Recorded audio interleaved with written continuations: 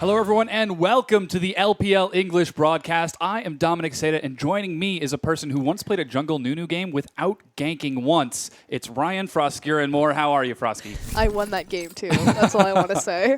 Doing my best Clear Love impersonation. But tonight, we don't have Clear Love. We're actually up first with Masters 3 versus Vici, so not dandy either. Looks to be a very exciting game. Shortly afterwards, we're going to have OMG versus LGD, so we've got an exciting docket of matches coming up for you. Then afterwards, it's King and Unlimited Potential taking to the Rift. And then the final game there will be Clear Love. It's going to be EDG versus WE. Yeah, and that expects to be a very exciting match. But again, coming back to the top, first up, we've got Vici and Masters 3. Now, both of these teams played yesterday to reasonable success. To great success. Yeah. Vici and Masters 3 had an awesome day yesterday, particularly Masters 3 in their 2-0 over Invictus Gaming, in which such spectacular fashion. Dade really showing up on his champions. I believe he played Victor in the first game and then Cassiopeia in the second game, if I'm not mistaken. And just fantastic play from Dade. Great play from Rookie as well, but unfortunately just couldn't make it connect for Vici. Yeah, we saw some exceptional play out of Dade, not to mention Kandi, who ended up showing up really big out of the jungle, just being the initiation, the front line that Dade needed to really shred through his target. So we'll definitely take a look at the mid game because this time it's Hatong versus Dade. And Hatong had a pretty fantastic showing yesterday as well. That's the thing about Hatong, though, is, and we talked about this a little bit yesterday, I believe I was talking about it with Atlas. Hatong, he can perform when Vici are performing and, you know, show up, do his job, play that hyperscaling mage like Azir, like Cassiopeia. But Hatong's issue is he never takes the reins himself. He's never the guy to start the carry, to get the snowball going, and to make sure that he can be the big leading man. So we'll see if he starts to form into that role, especially as Vici are getting far more comfortable with kind of their new dynamic of having D&D in the top lane or as in the top lane and having World 6 in their jungle. Yeah, and that's something that we saw, I think it was a little bit yesterday, where it was Dandy and Mata would be the ones initiating team fights, whereas Hatong and Endless would come in from the backside and really try to clean it up while Dandy and Mata just kept on engaging. Dandy played FLICKR in both games yesterday, and again, exactly like you were saying, it's up to Mata and Dandy to really start those fights and to play with pick-based compositions, flanking from the side. Their vision control was absolutely superb. They had deep wards everywhere. Mata staying very true to his Samsung white roots and picking up his vision, moving it around different objectives that Vici were trying to vie for. And that's the really thing that I like about Vici still, is they're still very rotation, objective, structure-focused team, but now it's about adding those 3v3s and those 5v5s and that pick-based element that they were missing before when they had carry as their top lane. Yeah, so we'll definitely have to see how they end up performing in this one. Again, on the other side, it's Master 3, and really the big shot caller for them has been Love CD. He's the guy who got them through over 100 minutes of gameplay yesterday to a 2-0 victory. Yeah, very long games. And Love CD, he showed up really big on the Alistar, of course, his last team fight where I think he got a flash four-man pulverize was awesome. Pretty absurd and very much a hard defeat for Vici Gaming and Vici Gaming fans alike. But yeah, Love CD's been consistent. SMLZ debuted the Caitlyn. Of course, we're on 5.11, so this is the current patch. Caitlyn has her quality of life changes and her headshot penetration. She did finally take a win yesterday. Yeah. Very exciting. Now, I believe you've got some strong feelings about Caitlyn in the current patch. I have definite strong feelings. We'll see if SMLZ picks her up again because he is a legacy Caitlyn player. Yeah, you talked a little bit about it yesterday, how he does favor that sort of Caitlyn play, and we'll see if he decides to go for it again or if he opts for something a little bit more standard like the Sivir. We'll definitely keep an eye on that. Now, Endless, he's actually been playing a lot of Vayne, and I believe his game yesterday was on a very successful Vayne, and he pulled a lot of aggro for Hatong.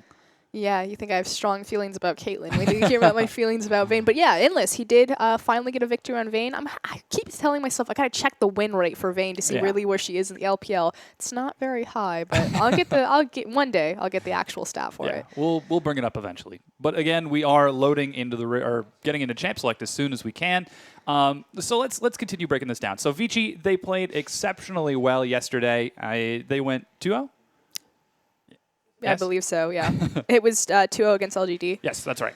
I've got it written down in my notes, but I just don't have the time to actually sit and read them. So they did go 2-0 against LGD in a very exciting match, and a lot of that, as you mentioned, was on Hatong. I believe he took Azir and the long-range Victor. I think it was Azir. I can't remember if it was Victor or not. Yeah. Dandy and Mata. Mata got threshed 2 times. Dandy got FLICKR 2 times, and it's just surprising really how that keeps going through. Ran away with the game. Well, the other thing that really stopped going through yesterday was OMG's halt. having the Maokai and the Sivir picked away from them when they Yeah. faced King, but another time, another place. Yeah, we'll definitely see if OMG are able to put Uzi on that Sivir in the next series of games, but they did pretty well on that Corki. I think it was okay.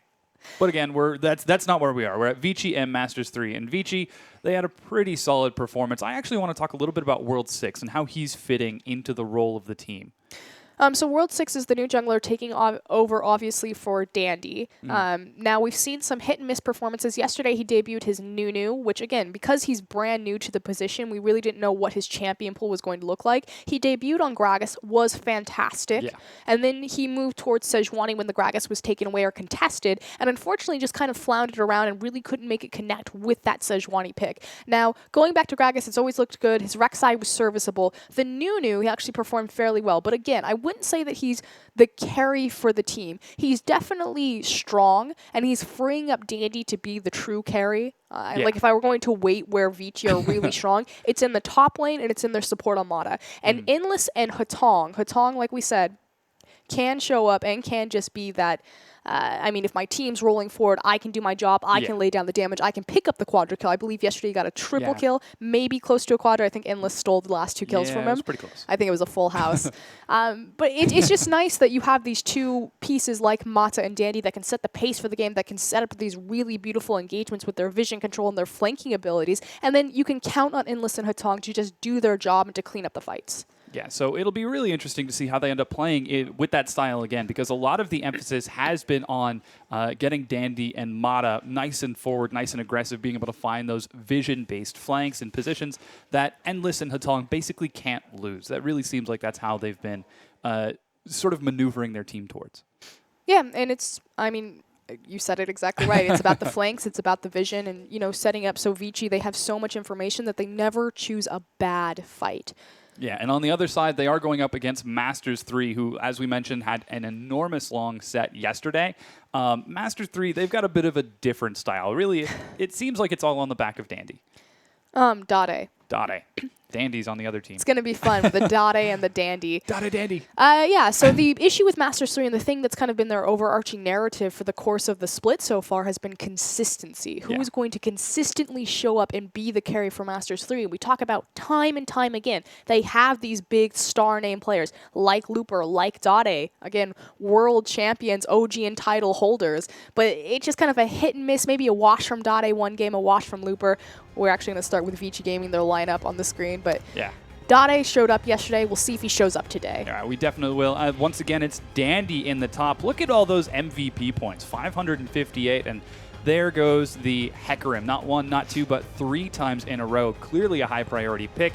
And here is World 6. He's been changing it up with a bunch of things, going back to Rek'Sai quite consistently. He actually had a pretty good showing on Nunu as well. Yep, and that was what I was really surprised is how he was going to do on Nunu. He managed to pick it up. But there's Hatong. You were correct. It was Azir and Victor, so 2 long and medium range control mages. And Hatong, he may not lead the charge, but he can definitely clean it up. Yeah, he did get the MVP yesterday as well for his Victor play. Here's Endless. You can see he's been taking those long-range carries on Jinx and Tristan, and every once in a while trying to switch it up on Vayne.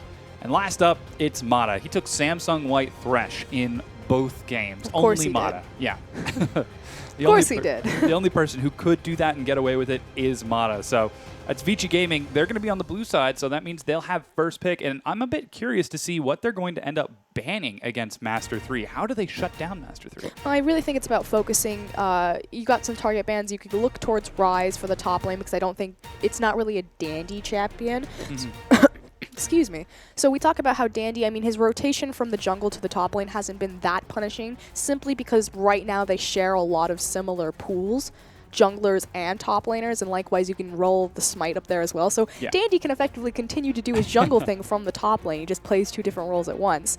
But I don't think Ryze is really going to fit into his champion pool just quite yet. So we'll see if they ban it from blue side just to deny it from Looper, who really has started to take off on more of those caster style of top laners. Yeah. He showed his Rumble. I mean, his 2 big picks are going to be FLICKR, Maokai, and Gnar. 3 big picks. But he was really successful on those Lissandra. Maybe not in win rate, but just in his performance in general. So I would assume that would also be in his capable hands. But there you see it. It's Gnar, Hecarim, and Maokai, those 3 big picks that we were talking about. Yeah, and with that enormous KDA, it looks to be some serious work cut out for Dandy in the top to go up against that. On the other side, you've got a very similar champion pool for Kandi, as he's rocking the Gragas, Rek'Sai, and interestingly enough, taking Hecarim in the jungle. And in the mid lane, there's the guy himself. It's Dade. Bang, bang, he'll shoot you down. Dade has been having a great performance. He's off of vacation. He's back. He's ready to play. We'll definitely see how he's going to go up against this one. He has a terrifying Victor and an absolutely explosive Cassiopeia, which are high priority picks for Hatong as well. There's SMLZ. You can see the position-based carries that Caitlyn and Sivir being taken. Last up, it's Love CD on Alistair Janna. Had a great performance on Alistair. We talked about the Flash W 4-man pulverize that ended the game against Invictus Gaming. So see if they let him have that champion. Yeah, it'll be pretty interesting to see because the meta hasn't really shifted. As we were talking about earlier, we are now on 5-11. So really the biggest changes, as you mentioned, were on that Caitlyn. That's why we start to see her come up in the quality of life buffs to her. And a little bit of tweak to LeBlanc. She did get nerfed on her W, and her E was quote-unquote nerfed, hidden under a quality of life tag. Yeah. But yeah, it's mostly details. I'm actually looking forward to see how that goes because we haven't really seen that much LeBlanc lately. It has been all about those control mages. A big advocate of LeBlanc, despite the fact that his record doesn't necessarily show it, is Dade, actually. Yeah. His record in China on LeBlanc hasn't been the most favorable thing, but he does pick it. Now, we've talked about these graphs multiple times. Things that I like to point out is the 44% and 70%. So the 44% is going to be your win rate on blue side. So you can see that Vici, they don't win on blue side. Interesting. Versus Masters 3. So we'll see if that affects them at all. Master 3 don't win on red side. Does that mean, is it possible to have a draw in League of Legends? You can definitely have a draw. If you destroy both Nexi at the same time? You can have a draw if you go 1-1 in your 2 set. Well, in the series. Yeah. We were on very different pages there. Yes, we certainly were. So that'll be very interesting to see who ends up taking this because the win for this game looks to pad those stats a little bit. And as you saw, the aggression on the right was also fairly similar between the two. I'm really expecting the primary playmakers this game to be Mata and Love CD. Obviously, Mata going to be roaming around a lot, World 6 and Dandy typically following him. But the primary playmaker for M3 in the past has been Dade. And if he's locked down dealing with Hatong in the mid, how is M3 going to respond? Well, to be fair to Dade, I agree that he is their big playmaker as far as when it comes towards late game and making things happen because he is on very high impact champions like Victor, like Cassiopeia. But he's actually not very relevant in terms of the early or mid game. His lane phase has actually suffered quite a bit in its individual matchups. We saw him yesterday against Rookie get solo killed in lane quite a few times. And Rookie's no slouch. Obviously, Rookie's going to be a sizable upgrade as far as lane control in comparison to Hatong. So we'll see if Dade maybe has an easier go now that he's facing across Vici's mid laner. But Dade, his lane phase really hasn't been taken off, and he wasn't really well known for his lane phase. Dade's really well known for, in the 5v5, at the most appropriate moment, he hits you with that cooldown, that last breath, that completely changes the tide of a game. And that's what we saw yesterday on the Cassiopeia. He would always wait for the petrifying gaze with his ultimate, just really to hang on to it and then get those big ones. But we have now entered into Champion Select. No surprise to see the Alistair stricken away. Interestingly enough, a first ban Victor. He did get the MVP yesterday, so Hatong not going to be allowed to take that. There's SMLZ's Sivir stricken off the board as well. And Callista taken away from Endless. No surprise, these are pretty standard bans. We're starting to see since Victor has been re-enabled in League of Legends, you know, either being that high priority pick or being banned away. He's just so powerful right now, despite the fact that he is really only a mid-range control mage, but just the absurd amount of damage and the cost efficiency that he has in itemizing with his Hex Core and getting a big power spike in the mid lane because it allows him to clear the creep wave with pretty much one laser and go. Yeah, interestingly enough, Echo being stricken away from Master and Rise is taken away from Dandy. He hasn't shown it that much in the past. It's possible that Hatong has been looking at it. There is that first pick. Hecarim got it 2 times yesterday. This is going to be his 3rd time this weekend. It is such a strong pick for him. I feel like that was a big misstep. Now, obviously, Hatong could also pick up that Rise. Rise is very strong on 5.11, but teams keep letting Dandy have Hecarim, and really the change of pace for Vici is Dandy's success on that champion and how he utilizes the vision that Mata places to find amazing flanks and amazing onslaught of shadows through 5 members. So I cannot believe that Dandy got his hands on that champion. Yeah, and M3, they decide to go for the Janna and the Gragas. Interestingly enough, Thresh is still open for Mata, so they could look for a very similar team comp to yesterday. But that's going to be Condi on Gragas, snagging that away from World 6. And oh, Hatong's Azir is open too. It's actually a really good second rotation from Masters 3, so okay, we know that Vici Gaming, they like to make flanks, they like to use vision, they like to hard engage now, especially with Dandy. So we see a hard engage champion like Hecarim. Let's pick the 2 highest disengaged champions in the game. Janna with her Monsoon reset, Gragas with his Cask reset. Yeah, we'll definitely see if that is going to be how Vici decide to play it. That is how they've typically taken team fights in the past. You can see M3 now looking at those picks. It's SMLZ and Dade. And so far, everyone has been picking rather typically. Dade goes for the Kassadin, and SMLZ returns back to that Caitlyn. This is very standard, exactly what we saw from Masters 3 really yesterday. So it's about creating disengage, creating zone control for Caitlyn. Again, SMLZ, a big Caitlyn player. So obviously, as soon as the Caitlyn changes came through, he wants to play that champion. He wants to show it off. And then putting Dade on a champion like Kassadin, it's really just about putting him on someone who's self-sufficient. Zed, Fizz, Kassadin, anyone with gap closer that can kind of micromanage themselves. So that way, all of this disengage and the shield can be afforded to Caitlyn. Yeah, and we are getting now to the last pick, Endless and Mata, deciding to go for the Tristana and Thresh. And I actually really like Endless on Tristana. To me, spiritually, it seems like his spirit animal is a Yordle with a giant cannon, just someone who sits in the back and shreds through. Somewhere Vasily is sitting on a bench crying. No, but you're absolutely right. Endless looked fantastic. He played it yesterday, jumping forward in very Vasily imp-like fashion. So it definitely fits his pace as we see a last pick Looper taking his Rumble to the top lane. But really, a lot of these compositions are kind of doing very similar things. There's more resources on Vici's side given to Endless as far as zone control. You have the Emperor's Divide and the oppressive range of the Azir is going to be there. And you also have great backline dive potential with the Rek'Sai and with the Hecarim. So you still have protection for Tristana with Azir and Trist and Thresh there, but you still have that threat against SMLZ with Dandy on Hecarim, with World 6 on Rek'Sai. Yeah, and on the other side, Masters 3 coming into this game with a battle plan. The Hecarim got through. The first thing they picked up was the 2, as you mentioned, highest disengaged champions, Condi on Gragas and Love CD on Janna. So I'm excited to see what M3 bring to this, because it really does seem like they have a battle plan. Long-range Rumble ultimates, long-range Caitlyn auto attacks. I'm a bit curious to see how they're going to play this out. A lot of these teams have excellent siege potential as well. Now, the one thing that I can say about Masters 3 in terms of their siege is they do not know how to close a game quickly. Oh, no. So, that said, Vici Gaming, once they're in the lead, they are commanding and dominating and oppressive as they just choke you out and they finish games very quickly and very textbook. So if you ever fall behind to Vici, it's a very scary place to be. That said, Masters 3 were given, I believe, 4 Barons and 4 Dragons in their games against Vici Gaming, and they still couldn't close it out in, plus 55, 60 minutes. So yeah, it was an exciting set of games. I highly recommend that you guys go back and take a look at them. They're 2 very, very thrilling matches, and really, I can't wait to see if Master 3, if they end up falling back into that trap again. They take their time, they end up taking advantages, but not really pressing them, because Vici, as you mentioned, isn't the team that's going to let you get away with these small sorts of differences. Wow, that is a hard word. They're very punishing. They're very efficient and they're very punishing. So now it's really just who's going to step up. Will Dade perform, or is this new Vici squad? I mean, people thought that they were going to be the weakest, obviously making a role swap, but it looks like they're ready to rumble. Yeah, Vici ready to rumble. We're rumbling onto the Rift right now.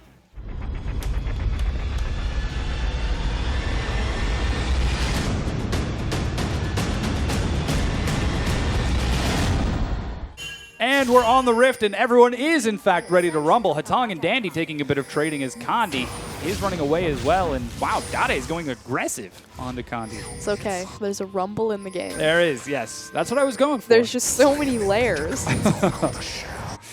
We have to go deeper. So let's quickly kind of take stock of what's happened. So it looks like we had an invade by Vici Gaming. They're on blue side, where they went and placed their deep wards. Now, obviously, a lot of the times these wards get labeled as lane swap wards. They don't always have to indicate that you're committing a lane swap with it, but it's really just to make sure that everyone gets the matchup that they're looking for. And we do see a lane swap going through, and it is going to be answered as Endless and Mata rotating towards that top lane. Yeah, that's pretty interesting. I imagine that Tristana doesn't have the best time against Caitlyn Janna early on. No one has the best time against Caitlyn and Janna. I mean, obviously, Caitlyn has the longest auto attack range. Tristana will be able to meet that at some point when she's able to scale up and get her range back to her, but it's just so oppressive. But the trick is, anytime a Janna is in a lane, is that you use the shield offensively as opposed to absorbing and eating auto attacks. We see that SMLZ already got the better trade of Endless there, but making sure that you have control of the wave and you're pushing forward, not only to block those death sentence hooks, because obviously if you have more minions in front of you, it's harder to land those skill shots around the creeps, but also so you can continue to use that Janna Eye of the Storm shield offensively and using it to augment your attack damage. We'll definitely see how that lane ends up going. Already we saw Endless at level 1 forced to take the rocket jump and jump away from SMLZ's so painful auto attacks. Now, keeping eye on the jungler, seems like we do have a double invade. It was Dandy and World 6 going for the double jungle, while Looper and Kandi do something similar. However, World 6, instead of going for the Wraith camp, Raptor camp, went for the red buff first. He could be looking for a gank right away. And he's got really great tunnel and gank angles. Ooh, Mata actually really setting up for it. Yeah, he's trying to bait this out. A huge knockup finds Endless as he jumps in. There's the play. Love CD forced to flash. World 6 decides he's only level 2, can't quite make it in. It was a really big miscommunication. Oh, he flashes! The flash hook finds SMLZ, and SMLZ still has his flash. There's the play. The flash knockup now. Love CD's going low. It's first blood onto Endless. He resets with the rocket jump, jumps now onto SMLZ. Are they going to dive this? They're going onto the turret. No, SMLZ gets out. Mata, huge plays right there. He got 3 double plays in the course of that entire trade. Obviously, the last one, the flash double play, but even previous to that, I was talking about how it's a miscommunication. Ooh, Mata. Yeah, I think he's just zoning SMLZ away from this right now. It was a miscommunication when World 6 originally approached the lane just because Mata was only level 1, and I have a feeling he was telling Endless, hit the creep, because during halfway through the initial trade, Mata got level 2, and then as soon as he had it, he waited for his abilities to reset, flash forward, and found that amazing play into the hook. Yeah, and with that, that's going to be first blood for Vici Gaming. We talked about how punishing they would be, how quickly they close out the game if they do have an early advantage, and so far, that's a Tristana who's got that first kill. Now, Kandi looking to get some revenge for his fallen comrade. Hatong and Dade trading it up in the mid lane. Hatong actually gets really aggressive, but Mata's 6th sense is coming in from the lane. Kandi runs forward. The flash knockup heal is used, and Hatong is just fine. There's another play, a huge play from Vici Gaming. They just read Master 3 like a pamphlet. This is how Mata got MVP yesterday. This is how he got MVP at the World Championship. When you think about Mata, the fact that his signature champion, he got Thresh as the skin, you don't think about the crazy mad life plays of, making these absurd lantern tricks and hooks like that. He can hit the skill shots, but it's just how oppressive he is with the threat of Thresh. As now he looks top lane for another gank. Yeah, World 6 coming in from behind too. There's the play. SMLZ is now jumped on. They're trying to burst through his health bar, and they shred through that thing like a laser through cream cheese. Love CD runs to the safety of his turret, but he goes down too. It's 5-0 for Vici Gaming. Mata, 100% kill participation right now. He just ganked his own lane. Yeah. Wow. Exceptional play from Vici Gaming, and Master 3, it's 5 minutes in, they're down 3,000 gold. Mata, the shot caller saw on your screen right there, giving out the orders. Oh, wow. Okay, so we talked about how, Janna and Caitlyn, a very scary lane to lane against. Now, typically an answer when Janna was very strong, obviously when she had her global global passive still available to her, a good answer was to pick Thresh, because Janna's very disengaged. You just pick a hard engage. It's about landing that skill shot, punishing her really hard. The trick, and obviously, Mata's doing that perfectly. It's setting up, you find the CC, you find the flay, you find the hook. But what's really important is the fact that he's getting these double flays on people. Now, a lot of Threshes, they'll try to lead with the hook, then pull in for the flay. It's pretty much a guaranteed hook if you get the flay first. Alrighty, so now we're 6 minutes in. As we mentioned, a 3,000 gold lead for Vici Gaming, and you've got to ask the question. Vici are so far ahead with this early advantage. The big slide finds Dade. He's not level 6 yet, doesn't even have flash, gets a great stun. Here comes Kandi to try to save him. More damage coming across as Dade is brought low, but World 6 cannot find the knockup. And Dade barely gets out alive while harass continues. That's so much damage. This is just absurd. And they're able to be this far forward because obviously there's a huge gold disadvantage, especially in this 2v2. Oh, Dade, looking for the experience for level 6, finds death at the hands of Hatong instead. Dade, his lane phases, he just got solo killed by Hatong. Yeah. Kind of unfortunate for him. I'll let that speak for itself. Yeah, so, all right. It's 6-0 in favor of Vici Gaming. M3 are down an incredible amount. What can they do to turn this around? How can they try to turn this game back in their favor? They have to stop the bleeding, first and foremost, and then they need to also think about considering moving their, consider moving their bottom lane towards that bot side for dragon control, but World 6 is just going to go out and solo this, and he's able to do that. He's so strong from all the experience he gets from all these kills happening around the map. We can see that first dragon is going over to Vici Gaming, and SMLZ looks like they are going to lose that first turret as well, as Endless and Mata are shoving non-stop, just being some crazy pets. They're both a level up. They're up so much in items. The consumables are being used by Master left and right to keep them close to full health, and they can barely even farm this wave with the 650 range Caitlyn. Losing the first dragon, losing 6 kills, and losing a tower. Endless going aggressive. Yeah, getting nice and aggressive, takes the Dark Passage for safety, and just trading back and forth with SMLZ, knowing he's got the advantage. Technically lost that trade, though. A nice shield to counteract the satchel from Tristana there. Dade finally gets level 6. There goes the Rek'Sai ultimate, and even using the Void Walk to get out of Hatong's poke range. In every lane except for the bottom one, Vici Gaming are being incredibly aggressive, and they've already got some pretty aggressive forward wards too. And again, we talked about how oppressive Vici Gaming's warding is on the back of Mata. So not only does Mata have 100% kill participation, you know, rotating around the map, but while he's making his paths and pathing everywhere, moving around the map, he's placing these forward deep wards alongside World 6, opening up that vision and allowing Vici, again, collecting information, figuring out where people are, and then punishing with that information to the fullest extent. Yeah, and we can see World 6 is once again in the mid lane. A ward will spot him out, and instantly, as Kandi clears out his Raptor camp, potentially looking for a gank mid, but he's already been spotted by a ward. Mata and Endless looking to collapse on him. Kandi's in a bit of a bad spot here, but he makes it out alive. Just the pings alone from Vici Gaming, speaking volumes more than M3. Well, their laners are playing so passive. Dade rift walking out of range. Love CD and SMLZ playing so far back towards their tower because they're afraid of these hooks. I mean, effectively, if Vici want to continue to snowball their lead, because Masters 3 have already surrendered their lane phase. They just need to walk into that top side jungle where they have such an advantage. Take whatever they want. Yeah, and you can see Dandy actually going for a bit of an invade, stealing away the Gromp camp, as he did go for Boots Home Guard first to deal with Looper's consistent harass. And Looper, he seems like he's the only one who's doing okay for him. Hunting Guys is finished. He's got a mild CS lead over Dandy, but he's going to catch up the moment that wave catches. And no, Vici actually swap it over. They send Dandy to the top, which that means the CS is going to go to Endless. Not actually super surprising to see that again, like the big CS pool you just pointed out, collecting on the tower, giving that over to Tristana. He has the Avarice Blade, and this is actually a really common, excuse me, nope, not going to talk about it because Tristana's not on that team. Yeah. But this is still fairly common for Tristana. Gosh, so much harass. Poor Dade is having a terrible time in that lane. You can see he got solo killed. He died to a gank. Looper and Kandi are actually waiting in the wings down here, and you've got SMLZ and Love CD coming down as well. They know Tristana passively pushed. They could wait this out. Yeah, but look at where Mata's positioning. Not only is he getting deep wards on that side, but he's also positioning for a lantern. They suspect that something's up, which is why Endless is back pinging into those brushes and playing so far against that wall. But Mata's standing there because he's looking to throw him a lantern. Yeah, and with that, 2 turrets fall simultaneously. Vici Gaming up a dragon, up 2 turrets, and now up 5,500 gold 11 minutes in as they continue to take this game and propel it further and further forward to that all-oppressive win. Could this be a perfect game for them?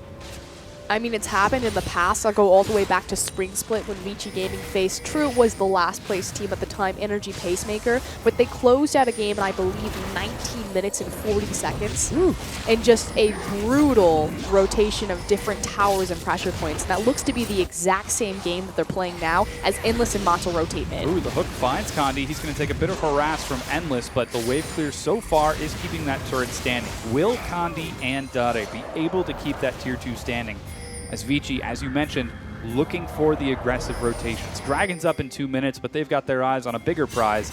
They are looking for more and more turrets, more and more kills. And SMLZ, man, he's right on top of a ward. Yeah, they have to be so careful. SMLZ just pathing through his own jungle just because of the amount of deep vision that Mata and World 6 have acquired in the blue side Masters 3 jungle.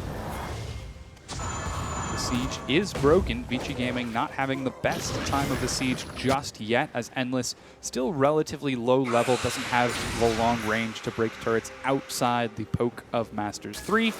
And SMLZ finally starting to get some CS back. He did go for the BF sword after the double Dorans, and oh man, the Krug steal from Mata, not even letting them take their own jungle. Wow. Mata is going to back. Curious if he's going to stay up into the top side with Endless or if he's going to start rotating back down towards the Dragon Pit, since that Dragon will be available within the minute, which, yep, that looks like where he's going to go. So, again, Vici, they've got great deep wards on that side of the map. Probably going to refresh them, make sure that they have complete control over that pit, look for a pick, and rotate into the objective. Yeah, and we can see they've already got deep wards in Masters jungle. Love CD and SMLZ are shoving this bottom wave as hard as they can. I don't know if they did get a timer on that Dragon, but they've got to know that something's up. Seeing how aggressive Vici are playing on that bottom side, Endless with the recall is going to head his way on down. You can take a look at some of the gold right now. It's 1,000 gold on every member across the board. SMLZ and Love CD. They're looking for they're thinking about a dive, although I think it would be a mistake at this point in the game just because Masters 3 are responding appropriately and picking down all their members, but the blue buff, much easier to secure without the threat of a tower. Yeah, there is a teleport coming in from Looper. He's got his haunting guys. That would be a huge equalizer if he can catch them. They're trying to lock him down in the choke. Kandi dashes in. He knocks Hatong out to the side. Mata in the front line, but Kandi has gone down. Here comes Dandy. Let's see if he is going to be able to get some damage across. No, he's not quite yet. Looper is destroyed by Endless. World 6 is going one-on-one with SMLZ and Dade. He finds the knockup. Dade's forced to retreat. So far, Vici have picked up 2 kills. They might look for a third. No, they finally back away. This is their second Dragon. Master 3 took that engagement from so many different angles, trying to come from the top, the bottom. Unfortunately, their tank line wasn't in position to allow SMLZ to get these free hits and abuse Caitlyn's range. They take a fight and then take a Dragon. And with that, Vici Gaming get closer and closer to victory. They now have got improved turret sieging, so maybe they'll do a little bit more effective this time around. Blue buff now stolen for Hatong, Love CD, and SMLZ. Trying to be careful on the bottom side as Dandy doesn't even burn his teleport as he was already on that bottom side of the map. So you could say things are going pretty well for Vici. Let's slow down, let's take stock. So Vici, 8-0 right now, really on the back of Mata, although World 6 showed up big for that last Dragon fight, making sure that he got onto the back line of SMLZ and Dade and forced them out. But really, this is the Vici Gaming that we've come to know and love, and kind of their maturing of style. Again, they deep ward, they allow Mata to roam around to really set the pace as far as picks are concerned. They make picks and then they rotate it into objectives, but it's always about the objectives and about the structures. They don't just take picks just to stack their kill gold. Seems like Vici finally coming into their own as a team identity. Mata's shot calling definitely leading Vici closer and closer to victory as the last tier 1 finally is going to fall. I believe, yeah, delayed bomb. Yep, you walk away, put your sunglasses on, everything explodes behind you. Everything looks cooler when you're walking away from explosions, including Tristana. You don't think Tristana looks cool? Well, misses that play. He's looking for Hook. Oh, there is going to be a good dodge from SMLZ, but look who teleported in from the backside. It's Dandy. SMLZ will go down here, and now they turn on the Love CD. He's dropped. It's another 2 quick kills for Vici Gaming. My favorite part about that is Mata looked and he saw Caitlyn charging up the ultimate to try to burst Tristana down. Mata just slaps her with the empowered Flay auto, takes the kill. Says, nope, you're not going to kill my carry. This is also what I really want to point out is Mata's build, especially as we see Dandy in World 6 taking this tower.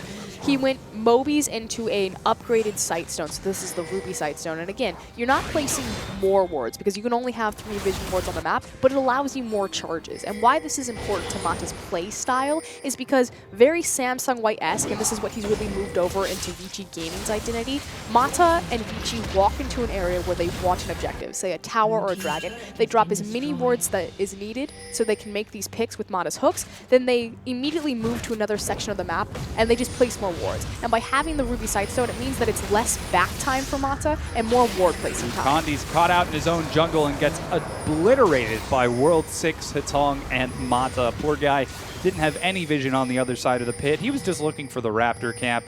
Things aren't looking that great for M3. It's 11-0, 11,500 gold. They've got one tier 2 turret remaining, and you just saw the vision. M3, they've barely got vision of their own lanes, whereas Vici have lit up M3's jungle like a Christmas tree. And M3, all of their vision is on the bottom side because it's for setting up that dragon fight that was, 2 minutes ago. Again, this is what we were talking about with Vici. Not only are they so oppressive when they get ahead, but it's because they're so good at identifying what is the available objective to contest and then picking up their vision and moving it towards the top side of the map. Can see SMLZ is getting closer and closer to his Infinity Edge that was now finished for Vici Gaming. Taking a look at the gold, it's 2,100 gold in Endless's pocket, another 2,400 in Hatong's pocket. Even Dandy is up 2,200 gold. This is some phenomenal play from Vici Gaming. And as you mentioned, they are just taking objective after objective. You can see they're looking for a bit of a pick here. They're looking for a dive, waiting for Hatong to move forward, and they've got enough pink wards so they know that Looper has no idea what's going up. Yeah, Looper is going to be obliterated here. He's going to end up going down. Dandy taking the turret. Hatong's the one who secures the kill. He's actually taking a lot of damage. Oh, he's able to make it out.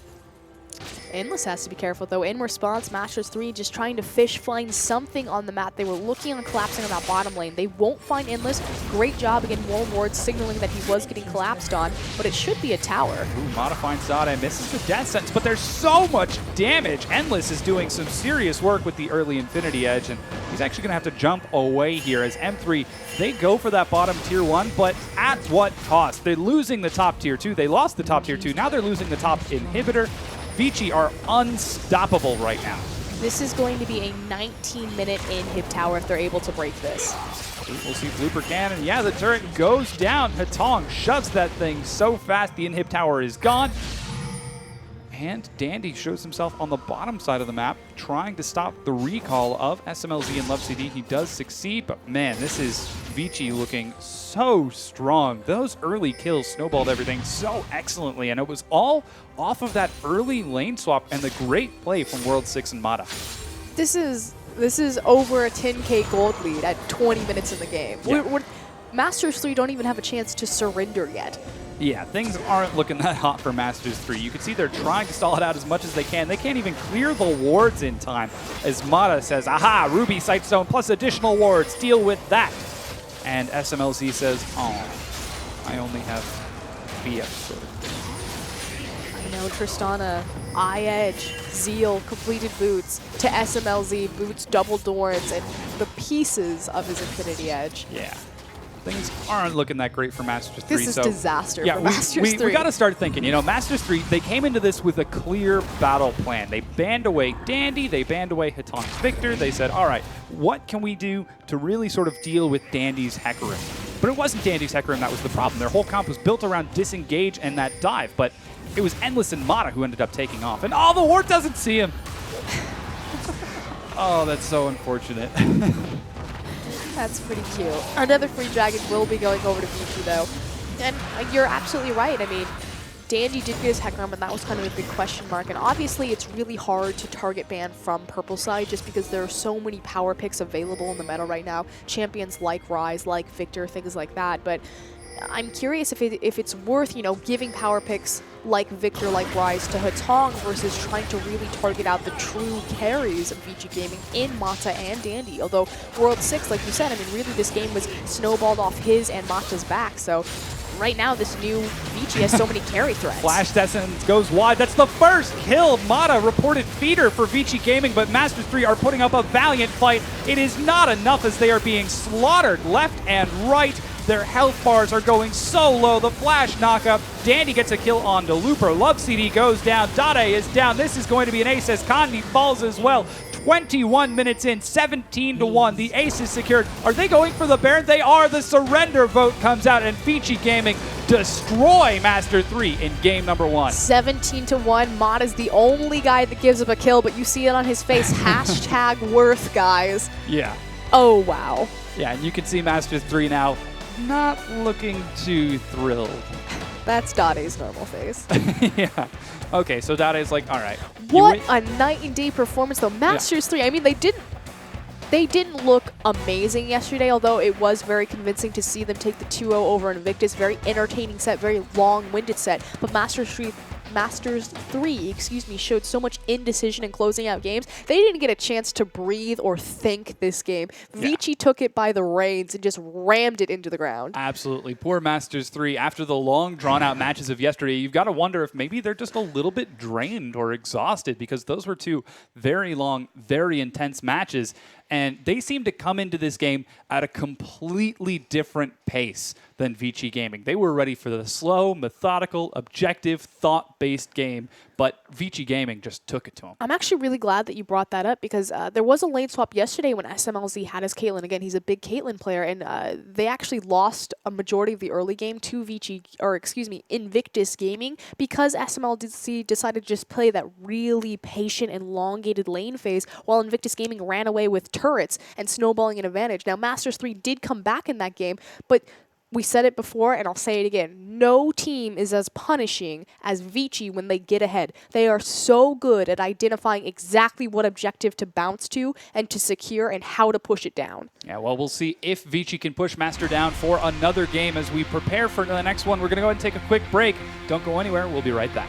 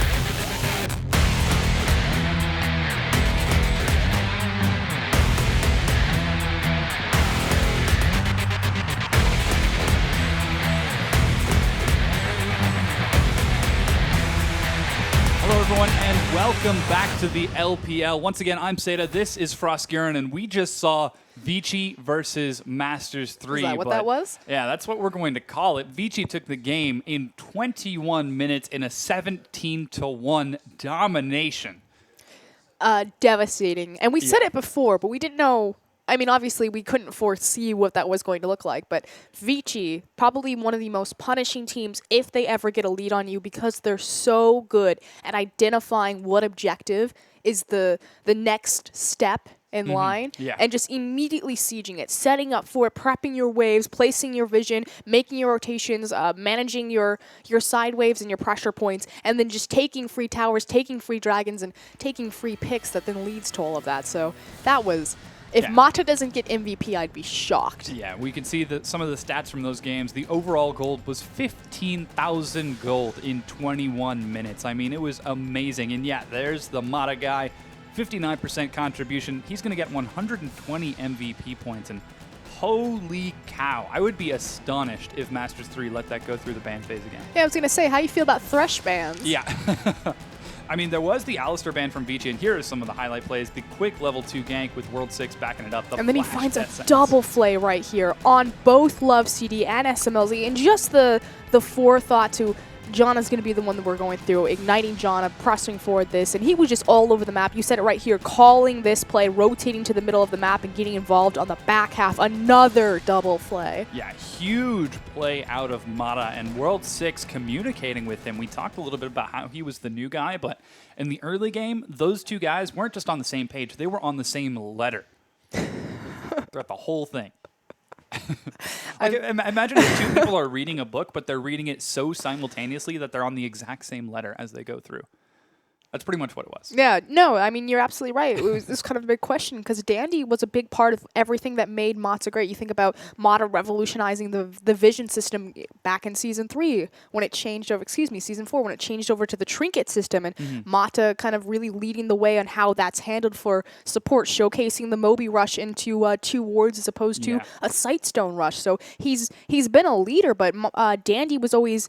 the other half of that, the vision control and the manipulation that made Samsung White such a devastating force, made them into world champions. And so with Dandy, not playing the other part of that, would Mata fall off? Would he be able to step up and to continue to be that amazing player that we know he can? And the answer is yes. His vision control is still as absurd. I'm so curious to see what his averages are for wards placed because every single corner of that map was lit up. Oh, yeah. And to follow up on that, Dandy, he was on Hecarim on the bottom side against Rumble. It really did seem like he was having a tough time because Looper was shoving in, but Dandy, he just sat and was on an island the whole game. And then once he decided, you know what, I've eaten all the coconuts here. There are no more minions for me to crack open and drink their milk.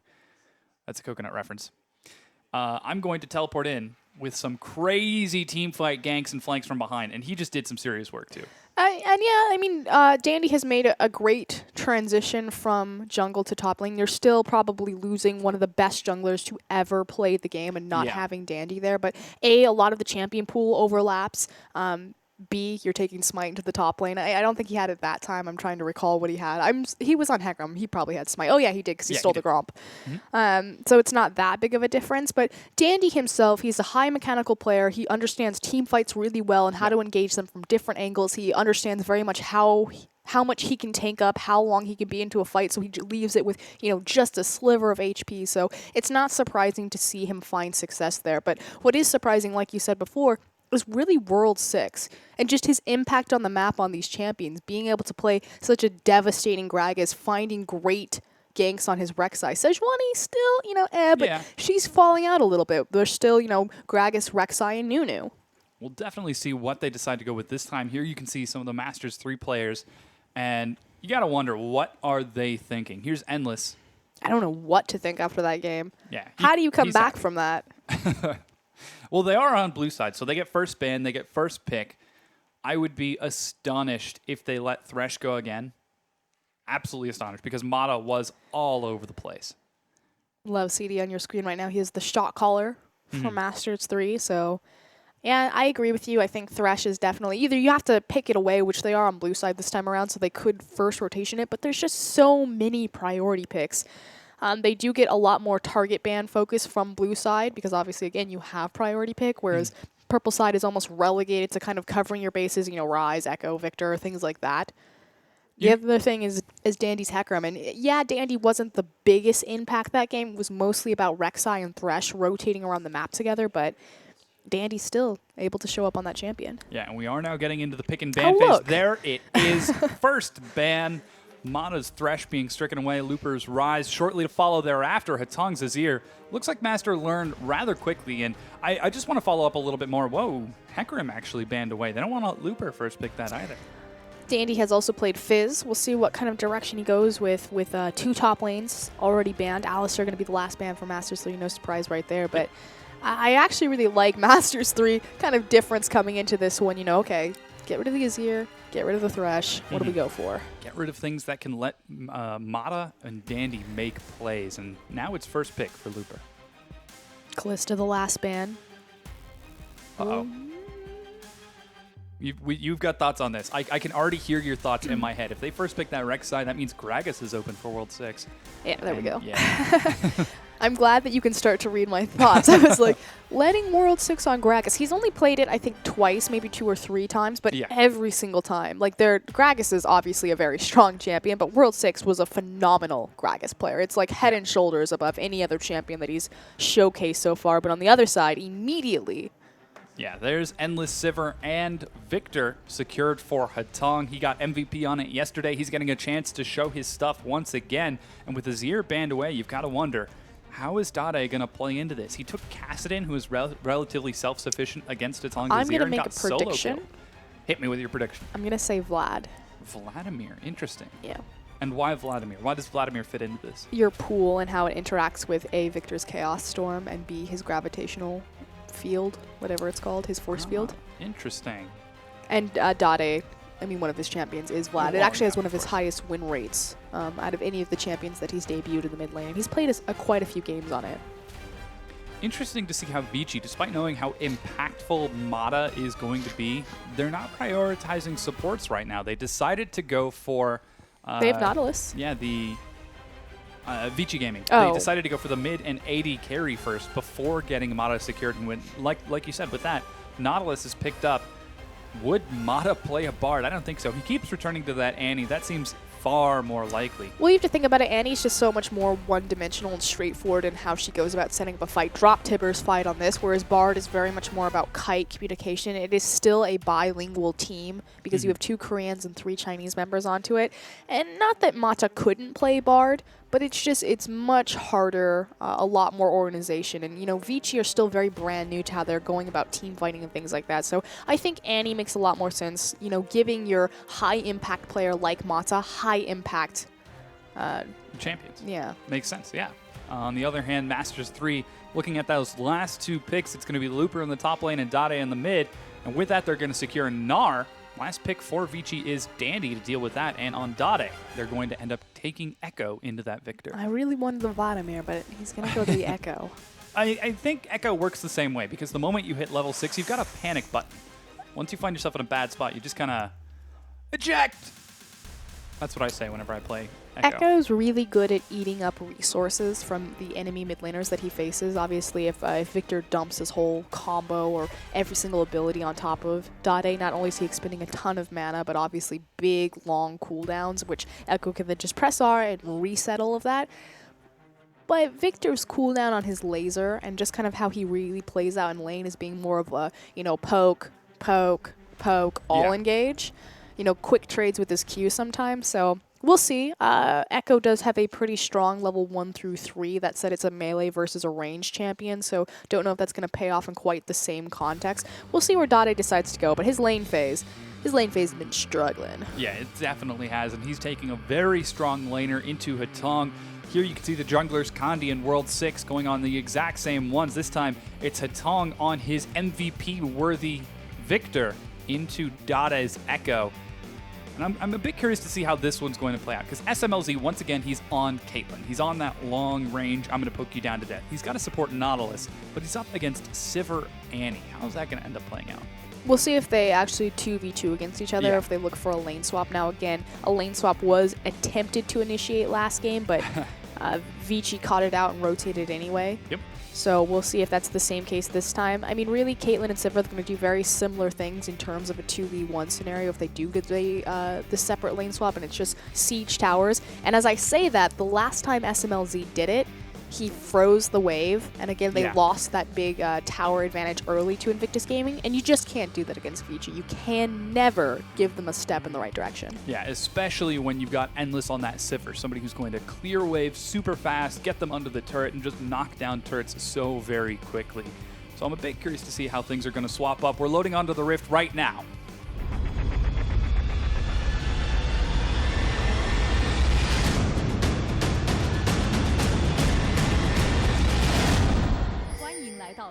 Right now, we're on the Rift. Right now, we're on the Rift right now. We're going right now. This very second.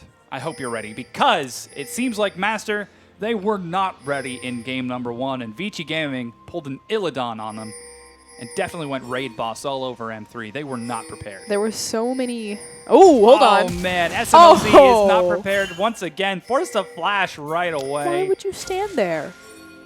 I don't know. Why would you stand at the tip of the bush? That's literally, you've got like a foot between Fog of War from the other bush that they could very easily be in, and then on top of your face. You get the same vision if you're standing on the back side of that bush. That was... Yeah, SMLZ not making the best choices right now. Lost his flash. That's actually fairly important. He did lose his flash, and once again, World 6 so impactful to that early game for Vici Gaming along with Mata. They've got a very strong level 1 double recall out of SMLZ and Love CD. Will they sense that it isn't a lane swap? It's important to note that while SMLZ saw that he had 3 resources bottom from Vici, that Looper stepped forward and placed a very deep ward to check if a lane swap was going to go through, which is why we see Looper actually setting up for the double jungle, but I think he's just going to take a camp in the teleport top. Yeah, I really like this about Master 3. They're effectively shutting down what World 6 did in the last game. Start blue buff, then head over, steal the enemy red, and gank level 2. And yeah, SMLZ is even going to help World 6 out a bit. A little bit of double jungling going on as the duos look like they're going to meet on the bottom lane. Dandy this time, we didn't really hit on it during Champions League, but he's on a top lane tank. He doesn't have Smite. Oh my goodness, he's playing with Flash. He's done this, I think, twice before as well. See how he performs on this Maokai, but it pretty much fits right into his MO that he's defined as a top laner, and it's the high-impact flanking and using your teleport advantage, coming from behind to set up really nice engagements for your team. Able to do that very well in Hecarim. Maokai has exactly the same toolkit if you look at how Koro uses him, so see if Dandy can do his best Koro impression. Yeah, and teleport is now used by both Dandy and Looper. They secure a camp level 1, get to level 2, teleport into top lane. World 6 decides he doesn't want to go for any early aggression. You can see Mata and Endless just being scary as all 4 members simultaneously get level 2 in the most interesting turn of events we've seen so far. And things look like they're already going better for Masters 3 compared to the last game. Mata has to be really careful, though. Wow, okay. He's being really forward and aggressive, obviously, because he has that stun and then the confidence that if you look for a trade, typically with the stun duration CC and just the burst damage that support Annie can put out, that they'll win a trade, especially if Endless is able to get a double boomerang proc off of the stun. But hold on, mid lane. Finds Dade. He forced the flash away, but the knockup still finds him. It's first blood once again for World 6, and we talked about how his Rek'Sai wasn't that stellar, but he's making a hell of a case. And it's so punishing for Echo to be that far forward when he doesn't have his ultimate available for the reposition right there. And World 6, again, like you said, just as punishing on Rek'Sai. The gank angles are so easy for that champion. Yeah, Harass coming out in the bottom lane. All 3 waves putting pressure out for Vici Gaming as they look to commit a similar game to the one that they had previously. World 6 on the invade now is going to steal away Kandi's Krux too, not even going for the full clear as he just wants to deny as much as humanly possible or voidlingly as possible. He's rotating back around. I don't know if he's maybe doing a drive-by to grab the last Krug. Now he's looking for a gank. Yeah, he definitely is. This is a scary position. Oh. Flash stun finds SMLZ. They know he's got no knockup. He uses the 90 caliber net. Ignite goes down. Are they going to get the kill? No, they aren't. And World 6 goes down to Love CD, who staggers it out with his enormous CC. What a huge miscommunication between Endless, Mata, and World 6. Mata and World 6, again, on exactly the same page. We're looking for the dive. You said it yourself. We know Caitlyn didn't have the flash available, but World 6, instead of taking the kill, looked to hold tower aggro, but Endless was on the opposite side of the lane, couldn't follow up with the last auto. Yeah, great play out of Masters 3, and they're going to trade that kill right back over, and in fact, take a gold advantage. You can see Loopers up in the top lane, and with this wave, SMLZ is actually going to be up a few CS over Endless as well, so things looking up for Masters 3. They might actually catch Hatong in the mid lane as both Dade and Kandi are looking for a bit of a pick. The AoE field comes down. They find the slow. Is Kandi going to get in range in time? Flash is used by Hatong. Solid play out of Dandy. Really nice play with Fog of War from Dade right there to throw his parallel convergence from the Fog of War, and then at the last second, because again you have a 3-second cooldown window where you can get inside of that circle to proc the stun. So cute little trick and forces the flash hit of Hatong. Chronosphere being highly effective. Dade, you can see going for the Amp Tone first as World 6. You know, my gank bottom didn't work out that well, so instead I'll just continue being super aggressive and steal away this guy's Raptor camp. Vici Gaming once again being hyper aggressive. They get an enormous amount of deep wards into M3's red side jungle. They're going to see every move that Master make for the next 3 minutes. This is very classic Mata, going for the mobility rush, has his level 1 boots as well as picking up 2 green wards, then immediately on first back running into deep side enemy jungle, placing those wards.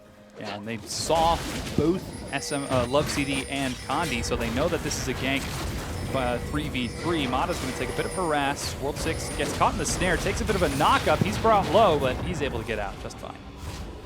Masters 3 doing a much better job paying attention, being in river, placing down their own vision, and responding appropriately. So not going to get run over this time around, as we actually have a fairly even game, which means that we can talk about team compositions. Yeah, we definitely can. Walk us through it, Froskirin. Okay, so last game we had kind of, you know, zone control space, protect the ADC style of compositions. This time around, you've got multiple damage threats and kind of a wombo combo. The thing about Echo, and why I really like Echo for China in particular, because again, they're all about really creative angles into team fighting and managing CC really well, is Echo's really used defensively, and especially on Dade, because Dade likes to go more defensive builds. He does it on his Cassiopeia with a Rylai, so I assume we'll see the same thing out of his Echo, but we'll have to pay attention to that, is they rush Echo ahead, and they almost use him as a gap closer to slow down the enemy team, and then have his R available just as like a quick, if they try to turn him, he resets all of their cooldowns. And while all the team has expended that time trying to take down Echo, the rest of the team catches up and collapses. But speaking of collapse... Yeah, Kandi going for the invade gets punished. 3 members now. No, the teleport's canceled by Looper on the top side. Kandi might be able to walk out of this. He flashes out. Here's Dade turning now onto Hatong. The huge stun goes out, and Looper kills Dandy in the top lane. They are going to lose Kandi, however. And Vici looks like they're going to trade 1-for-1. It's a 1-for-1 trade, and the reason why Looper's teleport got canceled is Dandy. He gave his life for that pick in the jungle. Yeah, really solid play right there. It is important to note that right now there is a TP discrepancy. I would assume that Dandy would teleport top, to catch that big wave because he doesn't want to sacrifice too much, but he could have held it and tried to apply pressure onto the dragon, having that TP disadvantage. But both top laners, TP is done. Really solid play, and so far it's now 2-for-2. Minor gold lead again for Masters 3, and Vici, they aren't finding that early advantage that is so crucial to them, snowballing games, and SMLZ looks like he might finally be able to get to that late game hyper carry Caitlyn that we saw in his set yesterday. But again, going back to team comp, so that's kind of how Echo works, and slowing down the team, using his parallel convergence on these choke points. Looks like we're going to have a replay instead onto that top lane to kind of see what happens. So there's Looper going for the teleport. Dandy's going to interrupt him with his knockback. Twisted advance, but for that he trades his life. Looper's about to get Mega Gnar. I have a feeling that he's about to stun Dandy on this wall. Yeah, kaboom. Dandy takes so much damage. Even the minions are doing work, and Looper bursts him down for another kill for Masters 3. I mean, really what this does is it allows Dandy's team to get ahead while he falls behind in lane, because obviously Looper now has the itemization of that Hex Drinker. Yeah. So let's go back to team comps. You were talking a little bit about how Dade, he's One going to go day, aggressive. I'll get it. Yeah. So you have so much dive and backline threat potential, the Gnar, the Gragas, the Echo, things like that. And SMLZ on this Caitlyn is so long range, and he likes to play really far back and just get those autos. So really it's threatening the backline, being sure that you can get on top of Victor because he is a mid-range, low-mobility mage, while SMLZ is just pretty much self-sufficient on his own. We'll definitely see if that ends up working out for Masters 3. They've got a solid front line, a very scary back line, and all in all, they've got a team that would make the world champions tremble in fear if they're able to make it to the late game. Looper gets some huge damage down, and he's playing that mini-Gnar so exceptionally. Dandy's going to go down here unless he burns his flash, and even then, he's definitely down. He's going to end up dying. Looper, so aggressive. Oh, good play. It's followed up. Dandy finally gets popped by Looper. That was a cute little move right there to flash and dodge the boomerang. Unfortunately, can't make it connect, but I mean, we talked about it. Dandy, very talented mechanical player. Obviously, he really thought out that trade, how he was going to feasibly squeeze out of that one. Doesn't connect that time. And speaking of world champions, but they trade flash for flash. He did. There's so many Samsung white players in this, and then one Samsung blue guy. The poor blue guy. He's like, "Where's my team?" Wow, it's almost a full reunion. Let's get Pon in here. Yeah, get the whole crew back together. Yeah, so things not looking that great for Vici, with Dandy actually losing 2 solo kills now to Looper, and now that he's got that Spectre's Cowl, he's going to be able to trade even better with Dandy. So things looking pretty powerful for Masters 3. I mean, that's fine, though. Maokai doesn't need a lot of gold to really take off and to be that threatening menace, especially with the Sivir. This is what I like to call the OMG special, Sivir Maokai. Press R on Sivir on the hunt, and just a free twisted advance on any sort of target that you would like, particularly on the back line. And again, it's all about this Victor. If they can just get on top of Hatong and delete him, that's a huge source of damage gone for Vici, because Sivir, not exactly low damage, but not a hyper carry. Yeah, definitely see if that is going to be the case. Looper seems to be doing well. On the Hunt is used, and a great hook from Love CD still brings him into range of Endless. He finds a snare, but Kandi's not there in time, and they get away. SMLZ really interested in these creeps, not so much the Sivir. Well, he's Caitlyn. He's up 30 CS right now. So I guess it's paying off? I would imagine so. We'll definitely see if it does pay off. If he is able to become the late game very scary Caitlyn that we all know he can be. We can talk about Caitlyn right now. Tell me about Caitlyn. Okay, so here's my thing with Caitlyn. So Caitlyn just got some quality of life upgrades on 5.11. Her headshot, which is her passive every 5 auto attacks, now has armor penetration on top of it, and also her ultimate's going to work a little bit more effectively. Fog of War can't cancel it, things like that. Although as I say that, they're like, nope, gotta murder. Yeah, flash stun on the Looper. His Mega Gnar just ran out, and he did use his bounce as well. The Hex Drinker is popped. Who's going to get it? He's still alive. Yeah, Dandy's the one who finally picks up the revenge kill. Great play from BG, and they even sent Endless up there. Something tells me they want this turret.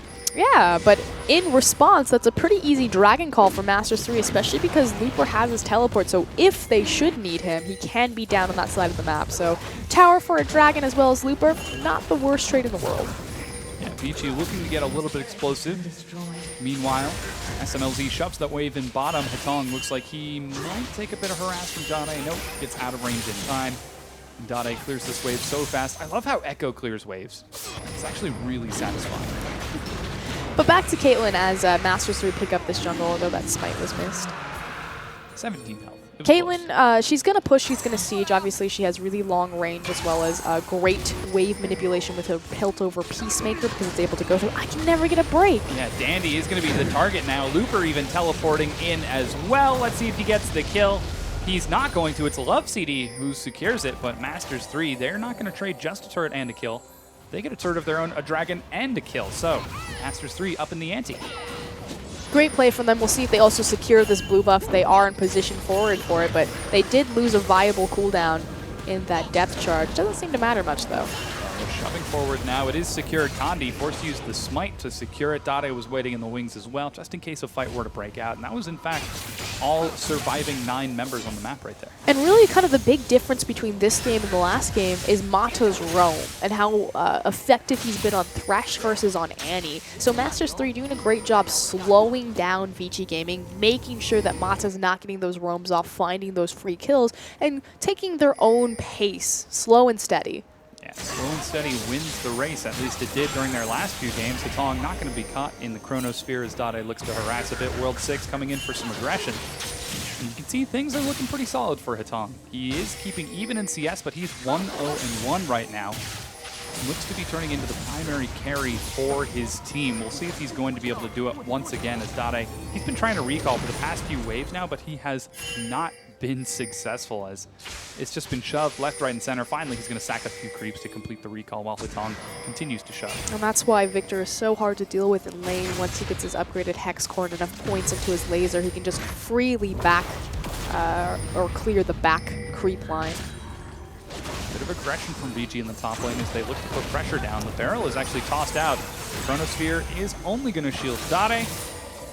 And the turret's still alive. Vici tried to make the fast rotation, but they aren't able to find it. Instead, they're now swinging up for SMLZ. Here's Mata from the backside. He's going to find SMLZ, and LoveCD might actually go down before the rest of his team can get there. He's taken the stun. He lands it onto SMLZ. Dandy now gets into the back line, and SMLZ has died. Dade joins the fight, but it's too little too late as his carry is dead.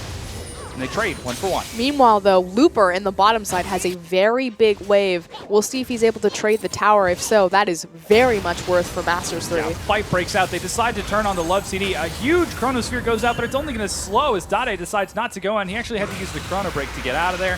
And there is going to be the retreat to try to keep that turret alive. They're trying to stop the recalls, but Looper makes it there before anyone can stop him. And Endless and Hatong, caught out in their own jungle, get obliterated by Dade. Good response from Masters 3. Does force Looper off of the tower, so Vici, is trying to stop the bleeding around the map that they can, but with the Void Rush over to the top side, immediately Masters 3 turn on the gas and pick up 2 kills. Yeah, so things are definitely looking better for Masters 3 in this game. It seems as though they're finally able to direct the pace and really control the flow just a little bit better. Yes, they are even in turrets, but they're up in kills. They've got very solid CS leads, 40 for SMLZ, and another 35, or that's another 40 for Looper, which is yielding a 2,000 gold lead. But yesterday, when Masters 3 had solid advantages, they had Baron control, they had Dragon control, but they just couldn't close out the game. Yeah, they struggled a lot to really close out the game and kind of make these correct rotations. They were very cautious and very respectful to Invictus, and we'll see if they extend that same courtesy to Vici, which I would imagine so, because Mata trying to make plays happen around the map. Yeah, Condi does spot him out. Chronosphere comes out. They collapse on the Hatong. Stun isn't going to find him as they try bursting him down. Here's World 6 from the backside. Chrono Break not doing enough damage as he is only level 11. They burst him down before the rest of Master 3 can get there, and Hatong is going low. Dandy now teleporting in as he's looking to come in from behind. Hatong, the primary carry, is still alive. Looper finds Mata. He's going to shred through his health bar, but here's Endless on the hunt is used to get in there. SMLZ joins the fight. Hatong is so low, but he's still alive. Finally, it looks like he's going to go down to the ace in the hole, but Endless is doing some serious work. He's a level down behind SMLZ. The tank lines are trading it out, but Endless is continuing to do some serious damage. SMLZ going toe-to-toe now. Can he bring it down? A huge crit secures the kill. They dive now onto SMLZ, and it's going to be a solid trade. 3 for 3 between Master and Vici. It was really key that SMLZ got into that bush and really wanted to play with it, because obviously Caitlyn's passive is going to proc sooner when she's using Fog of War, using the bush like that, as opposed to just standing free in the open. Still kind of questionable play from SMLZ. He could have gotten a lot more autos off as opposed to soaking up his time by laying down the headshot.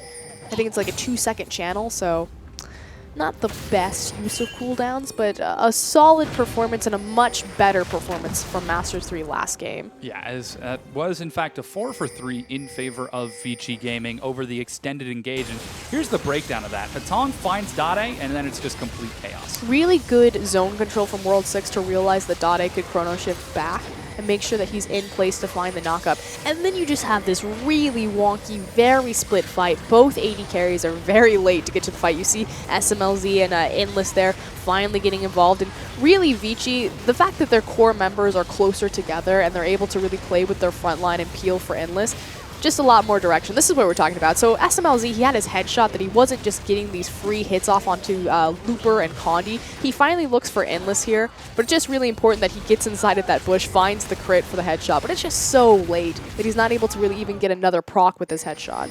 Yeah, and with that, that's going to be a very even gold trade between the two. Now Masters 3 have got control over the Dragon Pit as Hatong goes for the Hatong special, splits in the top lane. He isn't actually going to shove that top turret as he is afraid of someone getting up there, but that's Dragon number 2 secured for Masters 3 as they're playing the exact same series of games they did yesterday. Did he miss his smite? I think he missed his smite. Blue buff resets and Dade is the one who secures it. No, it's SMLZ. That was oops, cute. Yeah. Unique. I think the blue reset as he was smiting it. No, so he it ended up smite early. Getting way too much health. I'm trying to throw him a bone here. Smote early? He was smitten by the blue. Smited? Hey. Smitten? Smite eye? Smitten. No. Smote. We can. Smite. I always want to go back to talking about Caitlyn because SMLZ is actually doing fairly well this game, but I feel like every single time I bring up Caitlyn, both teams just rush at each other. So my thing about Caitlyn is that she has a mid-game power trough, which most AD carries have a mid-game power trough. Obviously, in the Cinder Hulk meta, that was also kind of the decline of Caitlyn, just because she had zero answers to really help her break through the big front tanky lines like Sejuani, and I mean in this case it's Maokai, it's Rek'Sai, things like that.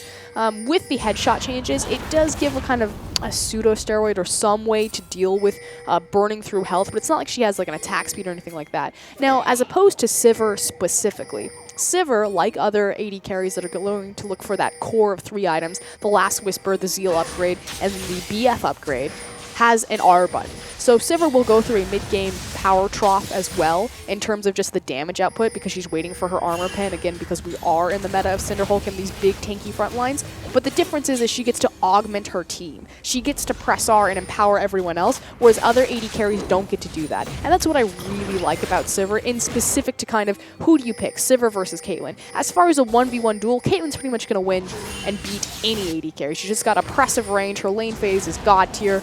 She's great at sieging, but you have to get her over that hump, and SMLZ is in that hump right now. You can see that the blue, once again, is not secured by Vici. This is their own blue this time. And things not looking that great for Vici. They tried to go for a 5-man shove in the mid lane, but weren't able to commit to it. While Masters 3 had Looper and Dade splitting on the outside waves. That's why you can see that big minion wave shoving on the bottom side. That's going to be caught out by Dandy.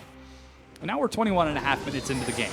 Masters 3 have got a decent lead, 1,000 gold. They've got 2 dragons, and it's even in turrets. This game looks like it might be playing very similar to how Masters games played yesterday, but Vici are consistently looking, actively seeking for those small advantages that they continue to eke their lead out once again and then snowball that.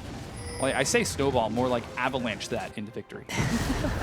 The pick potential from Vici, because their vision is still very strong. It's more defensive this time around. Masters 3 doing a much better job, you know, playing reactionary, covering their sides. And here comes this flank. And Jake talked about this yesterday. Spawn talked about this yesterday. Caitlyn will pretty much use that headshot anytime it's off of cooldown, just because it really doesn't do much in a team fight. We saw that the last time SMLZ was in a team fight, he could have been autoing the front line, but instead was lining up that headshot to assassinate the Victor who had already left the team.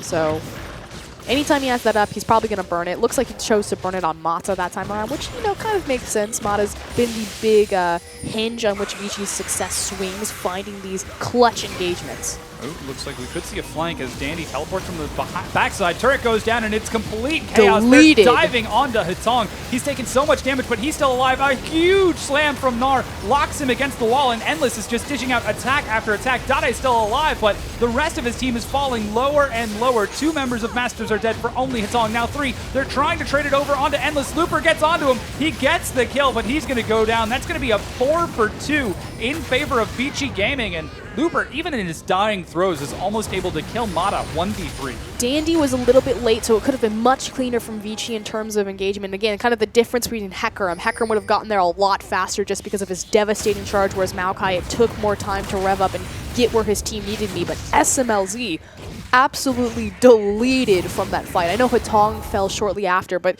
not before he unloaded his full cooldown on that backline threat of Caitlyn. Yeah, you can see SMLZ has not used either his flash or his exhaust. He just insta-died. He was like, oh, well, I guess that happened. It was, so. I believe it was a chain tippers into a Chaos Storm, and I think he ate a laser, and that was pretty much good night, sweet prince. You can see Hatong is doing pretty solid this game as he's got some significant damage, and so far, being able to front load all of that damage onto SMLZ is yielding some pretty big results. And after that, it seems to be how long can Hatong stay alive, continuing to dish out damage, versus how long Looper can kill the rest of the carries. Because Dade, we've seen him skirmish jumping in, backing out, but he's really not doing as much damage as I would have expected. It's all about Hatong, and again, we talked about how Masters 3, you know, they have a lot of threats to dive onto a low mobility Victor. But hold on, we're going to have the replay. So look at that. Chain CC, the Tibbers, and like we said, laser into Chaos Storm. Goodbye, Caitlyn. But the big thing is that Dandy not even in the fight yet. Yeah, we do have a bit of a fight breaking out right now. Dragon's up in 30 seconds, and it seems that the teams are skirmishing about it. Endless gets stunned against the wall. Dade looks to remove him from the map. He succeeds. Hatong is still alive in the back line, but he doesn't want to get there as the frontline tanks of Vici are being shredded by SMLZ and Dade. And Looper single-handedly is keeping the back line of Vici from getting in there. They're doing so much damage. Mata's going to go down. Hatong is the sole survivor. Chrono Break keeps Dade alive. That's 4 kills for none as Master 3 find a perfect engage. Dade's parallel convergence was perfect, that engagement. He locked up 2 members, but more importantly, SMLZ's positioning. Where was he standing in the river? In the 1 pixel brush available, allowing him to get more rotations through his headshot. The 50% penetration really coming through as Dade locked up the 2 tankiest members with his parallel convergence, but headshot, quicker rotation, SMLZ was able to just burn through him. And with that, that's Dragon number 3 secured for Masters 3. They're now up 1 turret and 3 dragons. So with that, they should be able to find some better rotations and put themselves in better positions for these team fights. Now we're 25.5 minutes into the game. And after a relatively slow start in which Vici wasn't able to find any snowballs, to find too many picks, it seems as though Vici are starting to lose a bit of steam. I just want to start calling Masters 3 the slow and steady team. The slow and steady? Yeah. I feel it's their specialty now. Just because Dade's lane phase is so lackluster that he really doesn't have an impact until he's in those big 5v5s. Here we go. Here's a breakdown of the fight. Watch him at SMLZ. He pretty much stands perfectly still as soon as... okay, so he flashes over the wall. Gets back into the fight. Threats move. Okay, here we go. He's looking for that bush. He finds it. There's the parallel convergence on the 2 tankiest members. SMLZ gets in that bush. 3 auto attacks, 4 auto attacks, 5 auto attacks. Didn't even move. Now he's jumping forward onto Dandy. You can see Looper single-handedly stalling out the back line. Mata goes down. Hatong is able to make it out alive, but Masters 3 just found the perfect positioning for that fight. It really seemed as though Vici thought they had the superior positioning that time around, but just weren't quite able to find it. And really the big difference in terms of the front lines, Dandy versus Looper, is just look at the itemization. Looper 5, 2, and 5, Mata again having to eat that, has both his resistances built up. So he doesn't have his completed MR item, he does have his completed armor item, the Randuin's Omen, as well as a chain vest, but he's got the Merc Treads, he has the Hex Drinker, and he has the Spirit's Cowl. So, you know, he's got so many different forms of resistances that he's able to be that big, super tanky frontline, like you said, and completely zone off both Victor and Mata. Yeah, so far it looks like Looper is having an excellent game, and right behind him is Kandi. The two have been involved in 10 out of the team's 16 kills, currently highest participation for their side. But on the other hand, everything for Vici Gaming seems to have been based off of World 6 and Mata's positioning. He's involved out of 12 of his team's 12 kills, which is pretty solid for World 6. It's good to see him gelling so well with the team. A little bit of a pick as they do find Dade. He gets a huge Chronosphere, gets knocked over the wall. Wow, a huge snare finds him mid-tumble. Forcing the flash out of Dade, that's fairly important. That said, Echo does have a lot of tricks up his sleeve. Shield, parallel convergence, his Chrono Break. So, I think I called it Chrono Shift earlier. Sorry, Zillion. That's fine. Can't kill you in the Zillion. I hate that dance. That's my favorite League of Legends related meme. Zillion, or what is it? Echo in the Zilstra? I don't know. Let's talk about the fact that the Dragon went down. Masters 3, 100% objective control over that Dragon Pit. So we talked about kind of win conditions and Masters 3 kind of dragging their feet a little bit and being able to close out games. A definite, very clear-cut win condition is that 5 Dragon start, especially as SMLZ. We talked about Power Drops. He's got his Last Whisper. He has his QSS. Caitlyn's ready to rumble, so see if maybe they'll continue to use that pit in that arena as Mata gets picked. Yeah, he does get picked off here by Love CD and Kandi, as Dade is going to be the guy who ends up getting an assist, helping out as well. With that pick, let's see what Masters 3 decide to take. It's a 20-second death timer for Mata. They're just going to look for a couple of deep wards. They might start trying to use that effective Caitlyn range to break down the mid-tier 2 while Dade split pushes. I mean, it's a free pick and it allows them to get deep wards because, again, Masters 3 definitely taking full control over Vision this time around against Vici, but It's not a jungler. They can't rotate into a Baron, but they could try for a sneaky Baron. Yeah, they are trying to control vision over the pit right now. You can see Dade and Kandi. Really difficult to do against Rek'Sai, though, because of her Trimmer sense. Yeah. Really solid positioning from World 6. He actually just spotted Dade over there, and Looper's waiting in the bush over here. He finds Dandy. Scumbag. Yeah, going for some more trade. Oh! They're going to try picking off World 6. The CC lock is real. He gets destroyed from the map. It's Kandi who gets the kill. Teleport being used by Dandy, but his jungler's already dead. No, that's Looper who's teleporting in with the jungler pick. Now they decide to get onto the Baron. Oh, here comes Dandy, though. They're going to try to contest. Yeah, they certainly are. Teleport coming in. The remaining members. There's the Chronosphere. Will they catch Hatong? Dade is only going to find a shield. Endless is in the back. Hatong being dived. He flashes away. He's still alive. Looper chases him on the backside. Hatong goes down. Endless is destroyed. And this is also another kill. 4 members are dead. Dandy's going to end up going down here, too. That's an ace now for Masters 3. Vici, they went for the contest on the Baron to try to stall them out, but Looper is so sticky and so powerful right now, able to just 1v1. I think it was actually a 2v1. Yeah. I think Mata was with him, Hatong. And as soon as that Victor drops, we talked about it, you know, Sivir is a fairly low damage ADC. She's not a hyperscaling attack damage threat, so it's all about this Victor. He goes down, you've got no answers. That's a free Baron. Yeah, we can see that Baron now secure. Let's get a replay of the fight, and man, this goes great for Masters. And really, it's just about the fact that Hatong gets locked up by Dade, by Love CD. Then immediately on the run, Looper gets in the back line. Doesn't even have Meganar, doesn't even matter. Just deleting 2 members, and SMLZ with his oppressive reach and range on Caitlyn, able to clean up the rest of the fight. Yeah, so much damage on Masters 3 with the Baron secured. That puts Masters 3 in a pretty solid condition. Dragon's up in 10 seconds. They look to be securing that. You've got Love CD, SMLZ, and Dade on that side of the map. And we talked a little bit about win conditions. Looks like Master 3, once again, playing to that Dragon 5 win condition. Yes, they have Baron. They're using it for some forward pressure, but instead they're going to continue focusing on Dragons. Looper gets his Meganar popped as he pulls some people in the mid lane, and yeah, there's Dragon 4.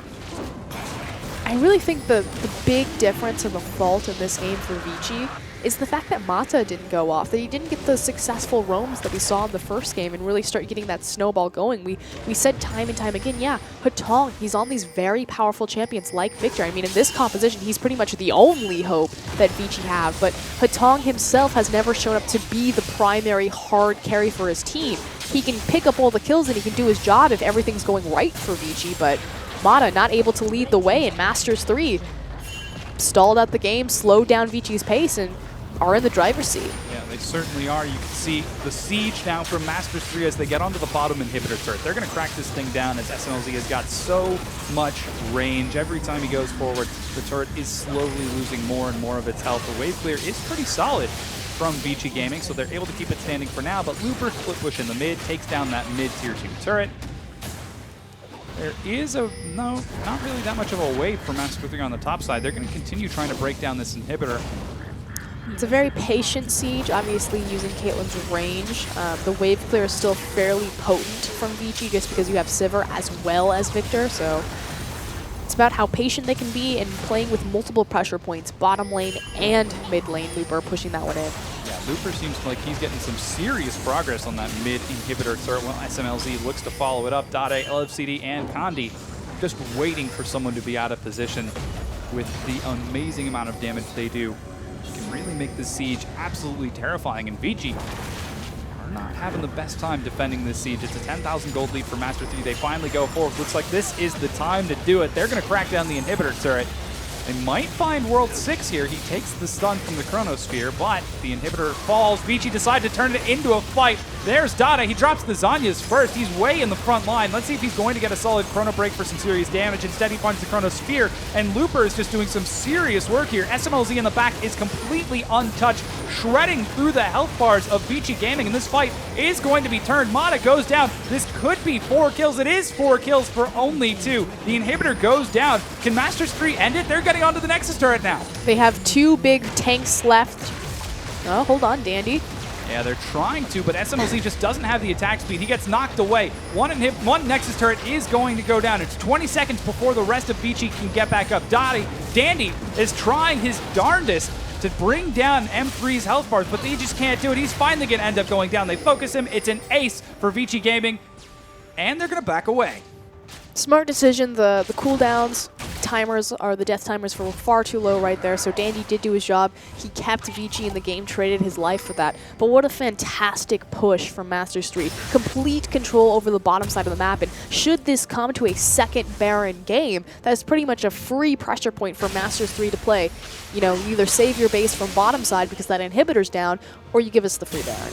Yeah, and you can see the gold on your screen right now. It's nearly 4,000 in SMLZ's pocket over Endless. That's yielding some serious items. Dade, he's doing pretty solid as well with a nearly 1,000 gold lead. Things definitely looking up for Masters 3 as they do crack that inhibitor turret. They've got 4 dragons to the 0 of Vici Gaming, and really it seems like Vici are falling prey to Masters 3, going for the slow and steady game. They don't have the tools to protect Victor against the dive and the reach of Masters 3. This Gnar, that Gragas, Echo even with his mobility, and then just the long-range pressure from Caitlyn. Hatong is dying far too early in these fights and not able to get through enough rotations of his spells to make a difference. You can see that there is Masters 3 shoving on the top side of the map. Hatong is under that turret. He's trying to clear waves as quick as he can. He and Endless are going to perform some serious wave clear, but look at the poke coming out from SMLZ as he shreds through the turret. He does have a Blade of the Ruined King now secured, so he can shred through both World 6 and Dandy, but once again, Masters 3 resort to letting Looper split push. He's doing some serious work on his own. He's going to knock down an inhibitor turret. There's no answer.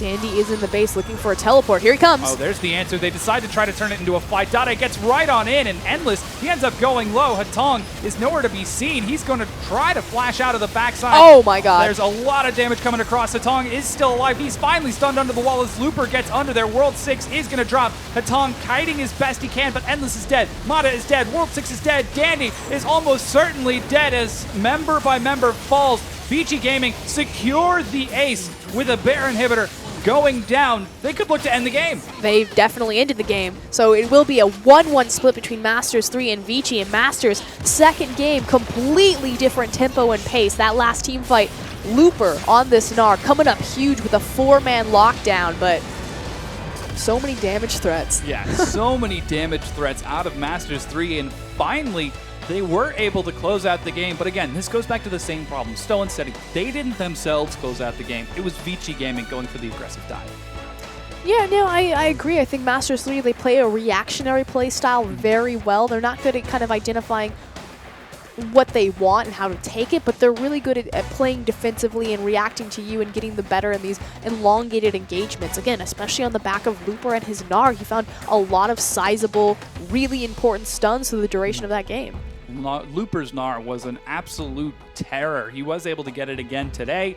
We saw him take it yesterday to amazing effect, and really just doing an excellent job of diving the backline and obliterating poor Hatong and Endless. Man, they tried so hard to stay alive. And that was really kind of the downfall to Vici, is that they put all of their eggs effectively in one basket on that Victor, and Victor has shown to be a very potent carry in the LPL, but so immobile and so many threats. Just the range that Masters 3 had. Echo diving onto the backline. Gragas with the cask able to get back there, as well as the Gnar bouncing back, and then Caitlyn with that 650 range. Yeah, some impressive play, and just like that, we're 1-1 between Vici and Masters 3. We're going to go and take a quick break while we prepare for our next match between OMG and LGD, but don't go anywhere. We'll be right back.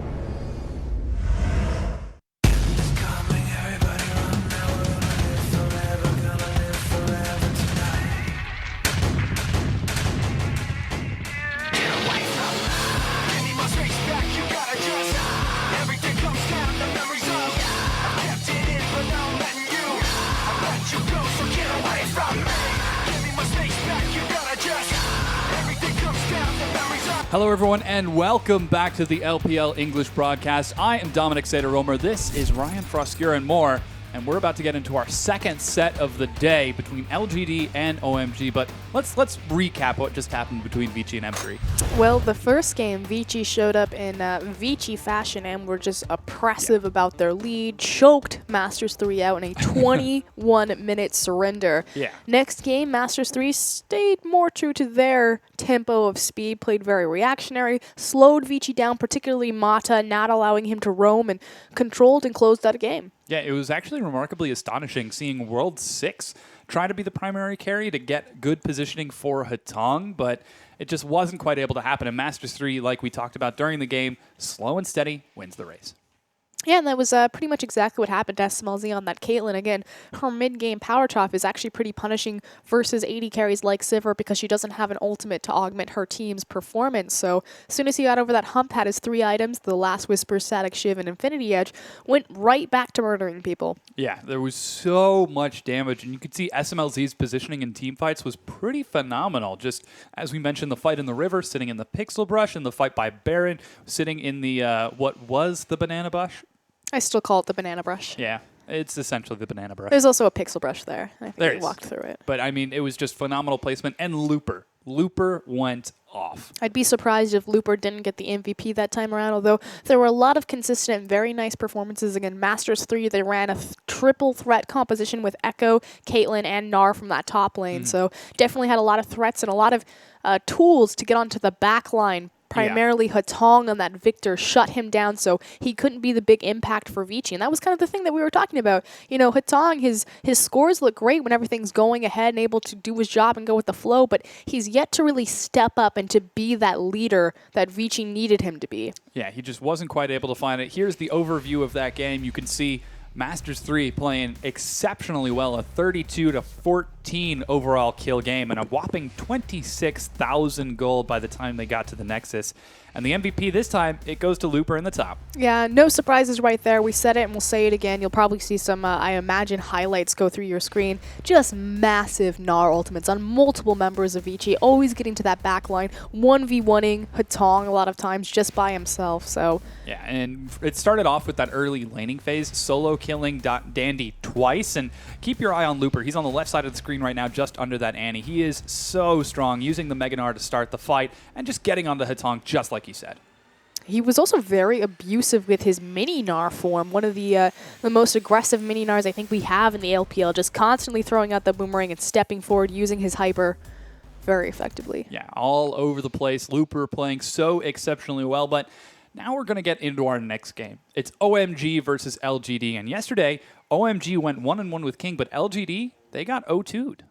Yeah, LGD have actually been kind of on a downward spiral, if you will. They started out the split with Fan, their replacement support for PYL, because he was having reconstructive surgery onto his jaw. They pulled PYL early, and they immediately found some success, but they were splitting their series, and now they really just started to fall apart. But that's not super abnormal for LGD. They have a much different performance in their playoffs than they do from their regular season. They were one of the many teams to get a little bit cute in their team compositions for seeding purposes and things like that. So we don't really know kind of where their skill ceiling is, but they're definitely not performing how they did in the playoffs last split. Yeah, they have been underperforming lately, and as you mentioned, PYL seems like he's a little bit out of sync with his team in his most recent play, but I'm curious to see how LGD are going to perform against OMG, who's currently, I believe, 3rd in the standings. Yeah, and I think a big primary issue for LGD right now is actually their draft phase. It's been really questionable as far as just how they're putting together compositions and what their denials are. And that's a big issue when you're facing someone like OMG. So OMG has been also showing some weaknesses. They faced King yesterday, and they actually split 1-1 with, you know, the last place LPL team. That's it. I mean, we've had our conversation about King and where they're actually probably seated, but OMG, and more importantly, what King did to OMG is they banned both Maokai and Sivir. They denied Sivir by picking it, and they banned the Maokai. And they were the first team to do that against OMG, and OMG crumbled. They fell apart. They are so dependent on both those two picks. And so that's what's interesting for me is LGD, they're very weak in draft phase right now. And the fact that they're facing OMG, who have shown a huge weakness on these two very specific champions. So we'll see if LGD can pick it up or maybe look towards something a little bit more creative, a little bit more consistency from them. We'll also see how OMG respond to that sort of thing again, if they're going to fall into the same trap. Yesterday, without that Sivir secured, they did put Uzi on that Quirky. You can see him on the bottom left, ready to box you and pop you in the face with that crazy mechanical skill. But in the top, it's Xiong, and there's that all-important Maokai. And see, this is what you see, the Maokai. Before the set yesterday, it was all Maokai. There wasn't another champion there. With Maokai banned, he turned to Nautilus top. In the jungle, though, it is going to be Shui Shui. Shui Shui, very hit-and-miss performance. Probably the weakest link alongside his LSPL buddy from Oh My Dream. Amazing, but he's in the support position. But let's talk about a strong piece for OMG, and that's their mid laner, Cool. Yeah, Cool. You can see he's got an enormous KDA on 7.35, taking those long-range carries. He's really looking good, and Uzi, his eyes gaze into your soul. Can you guess which game Uzi lost? It was the Quirky game. Yeah. Uzi, the phenomenal carry for OMG. He has been their primary carry time and time again, and really the whole team is built around him. Yeah, and that's kind of the interesting thing is, as we look at Amazing here, is the identity of OMG, and we talk about this a lot.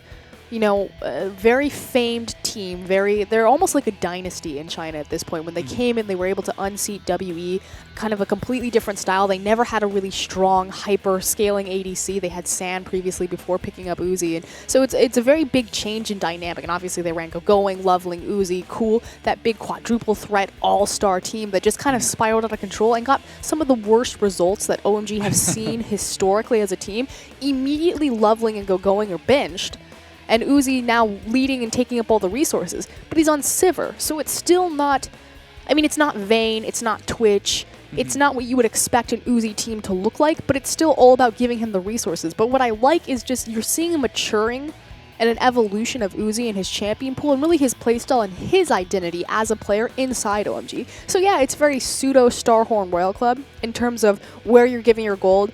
Uzi right now gets the most gold of any player in the LPL, 25% of his team's gold and resources, but it's not on these veins. It's on rotation play. So that's what's very interesting about Uzi and OMG right now. Yeah, and here we've got LGD on the other side. Interestingly enough, Uzi, despite being the primary carry and receiving the most gold, he's going to be going up against Imp. We saw him during the team photo, but we'll get to that when we go through the rest of these. Here's TBQ now in the jungle. He's been filling out pretty well for LGD as well. Yeah, TBQ, I mean, again, if we're going to talk about weak points, I think both junglers for either of these teams are probably the weakest point for either side, the mid laners, and this is the matchup that I'm very excited for. So, Imp, Uzi, that's incredible. Godv and Cool. Godv has said it himself that he believes he is the best mid laner in China. Yeah, we'll see if that's the case. He's up against Cool on the other side. You can see Imp. He's telling you to be quiet. He doesn't want you to know where that Twitch is.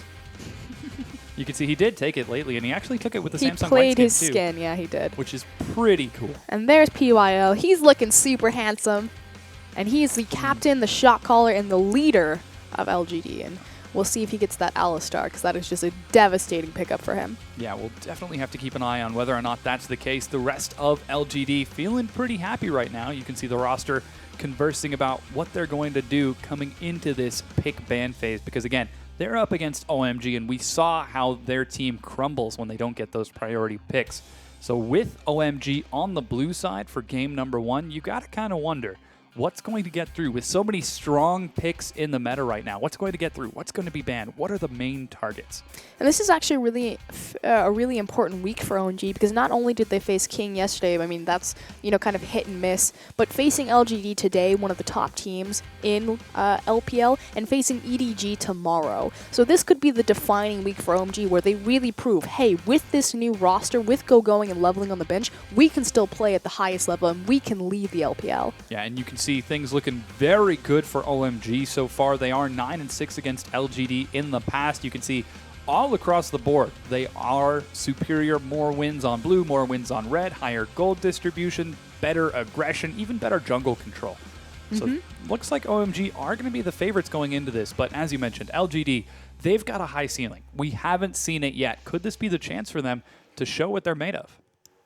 I mean, it's a very fair question, and I completely agree. The thing about LGD is they're very good at, I'm going to use the term sandbagging their their season performance. And obviously with PYL coming early off the bench, getting involved with this team. But it's been very hit and miss. They've split a lot of games. Of course, they got 0-2'd yesterday, so we'll see if they maybe want to strike back. I know Godvi was reporting an injury with his hand, and he wasn't sure if he was going to play both games. He did end up playing both games yesterday. We'll see if that's the same result today, but just kind of a question mark over which LGD. It's like Vici. You don't really know which version of the team you're going to get. Yeah, we'll definitely have to see. You can see Cool giving a quick smile to the camera right there as he prepares to load in to Champion Select, and the rest of the team feeling pretty happy, feeling pretty confident as we prepare. But let's get back a little bit to how OMG have been performing as a team. A lot of it, as you mentioned, has been built around Uzi, getting him prepared, getting him fed. Well, I kind of want to expand on the fact that he's up against Imp, who is a world-class, if not the definition of world-class AD carry. It's Uzi. Yeah. I mean, yeah, Imp has looked fantastic. He's had some standout games. He's gone off on Tristana most recently, but Uzi, just like Imp, I mean, they have very similar play styles and how they play the lane, but I think Uzi's lane phase is superior than Imp's, but Imp's team fight phase is superior than Uzi's, if that makes sense. We'll see where they really match up and what their picks are going to be, and that's what I like to see, Sivir ban. Sivir stricken immediately, double top lane ban to get rid of Acorn and TBQ's Fizz. And that could also be Godfrey's Fizz as well. So we're seeing LGD now. They went for that first insta-ban Sivir. Now they're going to take away Xiong's Rise. Makes sense. We haven't really seen Xiong get his hands on that Rise, but again, he was originally a mid laner, very well known for his Syndra play. So obviously from mid lane to support now to the top lane, would expect him to be able to pick up that Rise. Likewise, Cool could also pick up that power champion. But it's 5.11. Rise is really strong. We shouldn't see him go through. Yeah, hopefully that is going to be high priority as OMG look for their last ban. And this will really give us an insight. And yeah, they do ban away PYL's Alistar, so you called it. There it is. Up next is LGD's last ban. Makes sense. Priority pick, it's not going to be for Amazing on OMG. It's either going to be for Xiong or Uzi. First pick Sivir is very common from OMG. Obviously, they won't get it this time because Sivir is banned, but no reason to allow that Alistar to take up a first pick for your support Amazing. Yeah, now Maokai is still open for Xiong. We've seen him perform to great success with it in the past. Nautilus still on the board as well. Interestingly enough, looking at Nidalee first, likely going to be swapping that over. Instead, he decides to put Cool on the tried and true Victor. So Cool had a great performance on Victor. Victor has been a power pick for the LPL. We saw Hutong struggle with it last game because it just wasn't given enough resources as far as zoning. So Victor does have a weakness. You just have to get back onto that back line because he's very low mobility. And Rek'Sai would be a perfect champion to do that.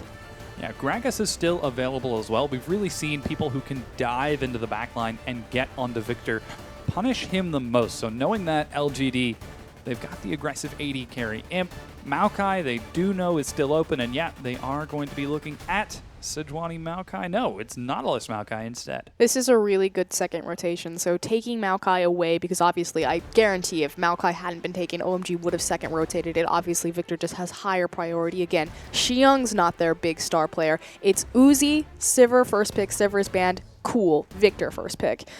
Taking Maokai, it's not denial against Xiong. We'll see if he maybe looks for that Nautilus, but he can't because it was also picked up for PYL. Yeah. kind of going to be a little bit difficult to pick up a double champion. whammy. Yeah, and Rek'Sai now being looked at by Shui Shui. We saw World 6 perform it to great success in both of his previous games. Will Shui Shui be able to do it? Cool is going to lock in Annie for Amazing, and so far it looks like a go button team comp out of OMG. Without the Sivir, now Uzi has fallen back to Corki when he doesn't have that Sivir available. The thing, though, is that we're 5.11. Caitlyn's been changed. You know who's a big Caitlyn player? Hit me. Uzi. Okay. Was that? I was trying to follow the train of thought, but I was like, I could be wrong. It might be Imp. Imp could play Caitlyn as well. No, but think back to Season 3 World Champions. Uzi on his Caitlyn. Just those disgusting mechanics. We'll see if he is going to be able to get that Caitlyn as Graves looked at by Imp. You can see him on the screen right there as he's thinking about it. It's going to be Varus for Godvi in the mid lane, and Imp taking that Graves. Wow. Okay. So kind of a throwback. Imp had great performance on Graves' last split, so no surprises there. Godv taking the Varus, this has really risen up. It's a big answer for controlled mages, typically against Azir and Cassiopeia, just because Varus's Q is going to outrange them. Now, the build path is going to be very similar to Jace, Muramana, Last Whisper, Brutalizer. And again, it's all just about empowering that Q. And because the mid lane is the shortest lane in the game, the distance traveled and the fact that it goes through creeps and it has that piercing ability is just really punishing. So using it in the same sense against Victor. Yeah, we'll definitely see if Godv is going to be able to pull it off as Uzi looks to go toe-for-toe with the lightning-fast Lucian. And Xiang going for the caster mage in the top lane once again, opting for Rumble. So the two burst caster ADCs, Graves and Lucian. Yeah. Curious how this one's going to go. I'm actually really excited because this tells me that it should be a 2v2. This is going to be a lot of fun. And they're really just going to try to murder each other. We'll see if it's going to be too successful, as you also have Shui Shui and TBQ going to be looking to help out. It's Lee Sin being hovered over now. TBQ looks like it's the last pick, unless that is going to be a jungle Nautilus. You can put PYL on another support, but with the Lee Sin locked in, it's secured, and that's going to be PYL on Nautilus. Last pick to TBQ. So Twin picking up his signature Lee Sin. This is his champion. We'll see how he does on it. It's typically not a very good pickup into Rek'Sai because if you time her W correctly when she pops up, you can actually interrupt the Sonic Wave. So, I mean, for a long time it was considered almost a direct counter just in how the mechanics and the synergy of the champions working together. It's not awful though. I mean, obviously you still have kill pressure of Lee Sin on Rek'Sai and vice versa. Yeah, now in the top lane, you've got Acorn and Xiang. You can see the Maokai and Rumble on your screen right now. Again, this is OMG versus EDG. We're getting into game number 1 right now as we're running through the rosters. Shui Shui taking that Rek'Sai into TBQ, and we saw how World 6 can be super aggressive on it, level 2, level 3 once again. We'll see if Shui Shui goes for something similar because Lee Sin also has the capability to go for that early aggression. You know, I'm kind of noticing neither Varus nor Victor have early escapes. Low mobility mid laners. Yeah, that said, Varus has a lot more safety because he's got more initial range than Victor does, but Victor will have more or earlier wave clear available to him before Varus gets more points in his queue. Yeah, so we did get through the rest of the roster. There was Amazing and PYL on those supports. It was Annie and Nautilus. And that bottom lane looks to be really exciting. The bursty caster AD carries. I mean, the players to watch this game is going to be the mid lane Cool versus Godv and the bot lane Uzi versus Imp. Yeah. Every single carry for both these teams is just devastating, and I'm just curious who's going to go off.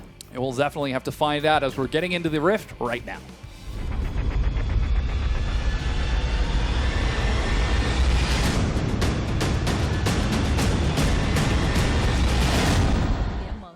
Okay, I said right now. It was like wait 10 seconds, then now. Right now. But we are onto the Rift. It's OMG and LGD for game number 1. Are we getting the LGD? We're going to take it all the way to the finals of the playoffs, or are we getting the LGD? This is the regular season. We're not going to try so hard. We will find out. Tentatively sandbagging. Yes. Amazing coming in from the far side, potentially looking to catch someone out.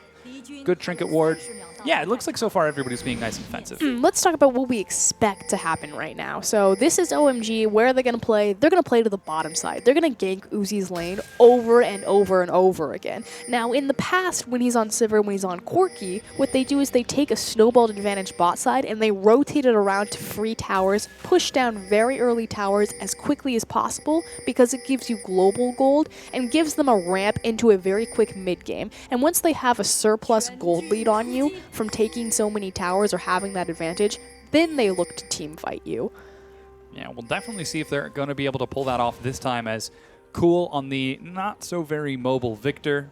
It's going to be mostly on the back of if will Uzi and Amazing be able to get ahead in the respective lane, or will Shui Shui look for a gank? And in fact, LGD decide to look for a lane swap. Yeah, so it was setting up to be a 5-point, but they do initiate the lane swap, and with that, LGD do also invade and steal away the blue buff. So we'll see if OMG, I mean, they see Graves into the top lane, so I assume that Shui Shui is going to go ahead and make the call to walk over to LGD's blue and make sure that he at least starts 2 buffs. Yeah, so hopefully we see that happen as the double jungle commences between Acorn and TBQ, while Cool looks to continue trading out with Godv in the mid lane. And there's the wave clear you were talking about from Godby right away. You can see he's already pushing Cool under the turret as much as he can to make sure that Cool, if he decides to go into the jungle to make anything happen, would miss some CS. And yeah, there is Shui Shui looking for the blue invade right now. And the big thing was the fact that Gromp was warded, so they saw that Lee Sin didn't start the blue buff to give Rek'Sai the go-ahead. And yeah, Godfrey's going to continue to push Cool in. Obviously, he has an empowered, not an empowered auto attack, but he has more auto attack damage than poor little Victor here.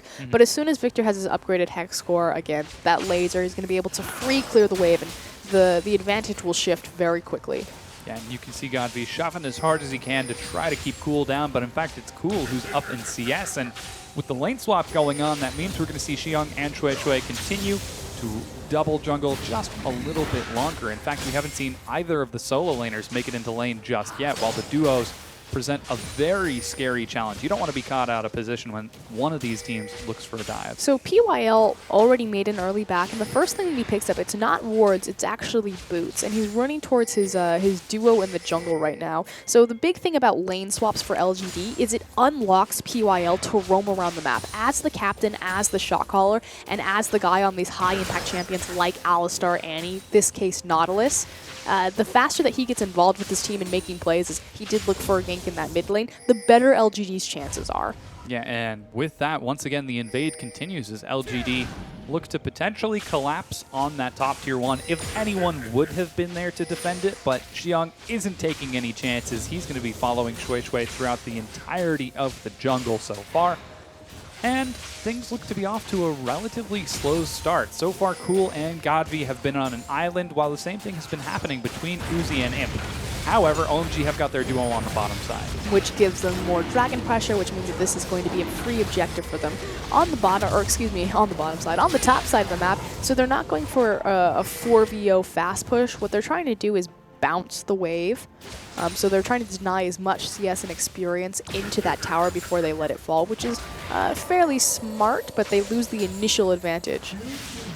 Dragon now is secured for OMG. That's number 1. Here comes the roam from PYL as recall from Acorn and TBQ look to defend that bottom tier 1, and the recall from Shui Shui and Amazing might be going for something similar. Yeah, PYL just runs across through the mid lane. Amazing heads back down to the bottom. As Uzi, he's doing some serious work to the tier 1. I don't know if he's going to be able to break it in time. You don't necessarily think of Lucian as a siege champion, and I say this all the time, but it used to be when you saw Ziggs Lucian, when Ziggs was really potent, kind of in first rotation, that was immediately going to be a siege comp. Just because Lucian's so good at burning through towers quickly by using his passive, the double tap. Ooh, Uzi overextended, is caught out by PYL. Ignite goes down, he's snared, he's taken so much damage, they even body block him. He goes down, it's first blood onto Acorn. They turn now onto Amazing. He doesn't have his flash. 2 quick kills for LGD. Great rotation from LGD to find the early aggression. This is kind of the other thing. So we said that a lot of resources will be expended and given to Uzi. He'll get a lot of ganks. But statistically, OMG are actually very weak at getting the initial first blood. They only have a 37% chance of getting it, one of the lowest in the LPL. And again, it kind of speaks to the weakness of their new jungler and how he's really failing or struggling to fit into the team dynamic. Yeah, the dive by OMG is not answered. They look to try killing Imp, but with Acorn teleporting up, suddenly Xiong and Shui Shui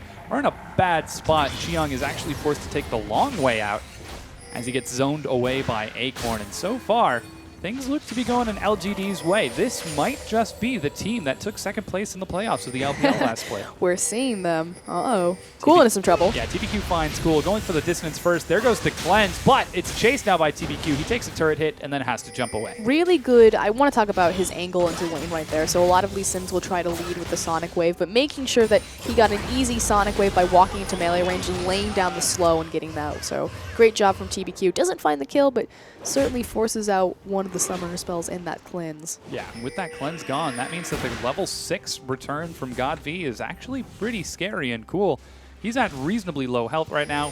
OMG will take that first tier 1, trying to clear the wave out just a little bit, but that's really big. And Acorn, you can see him waiting in the brush over there, just arms wide open, saying, "Come to be my minions."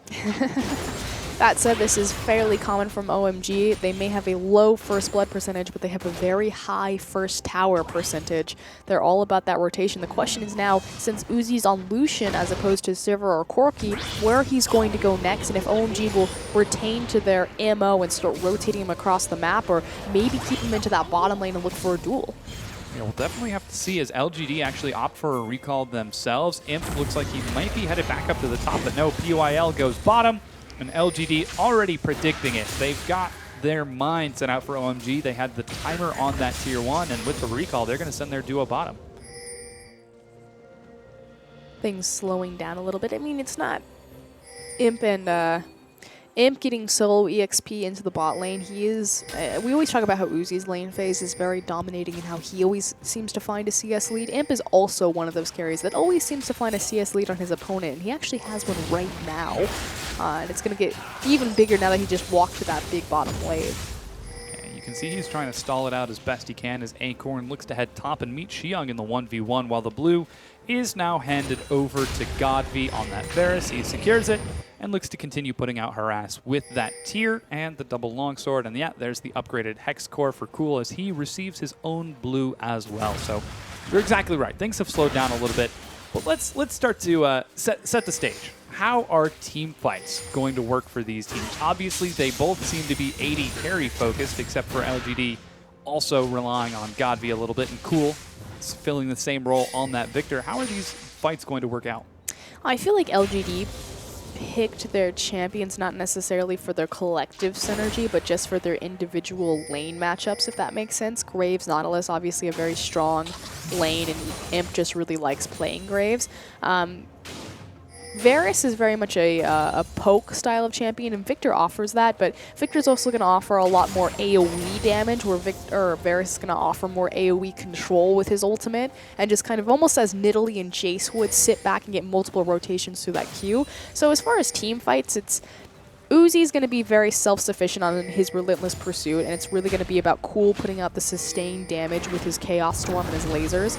Although, hold on, Shui Shui might have found someone. Yeah, they're trying to contest the pink. They do succeed. Amazing takes a lot of damage, and PYL, whoa, barely dashes out of there. The flash puts him over the wall. Equalizer is covered by Imp, and OMG look for a fight, but they don't find it. Yeah, kind of a waste for the teleport right there. There is going to be a discrepancy because Acorn doesn't have his teleport right now, but he will have it up in time for this dragon in 50 seconds. And so we'll see how Xiong plays around not having it and if he's going to hang around that pit a little bit more. Obviously, the equalizer will be available, but if he doesn't have the teleport, he can't use it. That's a huge dragon fight ultimate that wouldn't be available. It definitely is, and with Godvi putting so much pressure on this mid-tier 1, and even TBQ showing himself now, Cool has got to play super defensive, really far back. He's even going for the recall right now, so he might not be able to make it for that dragon in time. You can see LGD have got solid vision control over it as well. So far things look to be going in LGD's favor if they've got their eyes on that dragon. Xiong shoving in the top lane. Dragon's up in 10 seconds. However, Ward from Amazing is in front of the pit. It's a really weird comp. I keep looking at LGD. I'm like, I feel like they just wanted to play fun champions. And this was something that you talked a little bit about during Champion Select. Their draft phases haven't always been strong. I mean, individually, they're all strong pieces. And again, if you think about just their individual lane matchups, Nautilus, Graves, that's a strong lane. Varus into Victor, Varus into Azir, that makes sense. Lee Sin is just his, signature champion. Maokai strong, but it's like collectively all together. You've got some dive, you got burst, you got poke, you have Lee Sin. So they've got some dive threat. They got a lot of different options. We'll see how it coordinates together. Yeah, we'll definitely have to. With Dragon now freshly respawned, you've got 3 members, now 4 on the bottom side of the map for both of the teams, and even the roam from Xiong as he looks to head on down there. That means Acorn is going to get some free shot. TBQ might be caught out by a stun. Cool doesn't punish him with the laser. And it looks like OMG, despite being at a bit of a disadvantage not 30 seconds ago, have found the superior positioning. They're going to start the dragon and burn it down. They secure it. There goes the culling. Acorn gets onto Amazing, but he's got no backup. Forced to flash right away. The kick knocks away Shui Shui as Cool is still alive in the backside. Acorn in the front finally goes down to Cool. The knockup finds Jiyoung. Here goes a lot of damage from Godby. PYL gets caught out. TBQ and Imp are doing serious work to Shui Shui. That's 2 kills for 2. However, the Dragon is picked up by OMG. The equalizer was used so early in that fight, and then there we go, we have our answer. So how are LGD going to team fight with this? Oh. Nice snipe. Well, it's really easy to do when OMG decide to scatter like marbles. So again, even though all 10 members were in that same area, it was effectively a 2v2, a 1v1, a 1v1. Yeah. Really chaotic fight for OMG. They didn't seem to expect that LGD would want that fight, and because of it, they were punished.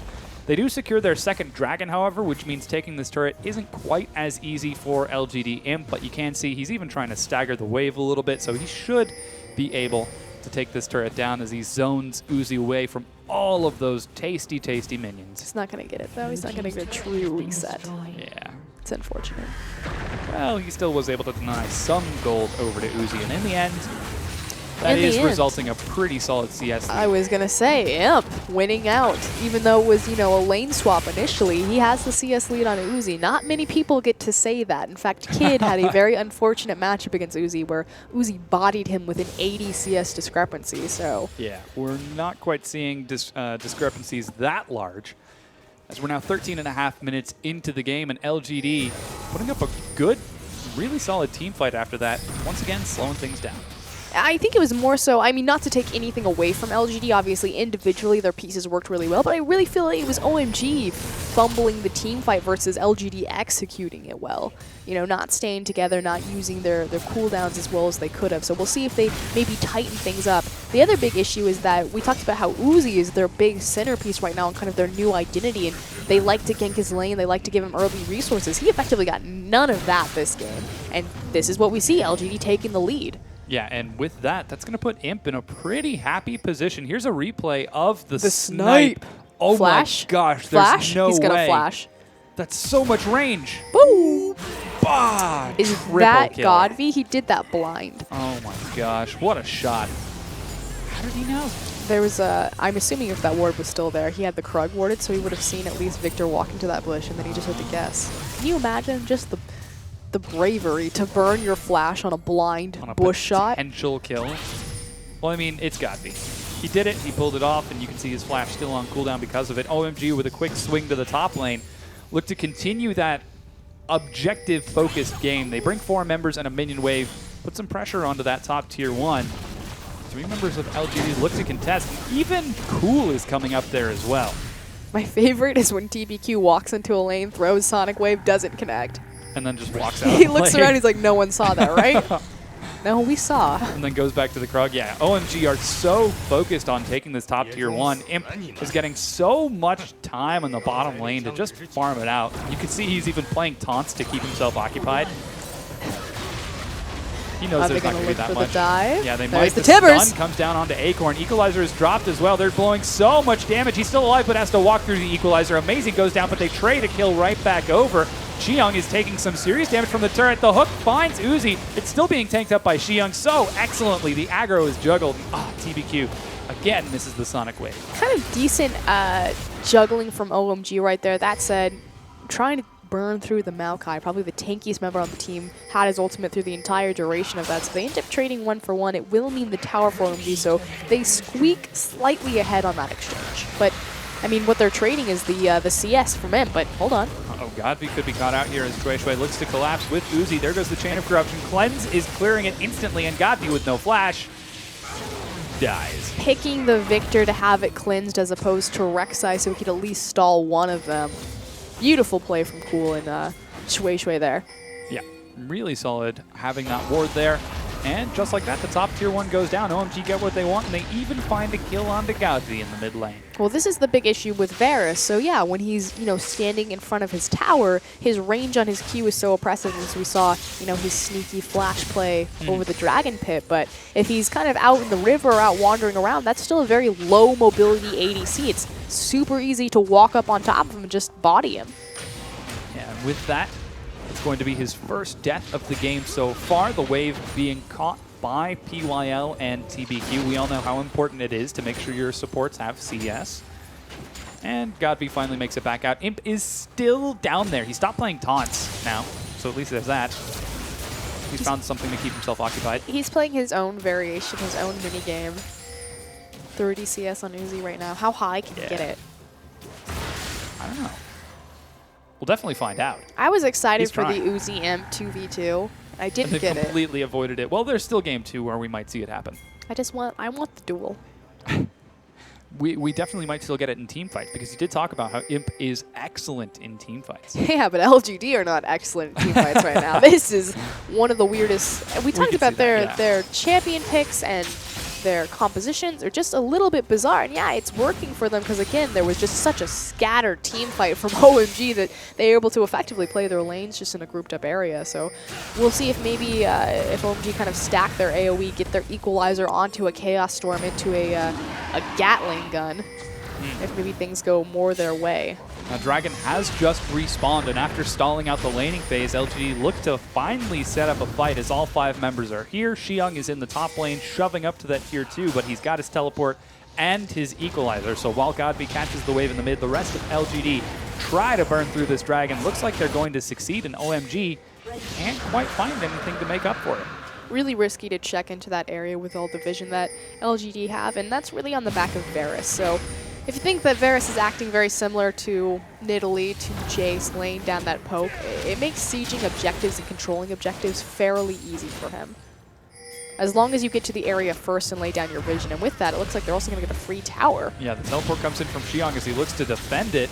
And OMG, with poor positioning, actually find themselves in a bad spot. Xiong teleported in to try to help defend it. He succeeds, but that means the Acorn gets to head to the top and catch that shove from Xiong. Not confident enough to teleport to one of the many wards that could have set up a nice background flank for OMG, though. Chooses instead to teleport on the tower. I think he was more focused on sending a message with that teleport. Oh my god, that damage. That's a lot of poke. There we go, and you see that he has... Oh! Flash Tippers finds Imp. He goes low, dashes out of the backside, and Amazing comes up huge. TBQ is low. There's the Chain of Corruption as Godby tries to poke it out. Acorn, what are you doing? You're going 1v5, friend. He's got minor backup from Godby, and he's actually able to pick up a kill. And LGD are juggling this out. Their health bars are flashing red, but they're still alive right now. And they lost 1 member for 3. What the heck? Okay, so it was the correct response from Amazing when you're facing against Poke, and I was just about to point out that Godby has Lucidity Boots. Again, it's all about the Varus Q, getting as many rotations as possible. The CDR is going to help with that from the Brutalizer, from the Lucidity builds, and he's just chunking away at OMG. You just can't let him do that. You have to just do the engage, throw the Tibbers Annie down, but unfortunately just didn't quite have the CC chain available to really make that fight happen, and LGD just... Godby, multiple rotations to the Q, picking him up. Godby was really playing it close to the chest with that team fight. Here's the breakdown, and watch Amazing. Boom! Gosh, he that's got done. 3 members. But this is what we're talking about, the big AoE, but they're just able to backpedal so effectively. Yeah, and the poke from Godby is so big. Acorn with the re-engage. So devastating. Good use of flash. It is important to note how many flashes and disengages were used by LGD in that last team fight. Obviously, they mean so much more for that team because it's so punishing against that amount of AoE and burst damage that OMG has on their lineup. So we'll see if maybe the next team fight can swing towards OMG's favor. But right now, LGD making their comp work for them. Yeah, they definitely are. The poke being exceptionally effective. And you can see, once again, LGD return to that mid lane as they look to clear out some more minion waves. And interestingly enough, you've got Imp headed up to the top lane while Uzi was farming in the bottom to try closing that gold discrepancy. The poke is insistent, and Amazing doesn't have flash again. Which, big issue for Annie as well as for Rek'Sai. Shueishui has his flash, though, so he could look for a flank tunnel into a flashback line. Ooh, big minion waves building in the top and bottom mean that eventually someone from OMG has to catch those. You know what I love talking about with LGD? Tell me. Their wave manipulation on their side lanes. And how when they go to siege an objective, they always make sure that they have a push in either lane to play with multiple pressure points. Yeah, and with that, Xiong shows himself in the top to clear that wave out. He manages to catch it, but at the cost of his mid-tier 1, and LGD continue shoving, looking for some damage now onto the tier 2. They pop the overshield, and Imp is slowly trying to my God. Uzi gets chunked out. I mean, OMG are just kind of watching LGD win the game right now, just passively losing. Yeah, the minion waves are trying to make it there in time. I believe this should be a cannon wave, so... They have to go. They have to pull the trigger. They can't continue just to sit here and eat Varus poke. Yeah, with the recall out of Amazing, and same thing from Uzi. They take so much health. Cool is now the one who's bullied out with Cool at such low health. The Equalizer are forced to clear the minion wave, but they just do so much damage, and just like that, boom, the turret goes down. Beautiful play from LGD and OMG. You take away Sivir, you take away Maokai, and they seem to fall apart at the seams. Oh, but here comes the swing from LGD. They know they've got a big wave on the bottom. Culling is now being used by Uzi to try clearing it out. Teleport, Flash is back up for Amazing, but look at the poke. Godby is incessant. Is that a targetable ability? Gosh, I hope so. It looks like it is. Yeah, in Godby's hands it is. He's landing shot after shot and Amazing. Despite being at half health, he knows he has to stay here because if he goes away, that's the primary hard engage. Even Xiong getting more harassed coming out. You can see they're desperately trying to clear wards to deny Godby's vision, but there's so much damage. Here he goes again. He hasn't missed the last. There he goes. He finally missed one. Finally get some good damage. Collateral damage But now again, tossed onto Amazing. On the opposite end of the map, there's a huge wave building up in the top lane, and Xiong needs to go deal with it. Yeah, he's got his teleport. LGD back away a little bit.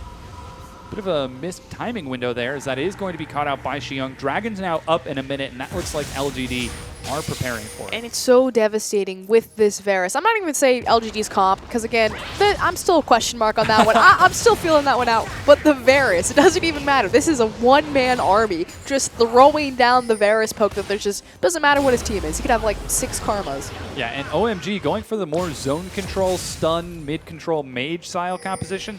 Doesn't really have a lot of ways to dive into the back onto that Varus. They didn't get their resources into Uzi. Uzi, you know, 0-1-4 right now, doesn't have the gold available. We said that, you know, Victor's going to be the big sustained damage, but likewise Cool, he can't do anything. He gets half health by a Varus Q every 4 seconds. Oh, now Dragon's up in 10 seconds, but LGD are playing to the top side. A lot of wards were just cleared from LGD, so that means OMG have got some serious vision here, but they set up a pretty dangerous game. They say, all right, you want Dragon? We'll trade you. You can have it if we can have Baron. OMG did have a clever mid ward there. It's a big high traffic area, so they would be able to call out that Baron, which is why they didn't commit. Hook finds Cool. He's taking so much damage. Is forced to flash out, but the CC continues to keep him locked. TBQ diving into the back actually makes it over the wall. Amazing, and Uzi chasing him as Imp follows. He's going to burst through Uzi's health so fast. Collateral damage finds Cool. Those are the 2 primary AD carries. One goes down. Is he going to be able to find Uzi as well? They're dashing as fast as they can, but they can't quite find it. Xiong managed to kill Godby, but he's being chased down by Acorn. And with that, that's going to go in LGD's favor.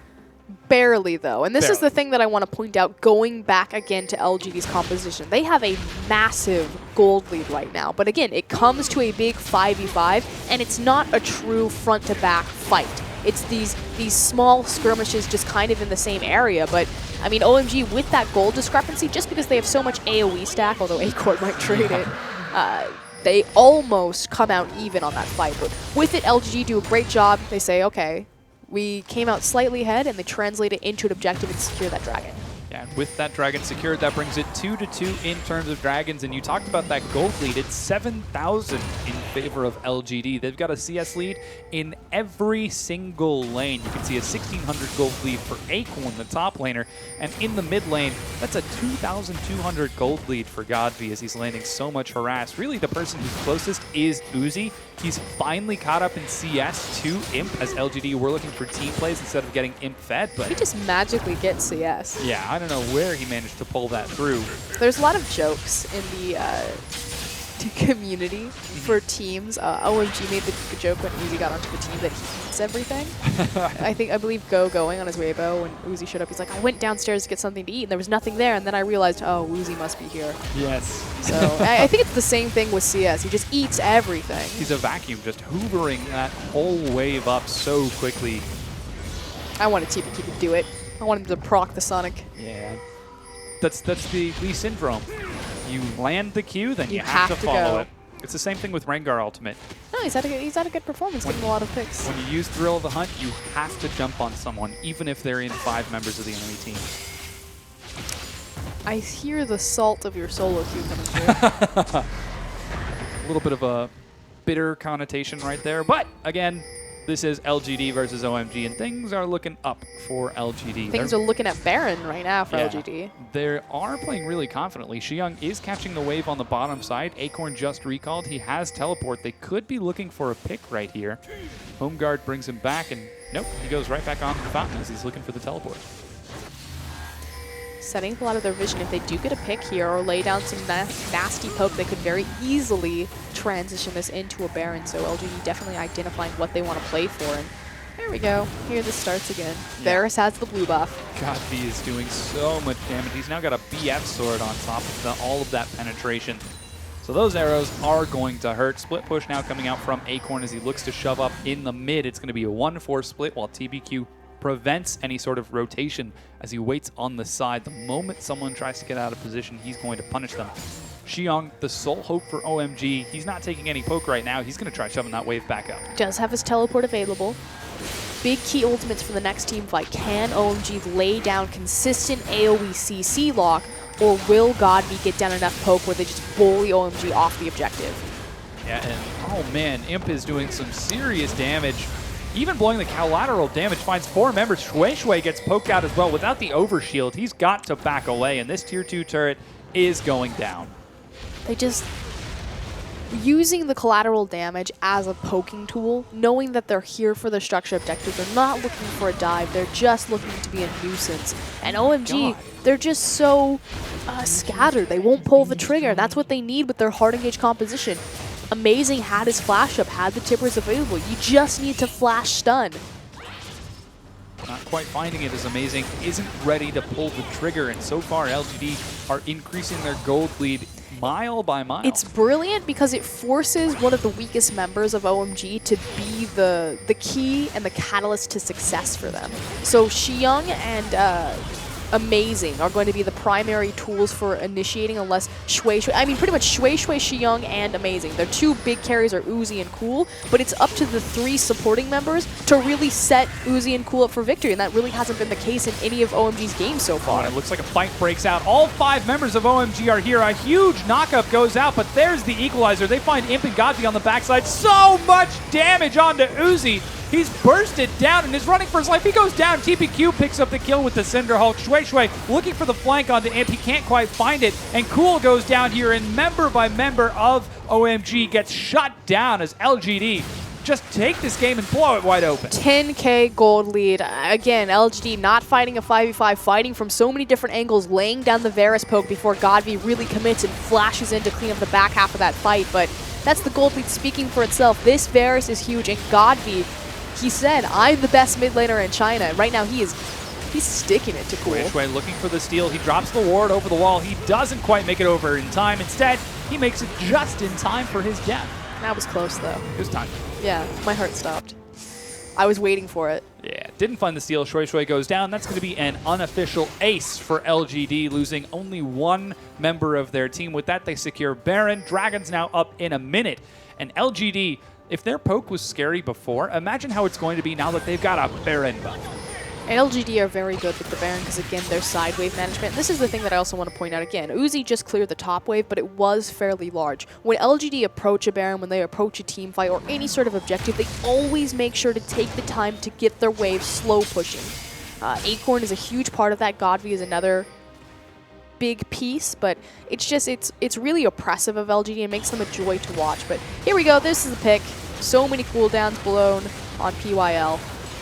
So many cooldowns blown on PYL. They focus just so much, and you can see the great zone control to prevent Godby and Imp from getting in, but the front line of TBQ and Acorn ended up just stalling that out so well, so that by the time Godby and Imp were able to get in there, Cool was dead, Xiyoung was at low health, Uzi was dead, and just like that, LGD pick up the Baron for themselves and look to end this first game in a rather convincing manner. They're instead going to pick up the 3rd dragon just in case. You can see a bit of a wave building on the top side of the map, and in fact TBQ does not have 4 Barons at the same time. That is a visual bug. This was my question though, because OMG, changing their identity, especially as they secure this blue buff back. Oh man, PYL almost finds the pick once again.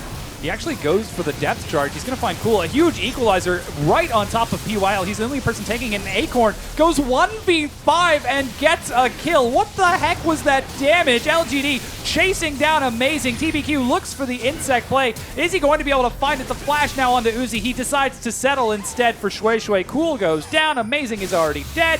Shui Shui forced to teleport away. Oh boy, LGD are going to siege down this mid inhibitor and take the inhibitor itself. The power of Maokai, his ultimate across all 5 members of OMG. They couldn't do anything, and there's the surrender. This was the question. OMG had a tough week ahead of them, LGD and EDG. The question was, are they going to be a top-tier team? Can they really go the distance? You ban Sivir and Maokai, and you undo them. LGD with a great, I'm not going to say great draft phase, but great ban phase. Yeah, you can see Cool right there feeling a little unhappy. He was the primary focus, and Imp grinning from ear to ear. He was all over the place. He was like, look, I was 40 CS above Uzi, but then what happened? We ended up even CS. I don't know where Uzi managed to get this CS. You can see him right now. He's looking on his mini-map like, oh, I missed that one creep right there. I missed that one right there. Godv. Yeah. That's who I want to talk about. I know Imp and Uzi are amazing, impressive, but Godv was really the carry of that game. That Varus. If he doesn't get MVP, I'm done. Just I mean, that comp couldn't team fight, but LGD made it work because OMG fumbled their first initial team fight into the Dragon, but more importantly, just every single tower that LGD approached, making sure that they're laying down the poke, that when OMG finally did commit, everyone was at half health. So. Yeah. Such exceptional play from LGD, and yeah, we'll definitely see if that Varus is going to end up being picked up in game number 2. We're going to go ahead and take a quick break while we get it ready, but don't go anywhere. We'll be right back.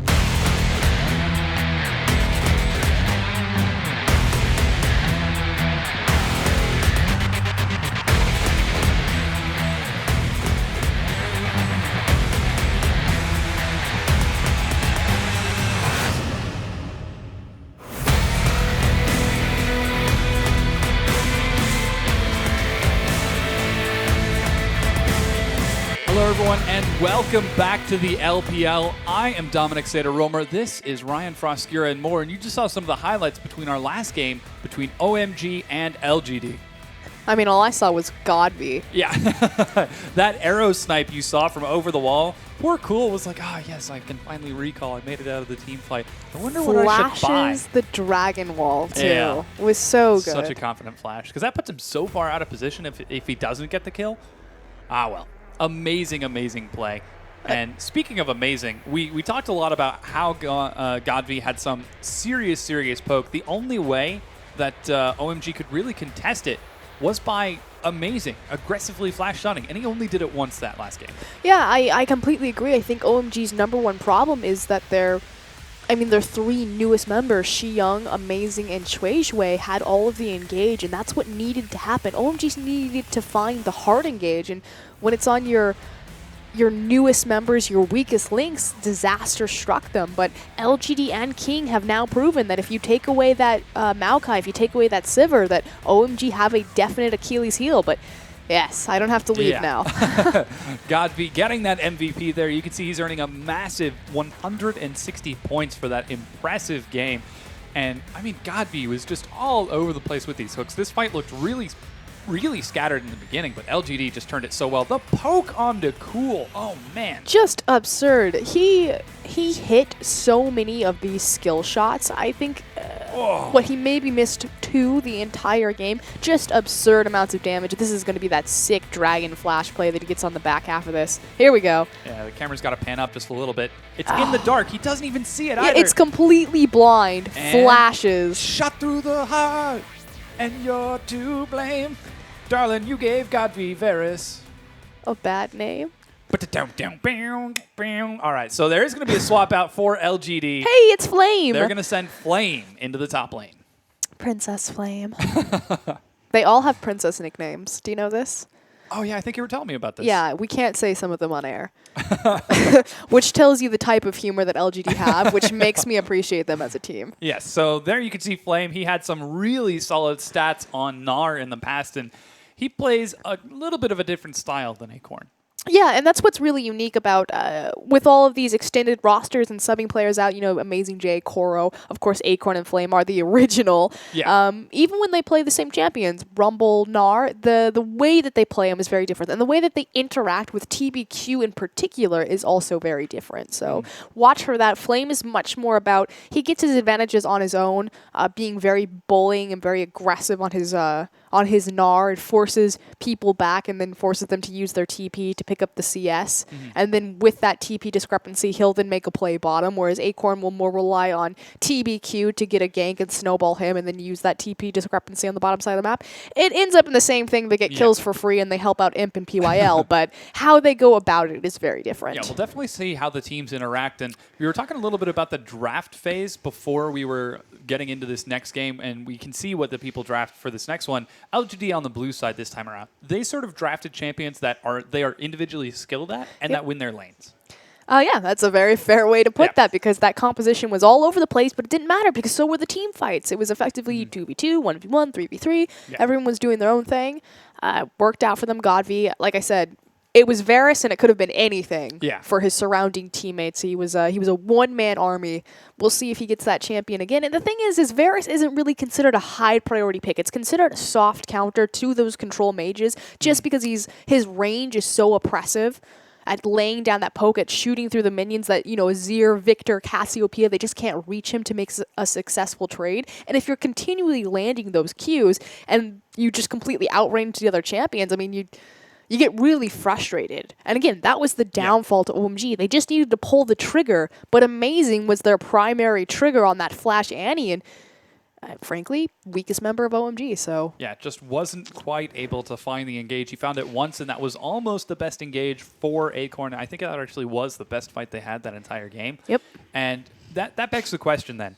Do OMG ban that Varus away? Because that leaves a lot of other high-priority picks. Yeah. I mean, you could feasibly, but Godvy's just going to be as oppressive on Victor, on Azir, things like that. So targeting his champion pool, I don't think it's the issue. I think it's OMG. They need to secure their own champion pools. They need that Sivir, they need that Maokai, and they need to give their resources to Uzi. And that was the other big thing that didn't happen that game, is prioritizing his lane, making sure that he got the snowball and the advantage. So expect to see a big change of gear if OMG want to come out 1-1 in this. Yeah, we'll definitely see how it's going to be swapped out, as we are now in the pick and ban phase for game number 2. This time, it's LGD blue side, OMG red. Looks like, again, Kalista being stricken away from Imp, and Gragas taken away from Shueisha, along with Amazing's Alistair.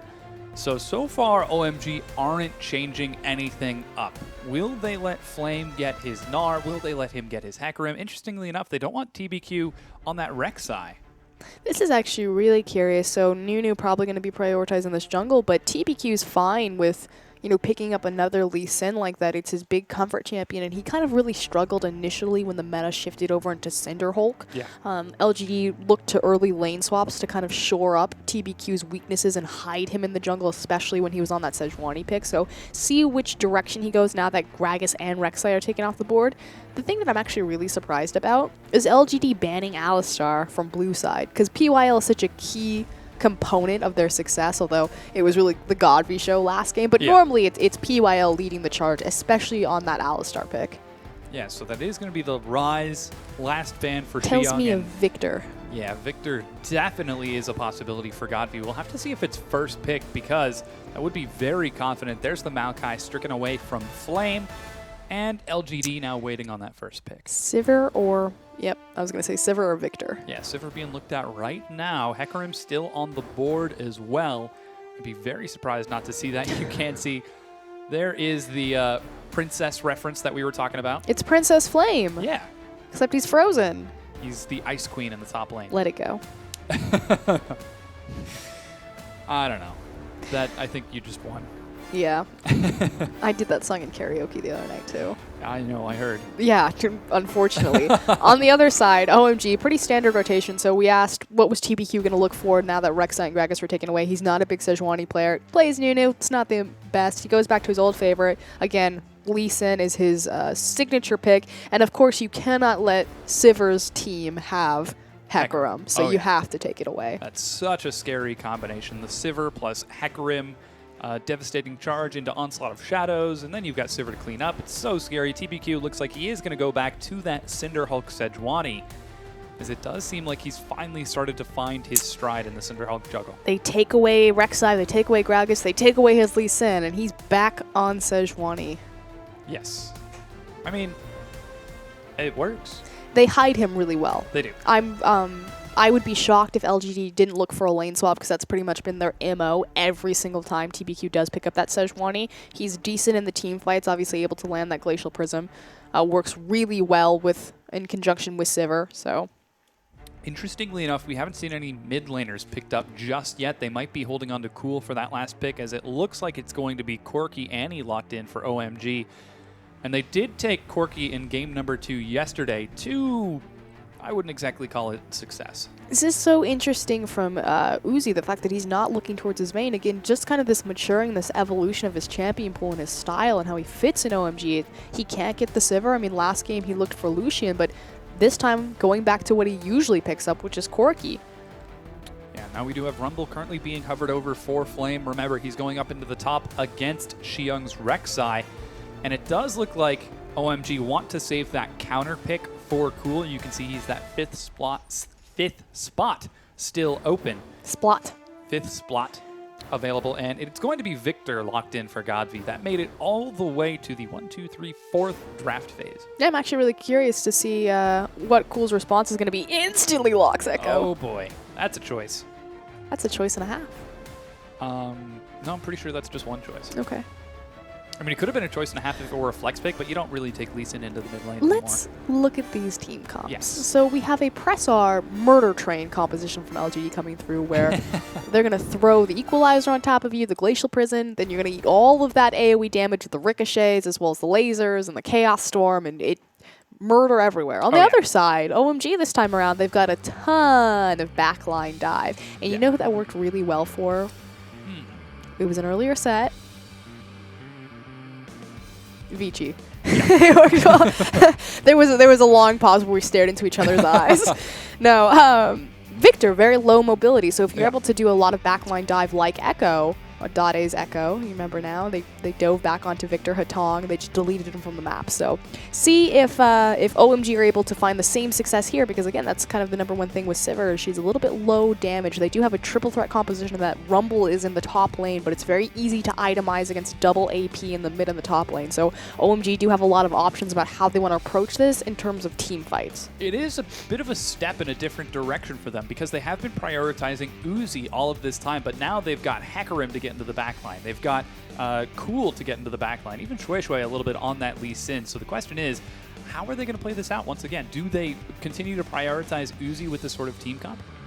I would say that is probably the best bet for OMG, because that's where they find a lot of their success, but you've pretty much hit the nail on the head of why I think OMG is starting to struggle a little bit. It's that Uzi is their most important player and where they like to get the resources, but he's definitely not the most important champion in terms of how these two compositions need to line up. Yeah, well, we'll see if he'll be able to succeed as we load into the Rift for game number 2 between OMG and LGD.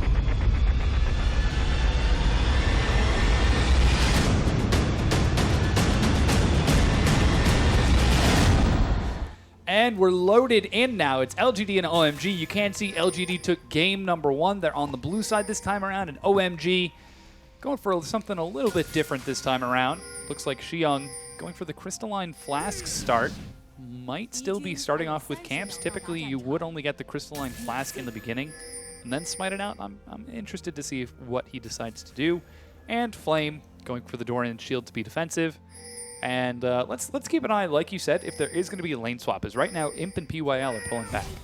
Yep, no surprises there. They like to lane swap when they have the Sejuani. The thing about Sej is that she's so brittle in her early jungle rotation just because she gets very low health. It's very easy for junglers like Lee Sin, like Rek'Sai, to just invade her, find her, and kill her. So by initiating the lane swap and having your numbers advantage on the top side, it dissuades any jungler of coming in and looking for you. Yeah, so we'll see if TBQ is going to be nice and safe. This is smart, though. He's starting top side of the map. So if he finishes an early clear, he could try to meet Sejuani, doing her blue buff and look for the assassination. Could be very tricky. You can see Cool already shoving out in that mid lane. Takes a bit of harass from Godvi, but he did start for Biscuits and that Crystalline Flask. While it looks like Uzi and Amazing head on down to that solo duo lane. Interestingly enough, you've got Amazing going for some early pressure. He looks to find TBQ and the red buff. Ooh, he got quite it. Finish. So Amazing just trades a little bit of damage onto TBQ using that early Frost Queen's claim. And very important that he, by stealing those smaller minions. Oh, flash! He did flash. He was looking for Flame at the Gromp camp, or at the Raptor camp, but Trying Flame to pull makes a it over the Mako. wall. Yeah. Doesn't quite find it, and Godvi's able to body block enough for Cool. It's really important. Okay, so A, you trade Flash on support for Flash for Flame, almost kill him, so obviously that jungle is far more dangerous for them. But TBQ missing the level 2 experience because Amazing managed to steal some of the small little red buff camps. So now the question is, does he immediately book it over and try to kill TBQ, knowing that he started bottom side of the map? So they know he'll be on that blue buff. Nope. He is going to just continue jungling instead. So disappointed in you, Shui Shui. Shui Shui, I am disappointed. He's still double jungling with Xiong as well, so it could be that he's just focused on Nope, trying to I'm get disappointed. Xiong You can't Yep. save him. All right. I tried. Your mother's angry, Shui Shui. Otherwise, pretty standard setup. So the thing about having a lane swap as well is sometimes you can get a 4-man gank onto the mid lane. Doesn't seem to be the case this time around. So what this does is it creates an isolated mid laner where Godvi and Cool really just get to look across each other and face off. And unfortunately for Echo, it's a melee champion versus a range champion with a lot of poke, and he is just really feeling the hurt from Victor. Yeah, you can see he's doing pretty solid. He's actually up just a little bit in CS, but Godvi is keeping the wave staggered out super far. There's the harass. Cool continuing to take punishment as he chucks through those biscuits, and OMG opts for the first dragon, seeing LGD's duo on the top side. Yeah, this is actually really smart, pretty standard, taking advantage of the fact that they have a numbers discrepancy on the bottom side of the map, so it should be a free and easy objective. That said, with Cool in... Oh, actually, did they have vision of that at all? I believe they might have had it on Uzi in the bot side on the tower. I was going to say, because the minions died just as Cool would have gotten the dragon buff, but you can still hear it, but if you're not paying attention. Yeah, they might just lose the timer on that. You can see some forward pings going down now for LGD as they might try to look to steal away a camp, possibly gank Cool.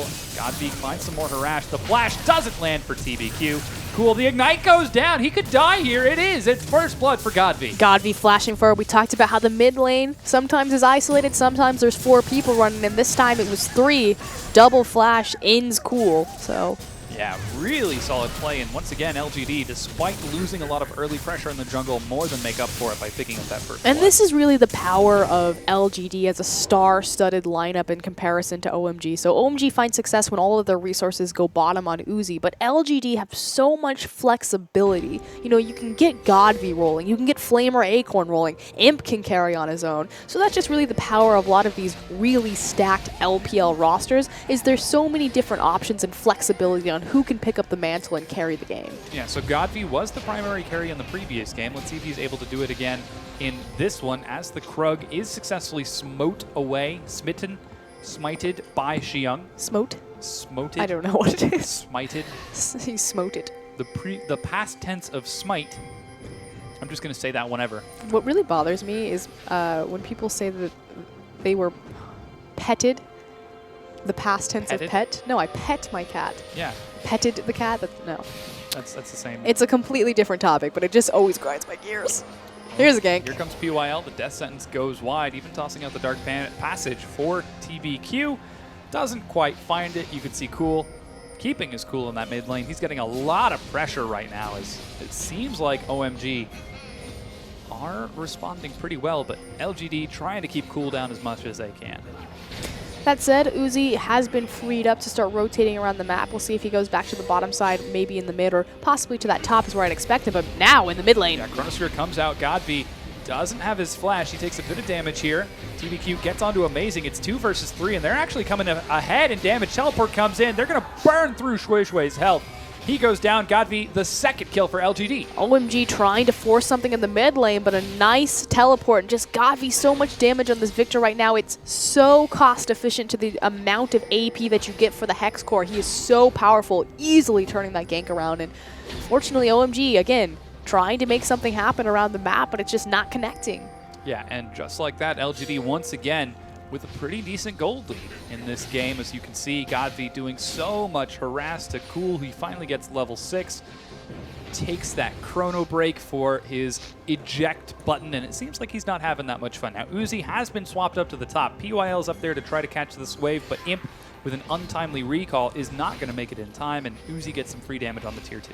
Going to be doing a lot of damage, especially because he has that Sheen, can proc it on the tower whenever he wants, or he'll just proc it on PYL. Yeah, that's a lot of damage. PYL now chunked down to half health. As you can see, Uzi has now picked up his level 6, so that could be a bit of a tricky situation while Flame catches that wave on the bottom. We actually didn't point it out, but the bot tier 1 went down, and OMG sticking to their guns send Uzi to the top with the objective-focused rotation. And this is a nice thing about Corki, as opposed to I guess alongside Sivir, is that he still has a lot of siege potential, obviously with his rockets and his poke, but when he gets that Trinity Force, having, again, that Sheen able to proc it onto the towers, he's fairly good at it. So we'll see how OMG utilize that mid-game power spike with the completed Trinity Force. Again, Sivir is going to go through a little bit of a mid-game power trough because she needs 3 items before her damage really takes off, but she counters that by having a really nice ultimate, which was actually nerfed on 5.11. Yeah.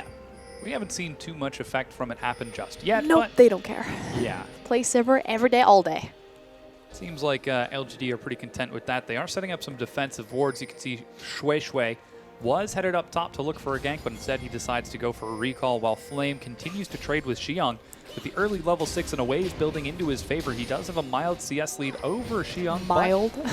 He should be able to catch that wave and even it right back out. Bit of harass now being traded as Imp and PYL go forward on the hunt. Is burned. Uzi is only at 300 health. Flash now from Amazing. Is he going to be able to land the follow-up death sentence? Imp takes so much damage. He is forced to flash out of the rocket. Heal was just burned by both of the carries. The death sentence lands. Is Imp going to be able to turn it around? The flay isn't enough. Uzi kills PYL, but the boomerang from Imp lands forward and back backward, and he gets a kill. This is what we wanted in the first game. I wanted the 2v2 between Imp and Uzi. They trade even, but more importantly, the support for the AD carry. So LGD, hashtag worth. Yeah, definitely. You can see Imp is going to get some serious damage on the tier 1. In fact, bringing it down after letting the wave sort of reset a little bit.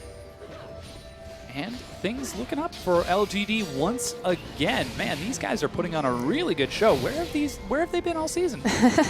They just needed a little bit of warm-up time. And that's the thing about LGD is you never quite know where their ceiling is as a team just because they had a phenomenal playoff performance and then just really dipped and disappeared. But looking back up to form, and Princess Flame looking pretty good now that he has his completed boots. LGD is like a box of chocolates. You never know what you're going to get. I thought that quote might end differently. I don't quite know where else to have taken that quote. It's okay.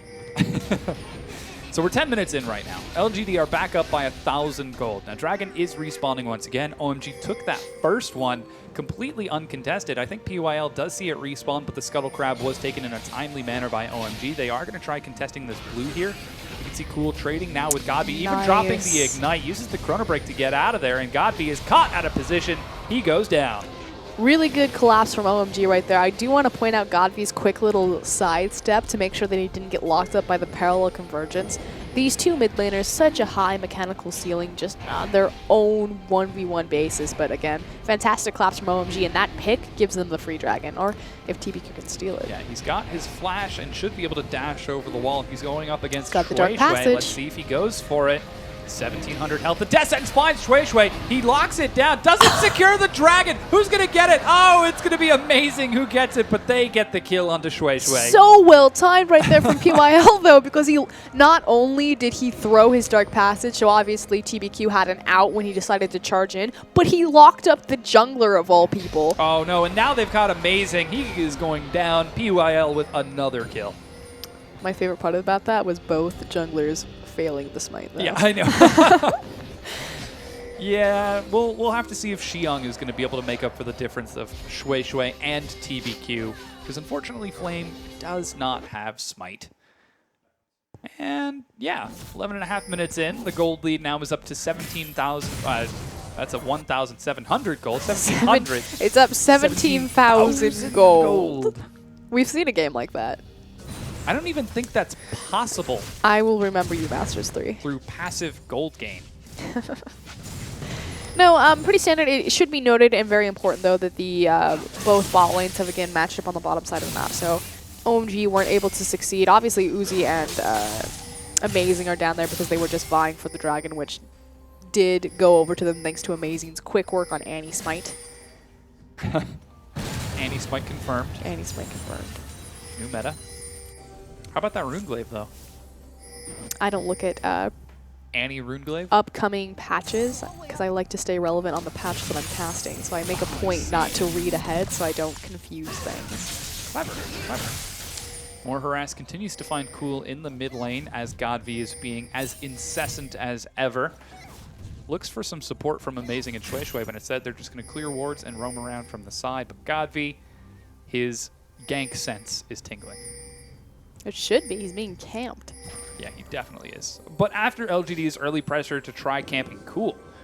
This is very true. It was a nice deep ward spotted. It's just now faded, but it was on the other side of the banana brush that really caught out Shui and Amazing's movement over there, which signaled for Godby to move to the opposite side of the map. So LGD doing a great job with their deep vision to really set up and secure protection. And what's really interesting about how LGD plays their wards is a lot of their vision control actually comes from their mid lane.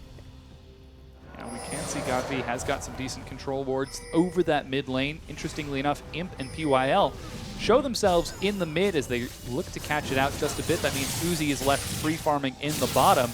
Now 3 members of OMG are here. They could do some serious damage if they are able to find anyone, but they can't quite pull the trigger. TBQ secures his red buff, and PYL and Imp, after catching that wave, knowing that Uzi's got a freeze, look to head back down to the bottom. I mean, effectively, everyone's looking for just picks at this point. There's no arena of the Dragon Pit set up. the top tower and the bot tower, respectively, for either teams are still standing. So we're kind of in this elongated lane phase, but there's so many key ultimates up, like the Glacial Prison, like the Dragon Rage, that this game could really break open one way or the other. And you constantly see both teams kind of rotating towards the mid lane, looking for possible picks. Amazing now, kind of zipping around. Yeah, he's looking left, right, and center to try finding a pick, but he just can't find it. So far, he has been involved in only one of his team's 2 kills, as the game is relatively slow-paced, and as you mentioned, everyone is just looking for picks while the primary carries continue to catch CS. I like the fact that Amazing actually rotated during the CS being cleared out, so while Fog of War had overtaken the mid lane before placing a very deep ward just outside of tower range. This is a high traffic area, and it's a very clever ward because you can quickly see kind of what they're setting up behind towers or who's moving where around corners, and Fog of War setting up for ganks in the mid lane. So quite clever vision control from Amazing there for OMG. The ward that Godby's walking over right now. Yeah, he's just not quite able to make anything happen from it. Looks like they might try to catch Xiong on the top side of the map. Equalizer goes down. He's really low mana, is able to get the onslaught of shadows, so he might be able to get out of here. There's the play, there's the box. Are they going to be able to CC lock? Is this the pick LGD we're looking for? It is. Flame gets a kill. Flame gets a kill, but it doesn't translate into anything. And now, ooh, Godby forced to flash out of the Chronosphere as Cool finds better positioning. And Cool, obviously knowing that he could go aggressive, still going aggressive. Oh yeah, Godby is destroyed by Cool. So much damage. Flame, is he going to complete the teleport? Doesn't have the equalizer. He does, but his mid laner's already dead.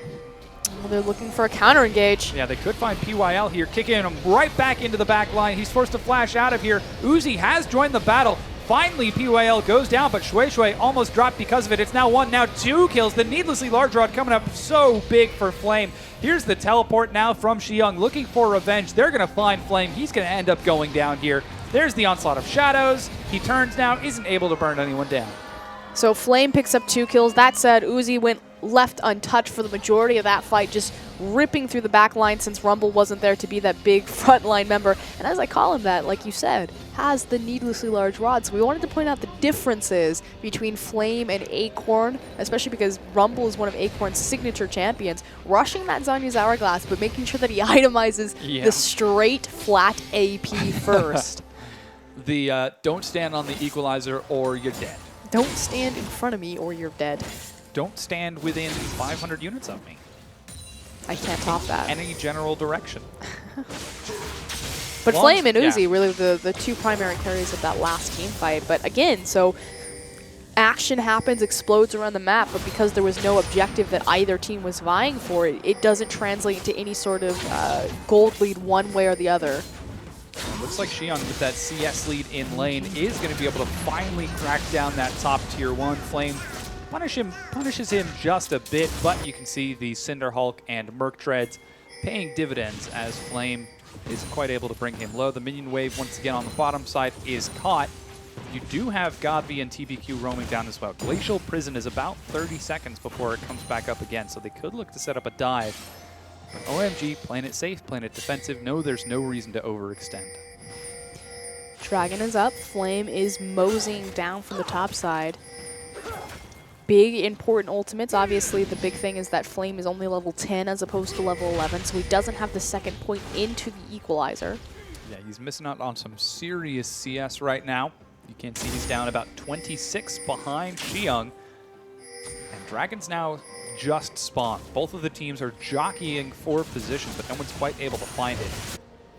Interesting decision to allow Flame to go in the mid lane and catch some of that CS, get closer to that level 11, while the rest of LGD wait behind the Raptor camp. The only person who's a lower level than Flame is PYL. Even the 80 carry is a higher level and has the level 2 ultimate available. So once again, the Dragon is pulled out. OMG grouping up rather tightly. A Glacial Prison could spell their doom as Flame still doesn't have level 11. The Dragon is being burned through. 1,800 health, 13. It goes in. TBQ doesn't get the steal. A huge Prison turns the fight, however, as the Equalizer splits the team in half. Amazing goes down. Xiong dives on the PYL, but that's not the carry. He's taking a lot of damage with his lack of armor, and Imp is doing some serious work right here. Cool is able to assassinate him, but he's lost 3 members of his team for the 2 of LGD. Now they're chasing down Cool. He should be able to get out of here. He's got Flame behind him. Yeah, he is going to be looking. He's standing on top of that ward, however. And yeah, Cool escapes just fine. I'm glad that you pointed out the equalizer splitting that fight in half. That was really the key to success for LGD right there, as well as the massive amount of AoE damage that Godby just dropped across the majority of OMG members. Uzi melted. Doesn't equal the Dragon, though. OMG managed to take that one away, and they don't translate it into any sort of tower. So, yeah, good team fight, but it's really just the kill gold. Yeah, and so far with that kill gold, it seems like it's not coming up for that much, as right now it's dead even in gold between the 2 teams. Here's a replay once again. Okay, so the big important thing is where Flame drops this equalizer, which he drops it on, I think, 3 members. Xiong then immediately onslaught of shadows to the other side of the team fight, quickly cleaned up. Uzi eats a hook, immediately deletes to a Victor laser, and just the power of Godby, the power of Victor, and just how much control he has on in front of him. Yeah, great play out of both LGD and OMG. With that, it's the 3rd Dragon secured now for OMG.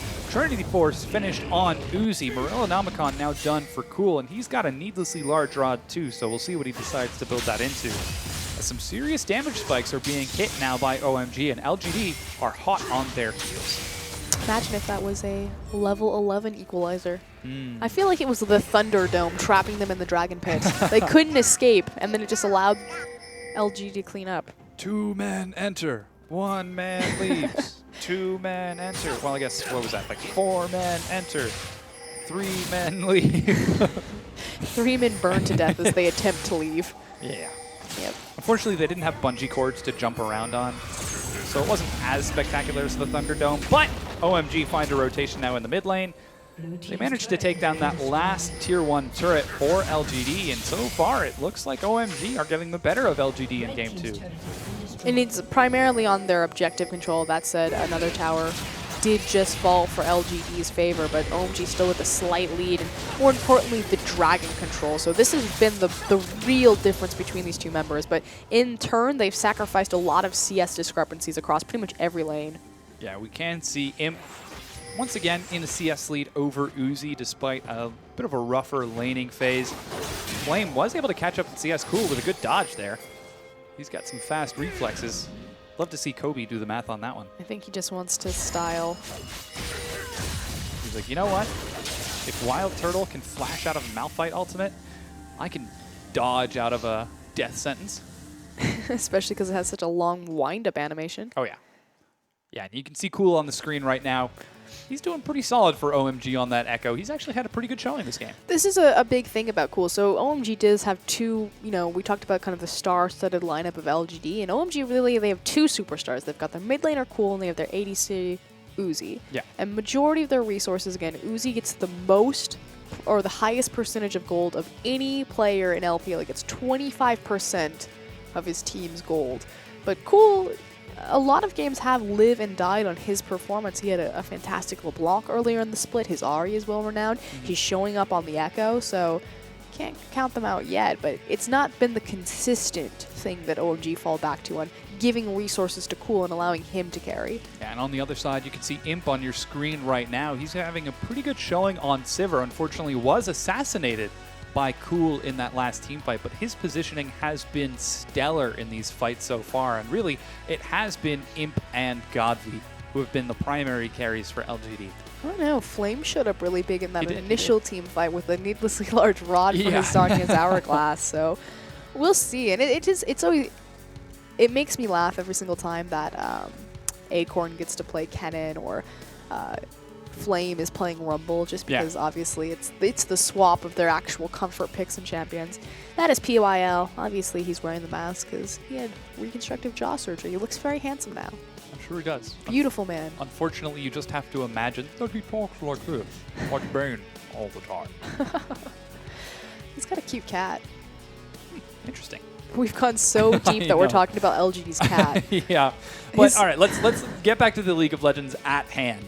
All right, so LGD, despite having a mild advantage in the early game and the incredible outplay in the top 2v2, they're actually down right now. they are not snowballing this game anywhere near as hard as they were in the previous one. Well, the big thing is the objectives as we get back into the game. When OMG are finding fights, or even when LGD are finding fights, I mean, that last one, LGD won the team fight, but OMG got the dragon. And if OMG find picks, it translates into towers. They have a 1 tower lead, and that's pretty much where this entire, gold difference, as I say, that LGD actually has the lead. Yeah. And that's, again, from the CS discrepancies almost but, entirely. To continue on that, the CS discrepancy is probably going to stay pretty even as OMG are generally pretty good at putting CS on the right people.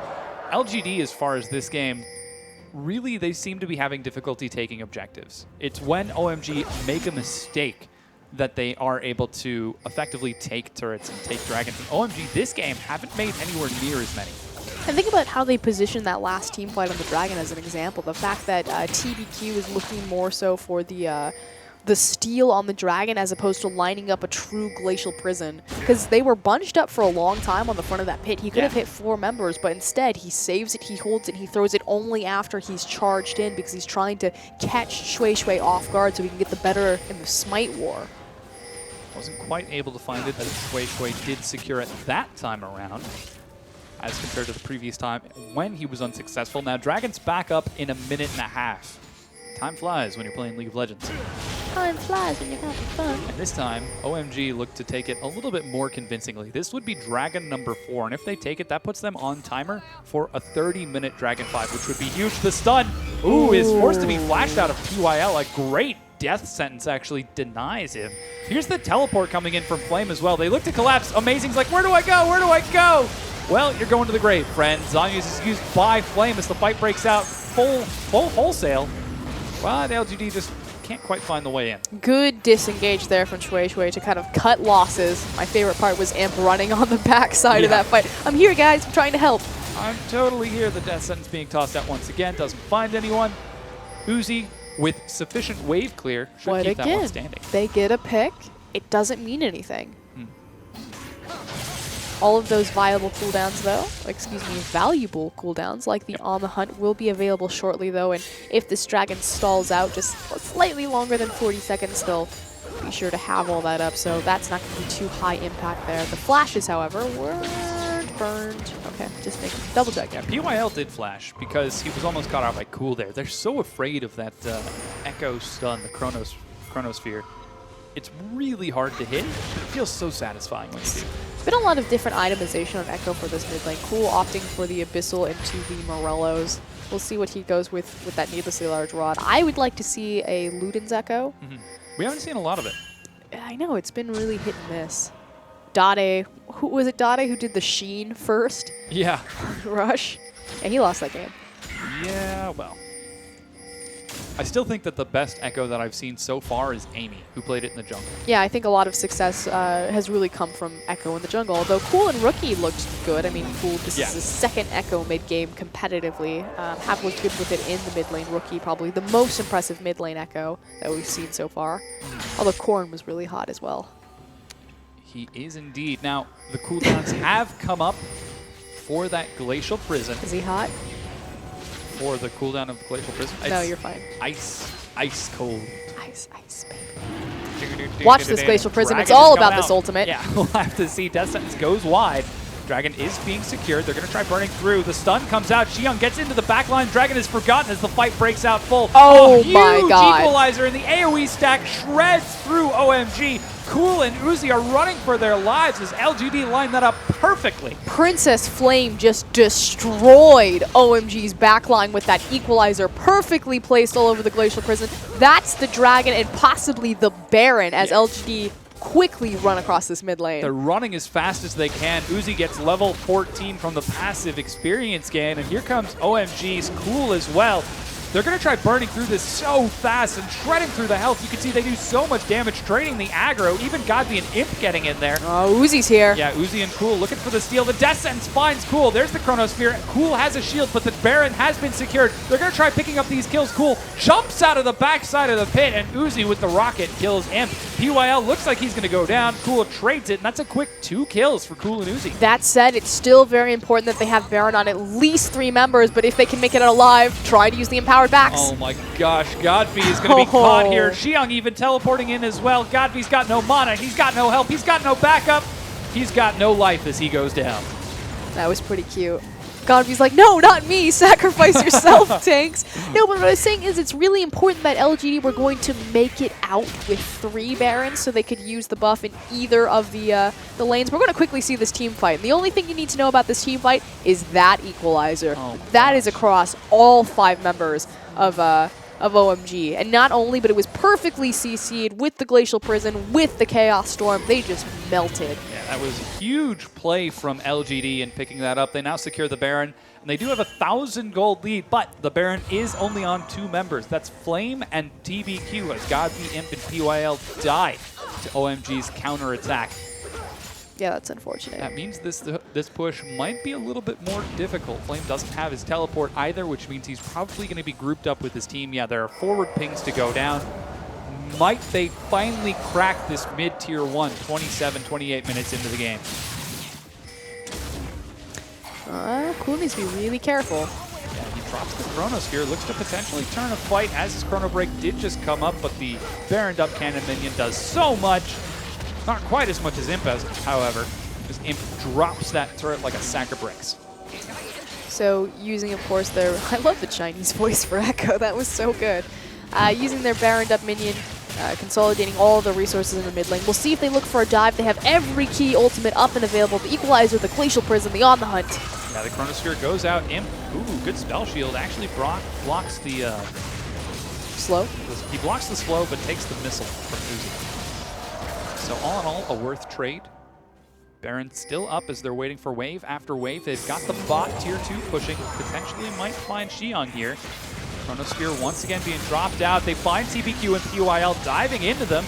Glacial Prison comes out, but Imp does so much damage. You can see he destroyed Amazing. Shui Shui is on the back running for his life. Imp uses the cleanse there. There's the Glacial Prison. Xiang is going to go down despite a great onslaught of shadows. And just like that, 3 members of OMG go down. OMG used so many resources and committed far too hard onto the support and the jungle, the tankiest member of LGD, and they didn't even kill anyone. Yeah, they definitely didn't. You can see that the siege is still continuing a bit for LGD. They're trying to escort this minion wave as quick as they can. They lose 1 cannon minion, however. And with that, they should be able to crack down this inhibitor turret. Cool, still alive, might look for a play. Gets caught in the death sentence, forced to flash away. He's waiting for that huge AoE stun. Is he going to be able to find it? Not quite. Instead, procs the shield, and the inhibitor is still standing. OMG managing to save their inhib, so sigh of relief for them there, but LGD a huge swing in power having this Baron and breaking down the mid inhib line. Yeah, that definitely is helping propel them closer to victory as they're now up 4,000 gold. That mid inhibitor turret is gone. BOIL completes his recall along with the rest of LGD. Flame almost gets caught out there, but Cool instead just zones him away, cancels the recall, and clears out a ward instead. And LGD, these guys have been finding such great team fights, and OMG, they've been pretty scattered. Flame having a great performance too. 6, 1, and 7 for his Rumble right now. Has his penetration complete, so this is a very scary turning point, especially as we come closer to this this next dragon, 1 minute 30 seconds. And OMG, I mean, they can't really afford to lose another team fight there because LGD could very easily and quickly walk that up into that midline inhibitor. Yeah. Definitely a big window of opportunity.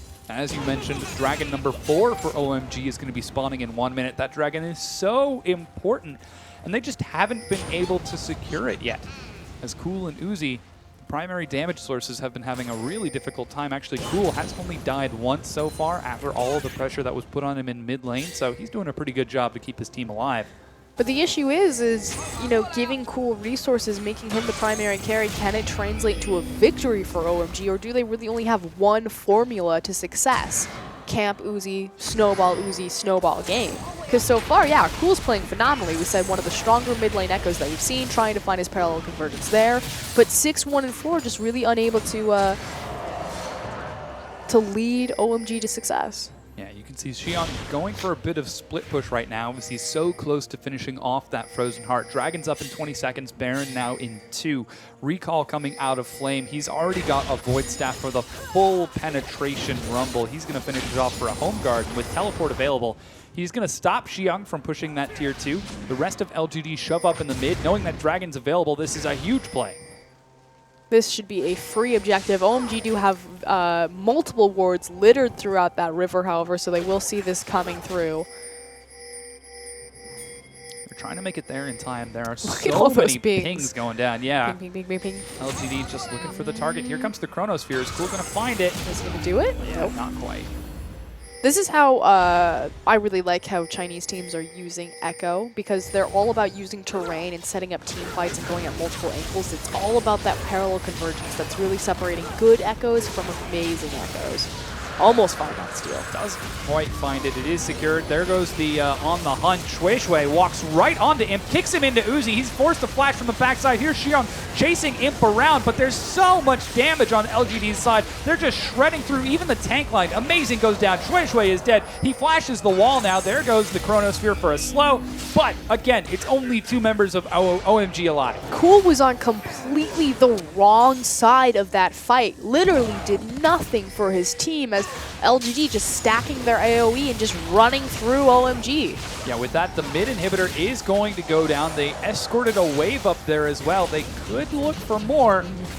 Instead, they're going to back away, continue to play it safe. The inhibitor is dead. Baron's up in 20 seconds. A dragon, a team fight, now the inhibitor, and this is going to give them full reign to set up their vision and either look for a pick or look for a free Baron. That was a huge misstep by OMG. We'll definitely see if OMG can turn this around. They're down 10 kills now, 6,000 gold, and that mid inhibitor, and the chances of going for that 5th dragon are just not working out for them as well at all, as LGD are just putting so much pressure on OMG that they can't keep up. I mean, I hate to say it, but this was a really important week for OMG where they could solidify that, yes, we're the real deal. This new roster, this pseudo-Starhorn Royal Club, we can be just as important and just as powerful as 2014 OMG, and they're dropping the ball. If they don't have Maokai, if they don't have Sivir, they don't win the game. Yeah, we can see that they're not quite putting out anywhere near enough damage, and even the tanky frontliners are being shredded through so quickly as Godfrey, Imp, and Flame are having one heck of a game. You can see Xiong going for a bit of a split push right now, finally finished off that Frozen Heart. Ping's going down. Looks like he should be able to get some free damage onto that tier 2, so LGD pull the trigger, they start the Baron. Now, Shui Shui is on the back of the pit, does have it warded, could look for a steal. Obviously, Lee Sin has... Yeah, oh comes god. down. Cool goes super aggressive, burns the chrono break way too early. Oh! TBQ with a huge glacial prison. Another equalizer to follow it up. Jiang's on the backside. He kicks Godby into the Baron, Wow. but there's just no damage for OMG.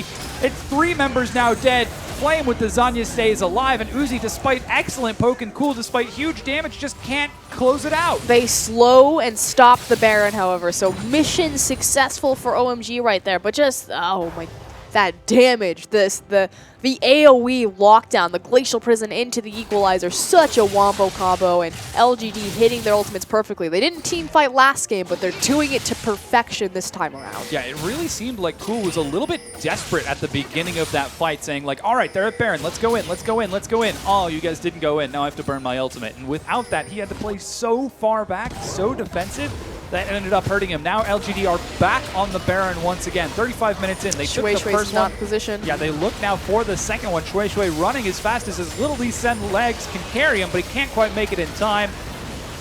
See if Uzi can't get the steal with the rocket. Nope, doesn't find it, and it's TBQ who gets the smite. Another Baron, second Baron to LGD, and OMG just can't get their team fighting together. Complete change of identity. This used to be what OMG were known for, was their incredible team fight, the ability to come from any angle to collapse perfectly as a unit, and just, they've got one formula, and it's been exposed now. Yeah, with that formula cracked, LGD are mass producing and multiplying, and it seems like OMG just can't keep up with the production now from LGD as they shove now onto the tier 2 turret. It goes down without losing a single minion, and now they're going to get onto the inhibitor. This is OMG's last stand. That said, they don't really have to worry about... Oh my god, the poke, though. So much damage. The Onslaught of Shadows finds them. Oh, he knocks them out of the parallel convergence. So perfectly placed. The Glacial Prison Equalizer combo is so big. It's been perfect all game, and it's perfect once again as the inhibitor goes down. Here's another parallel convergence. He looks for PYL, finds him with the stun, but the Flay delays the death of PYL. He's taken so much damage here, but they just can't close it out. So much damage coming across. Xiang can't find a kill either. Imp is caught! Imp is caught! No, he's actually going to make it out just fine. Cool breaks his way back into the fight, and things just cannot go OMG's way. They cannot find a break. Well, their 2 inhibitors have been broken. I'm really impressed with Flame this game. Yeah, he's not a Rumble player. I mean, he's turned into a Rumble player, as Rumble's fantastic now, but originally it was Acorn who was the big Rumble player. And if I had to give it to anyone this game, I mean, obviously his score line says it all. 10, 1, and 9 right now in this Rumble. Just absurd amounts of damage, but the Equalizer placed perfectly every single time. Yeah, he manages to find those perfect equalizers, and his synergy with TBQ on those Glacial Prisons has been so excellent. You can see he's actually down a whopping 90 CS to Xiang, but he's more than making up for that difference by his kill participation. 19 out of 25, and TBQ, he's at 20 out of 25. Same thing with Imp and PYL. I mean, this LGD team has been fighting so excellently. And this is the big difference between... hold on. No, he's fine. Yeah. Oh, no, he's not. Might try to catch Cool here. TBQ locking him down as PYL looks for the death sentence. Is he going to be able to find it? Glacial Prison even being used. There's the chrono break, but Cool's going to go down.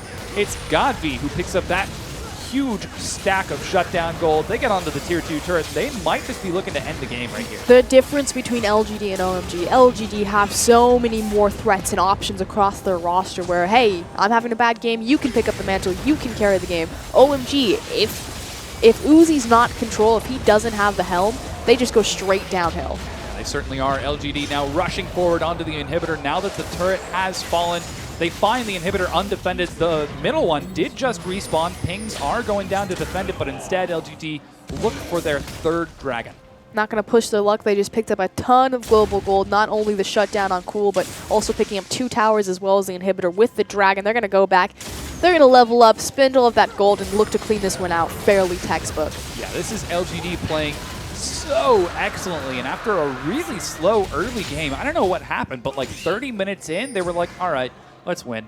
Well, and boom, it just accelerated. To be fair to LGD, they've always had a fairly weak early game because, again, their jungler in TBQ isn't the strongest. And to be fair to TBQ, he was facing against the likes of Insect, Dandy, Cacao. So there was a long list where he had to get in line and kind of rank up there. But their early game has always been pretty suspect, very slow. And it's really that mid-game when, again, PYL is getting involved with the team, helping navigate them and micromanage them across the map, leading these team fights. So with that, you can see it's opening up to a 15-kill advantage, nearly 11,000 gold.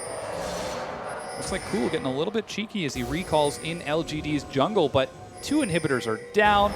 Should be an easy siege to break down this last inhibitor. Flame waiting with the home guard teleport, not on Hecarim, but on Rumble, as Xiang is forced to recall the base to help try to defend, but Imp does so much damage here. Same thing with Flame. I mean, there are so many different damage sources from LGD. They're going to get onto this inhibitor now. OMG trying to spread out so they don't get caught in another Glacial Prison, but they can't find a way in. Ooh, there goes the parallel convergence. They find TBQ a little bit. He's taking a lot of damage, but he's the tank. He goes low. Is he going to go down? He does go down. Uzi gets the kill. Xiang will trade his life over as Imp does so much. Cool staggers without Flame, dodges the damage with his Zhonya's flash play from PYL onto Cool as Imp chases away the remaining carries. Cool continues to run for his life. He's staggering it out in the back line, but the inhibitor goes down. Godvi and Imp are mostly untouched here as they're getting onto the important objectives. Imp, is he going to fall fate for this? He spell shields the stun and destroys Cool. The rest of LGD are on the Nexus. They're going to take this series 2-0 over OMG. What a beautiful spell shield. That was pretty much the game summed up in one little movement right there. So Godfrey's not even smiling. He's like, yeah, just another day in the office. Yeah. Flame coming up huge, performing, I mean, above and beyond anything Acorn did in the first game. So I actually feel like Flame is on the rise, whereas Acorn's a little bit plateaued as far as his performance individually in-game. We'll see. We don't have the largest sample size of Flame,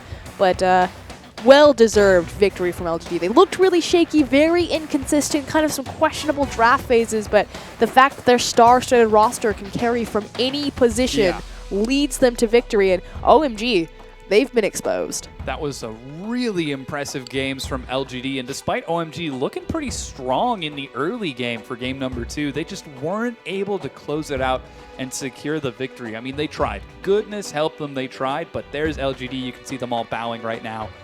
Oh man, great play. Amazing play from LGD. That was the LGD that we saw in playoffs. That's the skill ceiling that we know is capable from them. And it didn't even seem like it was that they were at their ceiling just yet. Like, they were still taking their leisurely time. Like, oh, we'll go for a ward here. Well, you also have to think their composition was really about Sejuani because, yeah, Flame did well, Godvi was fantastic, but TBQ, I mean, we've thrown a little bit of shade at him, but he performed great that game. I think he had like 21 assists or something ridiculous like that. In the last team fight, he actually died before getting off his glacial prison. So that was kind of a misstep, but it didn't matter. LGD were too far ahead, but because it's a Sejuani and she takes time to ramp up into the team fights, it makes sense that LGD would have a slower build before all the action exploded. Because obviously she's not going to be that potent in the lane phase. And we saw how effective TBQ was that game. Once again, Flame doing excellent as well. But that's going to be it for us. It's LGD who take the series 2-0 over OMG. Now, we've got more exciting matches coming up for you, along with a fresh set of voices, too. So don't go anywhere. The LPL English broadcast will be right back.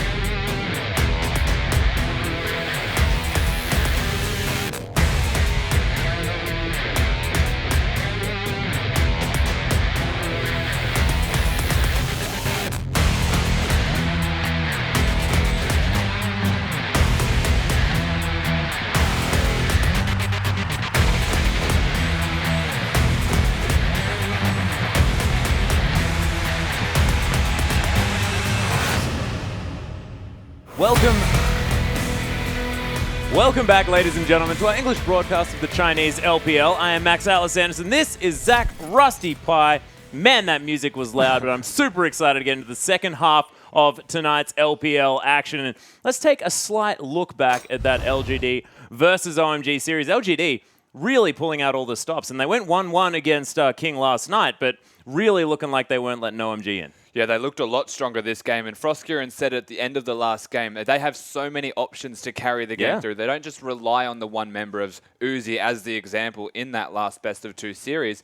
Anyone can go big. In that last game, though, Flame was massive. Flame was gigantic, and of course, I just love it. Every single time we talk about Flame, we're like, oh, the 1v1, the sort of massive solo carry for the team oftentimes, of course, looking back on his CJ Blaze days. Now playing Rumble, he's a team fighter, massive kill participation, things like that. It's just really weird thinking about, Speaking of kills, though. Speaking of kills, indeed. A massive gold lead at the end of that game, and there he is, 10-1 and 13. Flame really carrying that last one through, and no surprises picking up the MVP. Yeah, even in fights where TBQ was not hitting the Sejuani ultimate, Flame just comes up massive, puts down the equalizers in relevant positions. This is an example of this that. This is one of the perfect examples of that where... Actually, no, TBQ I think he hit that one. Yeah. But you can see Flame's equalizer in the perfect position, overheats and Zonias at the same time, just burning everyone down in these games. And I mean, it's so impressive to see him do this amount of work when he doesn't necessarily have the team backing him in all of the fights. And it is what we mentioned about LGD, having multiple options to carry them through a game. Flame stepped up massive in this game. Godv was ahead at the start, but of course this Rumble just unbelievable. Yeah, sort of the golden flamethrower himself, going into that Zhonya's mode and just burning everyone down in the back line. And it's great to see the fact that Flame can play this aggressive style in the middle of a team fight whilst on this sort of highly team fight oriented carry that isn't like that of, the Kennen that we're used to seeing him on back in the day. And it's very different to Acorn's style, who's a massive Rumble player himself. Yeah, it's very different the way that he's playing. And of course, Rumble not being the tank, but the second he gets that Zonias, you essentially are the pseudo-tank that can be in the front line and bait spells to be used on you. But it's all about that equalizer placement, and that was what he did exceptionally. Yeah, and Flame definitely a carry. So, look, massive kudos to him. Of course, wasn't necessarily the first choice for LGD to take into that top lane. Of course, Acorn seen a little bit more play than the old Flame, but Flame looking fantastic, and especially on the Rift, not to mention just in real life in general, because we've got to have one of those cheeky throwouts because that man is pretty handsome. But let's move on to our next game. It is going to be, of course, King taking on Unlimited Potential.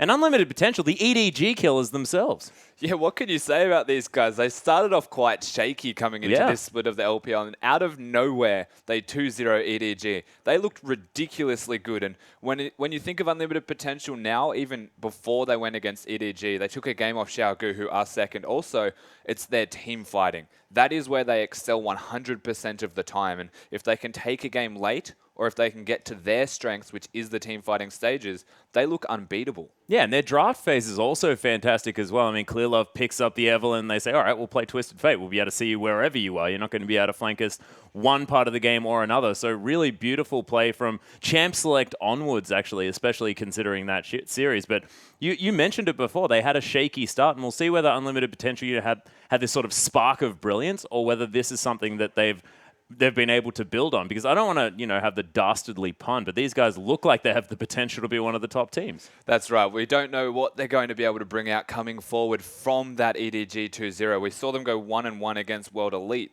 and that is a questionable result in and of itself. Of course, the game they lost, World Elite got everything they could ever want more. But in saying that, going 1-1 against a side like World Elite after going 2-0 against EDG, they don't seem to have found their stride yet. They're still searching for their identity. Yeah, we're not necessarily going to equate them with consistent just yet. Speaking of inconsistent, we can start with the King lineup here, ladies and gentlemen. Perfect segue, because these guys have definitely looked up and down, and it is largely off the back of their new top laner, Insec, who is, of course, originally a jungler. But look, picks up the Yasuo in back-to-back games. First one didn't go so great, but then picks up a massive victory on the next. And Huey, you can see, has been able to get on that Gragas and the Rek'Sai. Still fantastic on the Rek'Sai, but look, his champion pool doesn't necessarily seem that deep, and they don't pick up a lot of victories unless he's on one of these early game powerhouses. But I want to talk about Korn. His echo was unbelievable last night. Korn is a phenomenal Echo, and you can see besides the Echo, even the champion pool that he has is super diverse. They're able to play anything, might even be forcing those Echo bans. Yeah, looking at diversity, we've got Jinx and Sivir. Name making sure that he's hopping on either of those this time around. Zero on the Brad hype train, most definitely. They picked that super high in the draft last night. We'll see whether they are going to prioritize it relatively highly this time around as well. You can see he's got a bit of a grin on his face. I think he wants to go on a magical journey, Rusty. And look, I'm ready to go there with him because I do like his Bard play. His Tempered Fate, some of them have been miraculously good. Others have been a little bit wonky. I was looking through the statistics for Bard before in the win rate, and it's about 20%.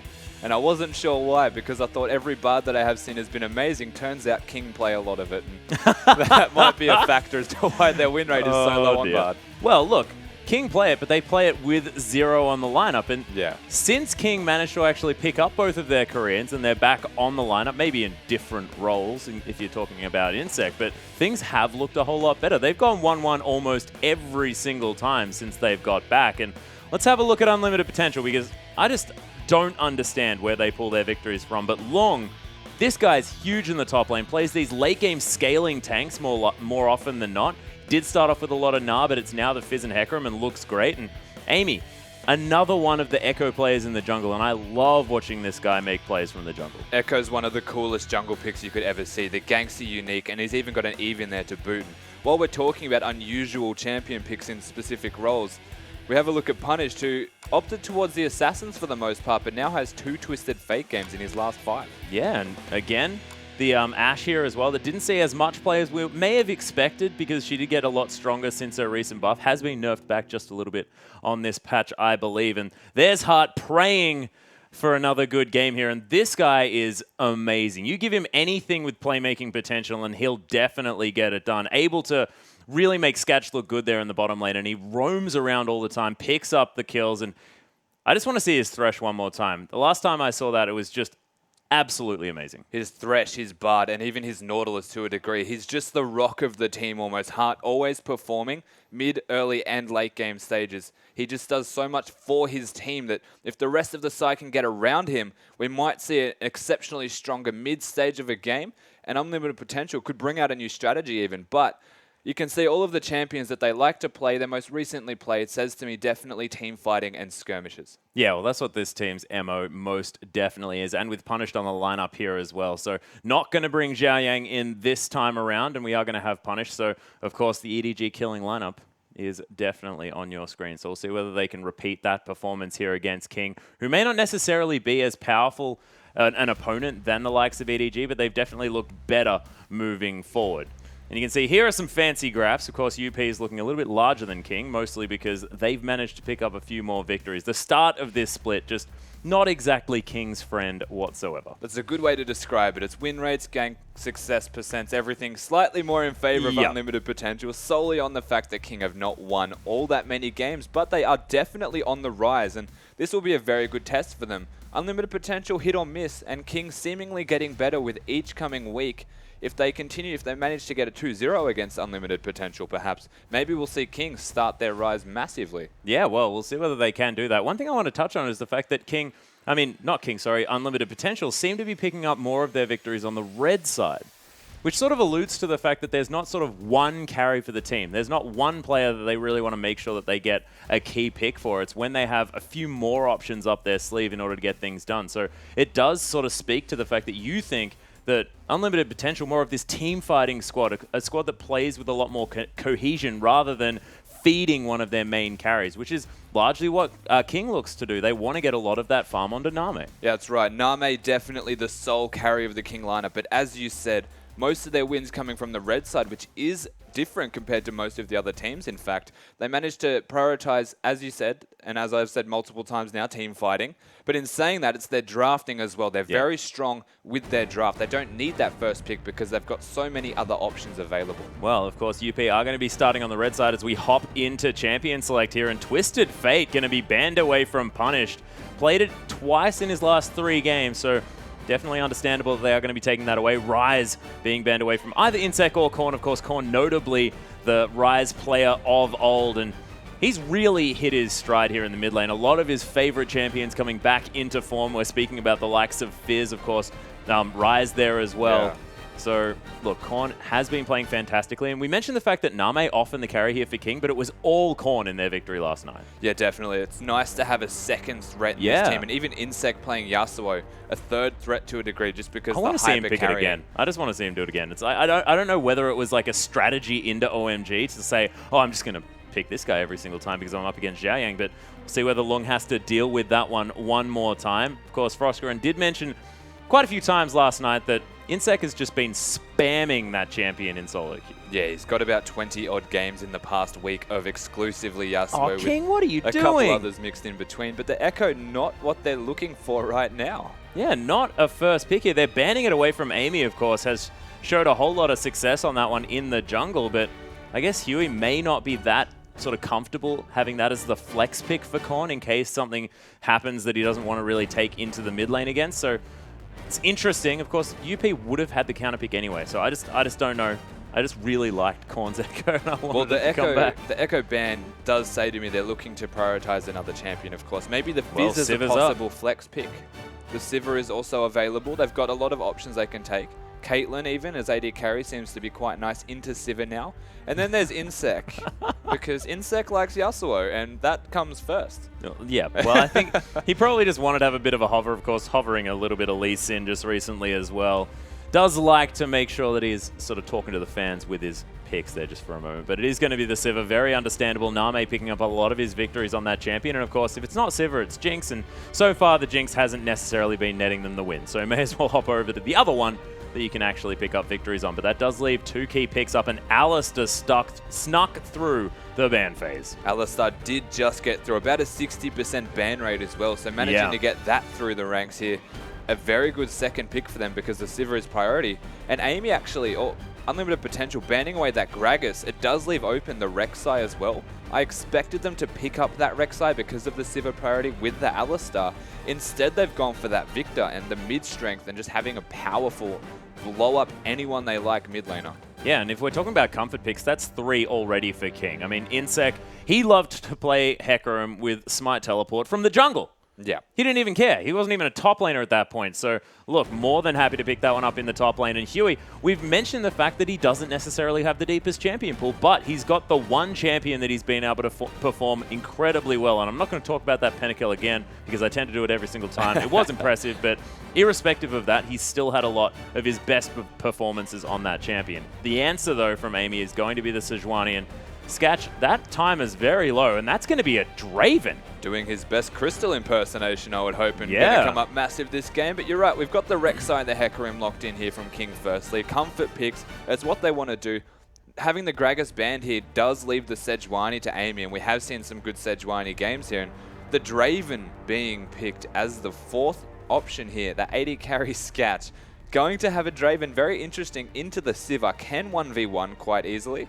Yeah, well, and I guess, you know, you have just a whole lot more duel potential as a Draven against a Sivir. You're oppressive in lane. You're really able to push them out. Of course, King, are they going to look for a lane swap? Because they've picked a Draven for a lot of lane power, plus a Sejuani on the side of unlimited potential. And often you see a Sejuani team comp want a lane swap anyway. Yeah, but because they've got the Draven Alistair, I highly doubt they'll look for the lane swap. There is a chance that unlimited potential will, and just leave the Draven by himself to give him free levels. And then just cash in or just attempt to cash in once. It's kind of an all or nothing strategy on those Draven adoration stacks. But in saying that, the Sivir usually wants to lane swap in her own right, and I wouldn't be 2v2ing against an Alistair Draven if I was a Sivir, regardless of my support.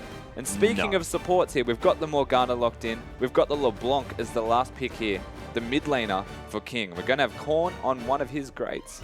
Yeah, and Korn's sort of able to pick up another one of these assassins as well, and we saw him really ducking around the fights, doing fantastic things, and that is a Riven top, ladies and gentlemen. Long is going back to his days of a carry top laner and really bringing it to Insect, and I don't know, it seems like disrespect to me. Yeah, hold up, what Korn's playing anymore doesn't matter. We've got ourselves a Riven into the Hecarim. That's ridiculous. I cannot wait. The aggression, you're right, it's going to be there, and maybe he's just trying to put Insect under pressure. We've seen the Smite matchup. Maybe the Riven won't might go for Ignite perhaps, gives you a little bit of extra early kill pressure where Riven does sort of, I would even say, struggle against the Hecarim. It's quite a risky pick. Well, it's interesting because, of course, Hecarim likes to run around a lane and just use that rampage, and you don't take the creep aggro, and she's just going to want to be fighting you at all stages, irrespective of the creep wave. So, look, we'll see whether he can use that dash, pick up a whole bunch of shielding and help himself out, but it's going to be an exciting lane. As we go down the rosters, though, Huey against Amy here with the Rek'Sai into the Sejuani. Pretty clearly different as far as the power points are concerned. Rek'Sai able to get a few more things done during the early game, and level 6 is when Sejuani's really going to hit her stride. The mid lane going to be explosive as well, but Name versus Sketch, this lane is going to be super hard for King to deal with if it is a 2v2. Yeah, one of the mismatches of the draft at the moment. And then you have a look at the Alistar and the Morgana. So a big front line here from Unlimited Potential. Yeah. Playing to their strengths, looking to get that team fight. But King's team comp as well is extremely good in its own right. They have a lot of power picks in their lineup. Yeah, and there's the fact as well that, look, Alistar acts as a pseudo mega tank as well in the front line, because you have that unbreakable will. You can make sure that you're not taking a crap ton of damage very, very early. So, look, they've got the 2 tanks. They can move forward with the Riven for some extra damage. The AoE, massive damage with that Wind Slash. And look, let's hop into the game and see how it goes.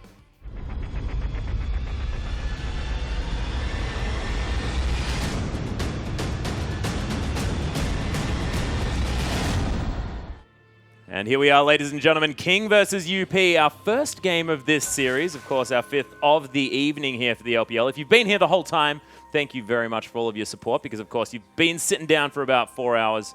And, man, because this... Yeah, that's a Riven. Yep, that is a Riven. That is a Riven. So just don't turn off your browsers or anything like that and reload. That is, in fact, a Riven in the LPL. Okay, and look, we'll see how it goes. While we're in a lull at the moment, King just expecting Unlimited Potential to come to this particular bush, which is very unlikely. Unlimited Potential sitting in their 5-point fan.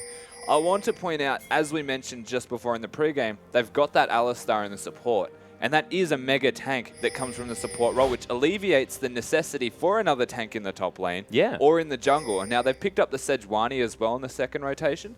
That allowed Lung go whatever he wanted in the whole world as long as he's comfortable into the matchup against the Hecarim. And I mean, from the looks of it, he's going to start in the jungle and go straight into that top lane. They're going to get the standard, except King don't want that at all. No, King not looking for it. They don't want to lane against Draven. I do not blame them at all myself. And look, there are no deep wards being put down. It's not one of these sort of heavy invade situations where they're looking to get those lane swap wards down. Instead, it's going to be a free lane swap here for King, and it's going to mean that Sketch going to pick up a bunch of adoration stacks, but more importantly, Name avoids getting axes to the face over and over again. Yeah, it's kind of a big deal avoiding the axes to the face. Siva and Morgana both starting in the top lane, getting the lane swap in their favor. They're the ones putting this into effect. So we'll see what Unlimited Potential look to do in response to this. You can already tell that Heart, being a bit of a pest, going to go have a look at that red buff. And you can see Korn as well, actually taking the Q first, which is interesting. Often you see LeBlancs take that distortion, but wants to just have a little bit of that ranged harass available. And Punished, of course, trading very well with a shield on his Q. It's actually a clever adaptation to go for that Q first against the Victor is insane. Oh, yeah, you're not going to be able to get that Grump, buddy. Nope, not a chance. But mostly because Grump's on the other side of the map and it's a crow. Well, I mean, yeah. Let's not talk about logistics or names or anything. The point's the same. He almost died from it. That is true. Oh, actually, Zero, and we're heading up to this top side of the map. Going to knock up himself a red buff here as he doesn't want to take the aggro. Dark Binding lands, but they're outmanned here due to the fact that Name has stayed in that top side. Smite is good from Amy, but our King finished here. Dark Binding was just back off cooldown, but not going to be looking for anything just yet, and just harassing them out in the jungle here a little bit. Yeah, just being pests. The Morgana's free to be completely unlocked, do as she would like, and Rek'Sai just looking to kind of just take away that red buff and assuming it was a vertical jungle, so to speak, or diagonal even, because they started at the red buff. So a nice adaptation here from Huey to go from red to red and try and control that jungle for 3-buff start and have the threat of diving. But speaking of, Alistar is deciding to do a 2-on-2 lane with a Riven. Yeah, it's sort of like the tanky bruiser meta from Season 1 back in effect. Almost. Just not a Taric. Yeah, it reminds me of Shen Garen, you know? The beautiful lanes of old. No, the best one was Blitz Shaco. That's not a lane. Yes, it was. It was the best Season 1 lane to ever exist. Hooked them into Jack in the boxes. You've got a weird obsession with Shaco. Yes, I do. All right, all that aside, though, how's this going to work out? Because, of course, this is a lot of the reason why Riven didn't see a lot of play in competitive due to the fact that lane swaps are a thing, and Riven does want to sort of be that menace in lane and get these 1v1s happening. Of course, you can't get that when you have to be walking around with a cow in the top lane. Yeah, and you can't even stun people because they've got Morgana here on Zero to just use that black shield, completely negate any all-in attempts that you will have. So at the moment, they're just content with trying to get farm onto Lung, and hopefully when it swaps back, he's in a great position where he can essentially 1v1 the Hecarim, irrespective of the CS at that stage. So depending on how long Name actually wants to stay in this top lane and have the 2v2 with Lung, it will indicate how strong the Hecarim's going to be once the swap comes back into effect, and if the Riven can 1v1. But at the moment, quite content farming. Well, trying to anyway, has missed a cannon creep, very upsetting, but does mean that Insect not yet in lane, not going to be having the same treatment here with the support help. Yeah, and then the threat of a freeze is definitely about to become extremely real for Lung as he starts to lose all of that health, and Name and Zero harassing them out. The minions pushing in favor of King towards their turret, and they can kind of do as they would like right now, and they did pick up that cannon, so they're winning. Yeah, Heart actually did try to do some funny business with the Triumphant Roar, give it a little bit more health so that Name missed the CS, but didn't happen. Name, of course, too cluey there. Does like farming with this man. Yeah, the mid lane at the moment actually has a sizable CS lead for the LeBlanc, which is definitely worth noting because Victor has a lot of lane pressure, whereas LeBlanc, if you look to consistently and repeatedly trade with your opponent, you run out of mana very quickly. Yeah, and Punished actually using the laser just there. Korn able to pick up this farm under turret, and he's been doing a fantastic job of that thus far. Really sort of misses that CS, so sort of ruins my whole point just a little bit, but still. On LeBlanc, there's a few tricks that you can do, but it is a little bit tricky to nail every single one of them, as Amy is going to poke his head into the jungle here. Doesn't quite have level 6 just yet. In fact, has level 3. So these junglers probably don't want to butt heads if you're a UP fan. Not at all. Amy needs some time, ramp up to that level 6 and have a big impact once the ultimate comes available. And one of the small tricks for a LeBlanc to last in on the tower, by the way, is to put 2 levels in your queue, as we are seeing now, as he goes to max that Distort straight after. Ah, interesting. So you get enough damage to take out the caster creeps after 1 turret bolt. Yeah. Brilliant. I learned how to play LeBlanc today. Heart is going to pulverize Zero. He gets headbutted back into Long. Nice black shield just to make sure that he doesn't get stunned up, but UP unable to find anything more, and there's the Dark Binding on the Heart at the same time. Zero nailing the skill shots. Is going to mean that UP, with the multiple members of King in the top side of the map, in fact, both teams top side of the map, are going to try and take advantage of it, take down this turret. Heart actually takes a lot of damage here. Whoa! Whoa! That was aggressive. He had no mana. Yeah, couldn't get the headbutt off, so Heart just sort of sheepishly maneuvering back to base now to pick up some more resources. That was interesting. Oh, Huey's making his way in here. Punish gets knocked up. Nice shield from the barrier as he flashes out of the way, but Huey answers it. The flash forward from Korn to try and steal it away from the jungler, but it doesn't even work.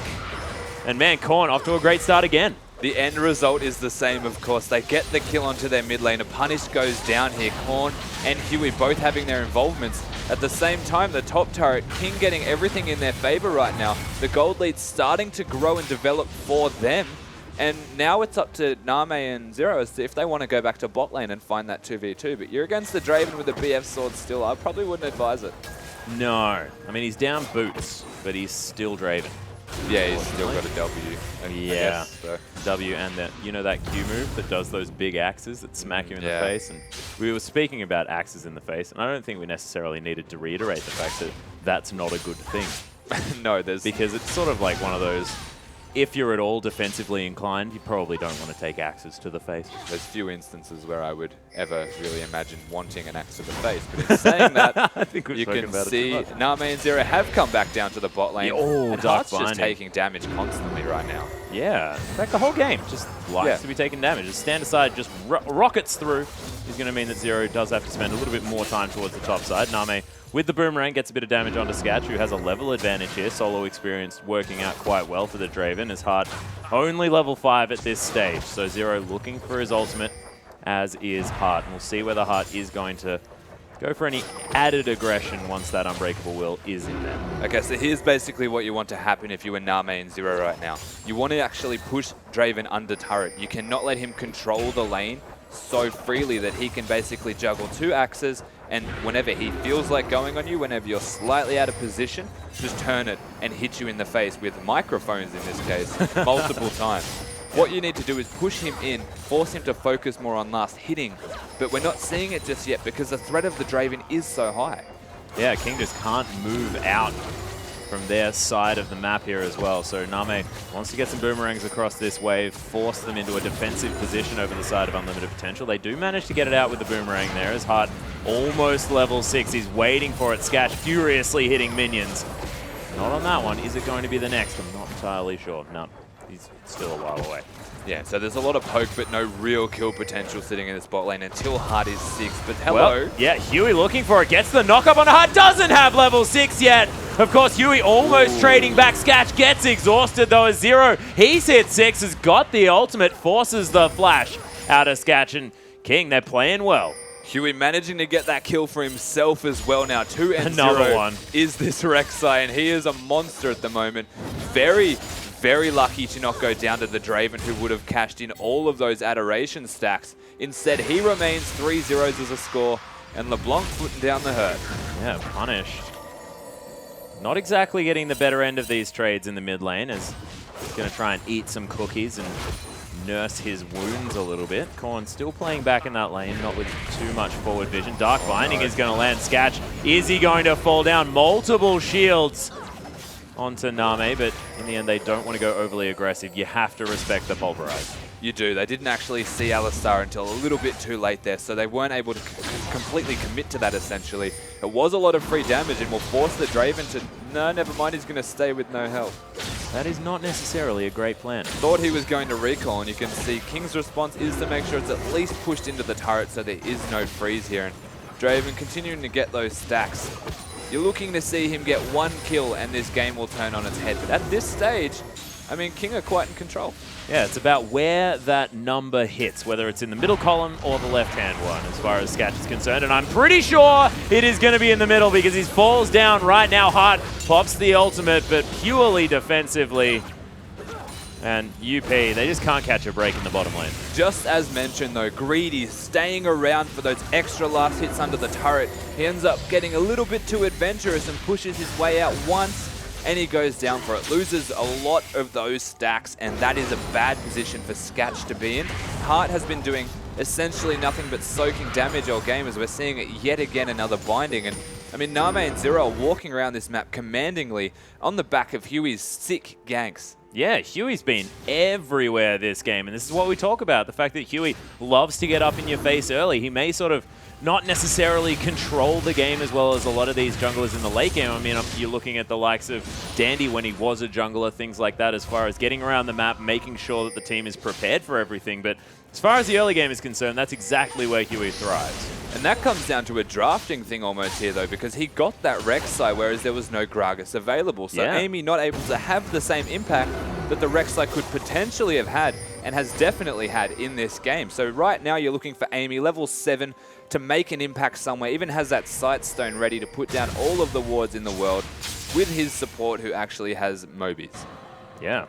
Already picking up the mobility boots of both of our supports here as well, so they're going to be zipping around the map. Korn distorting his way around here, and I just want to talk about how the draft phase went, because Unlimited Potential put a lot of emphasis onto picking up both the Alistar and the Victor, and both of these champions have been punished in their respective roles. They have, the first picks have been struggling. Of course, the Alistar always going to be relevant, the Victor always going to be able to blow people up, so they just haven't ramped up as quickly as the side of King have. But again, just to reiterate, that Sejuani being available now to give them that big team fight. All it will take is one good fight for this Unlimited Potential side, and they could snowball themselves all the way to a victory, perhaps.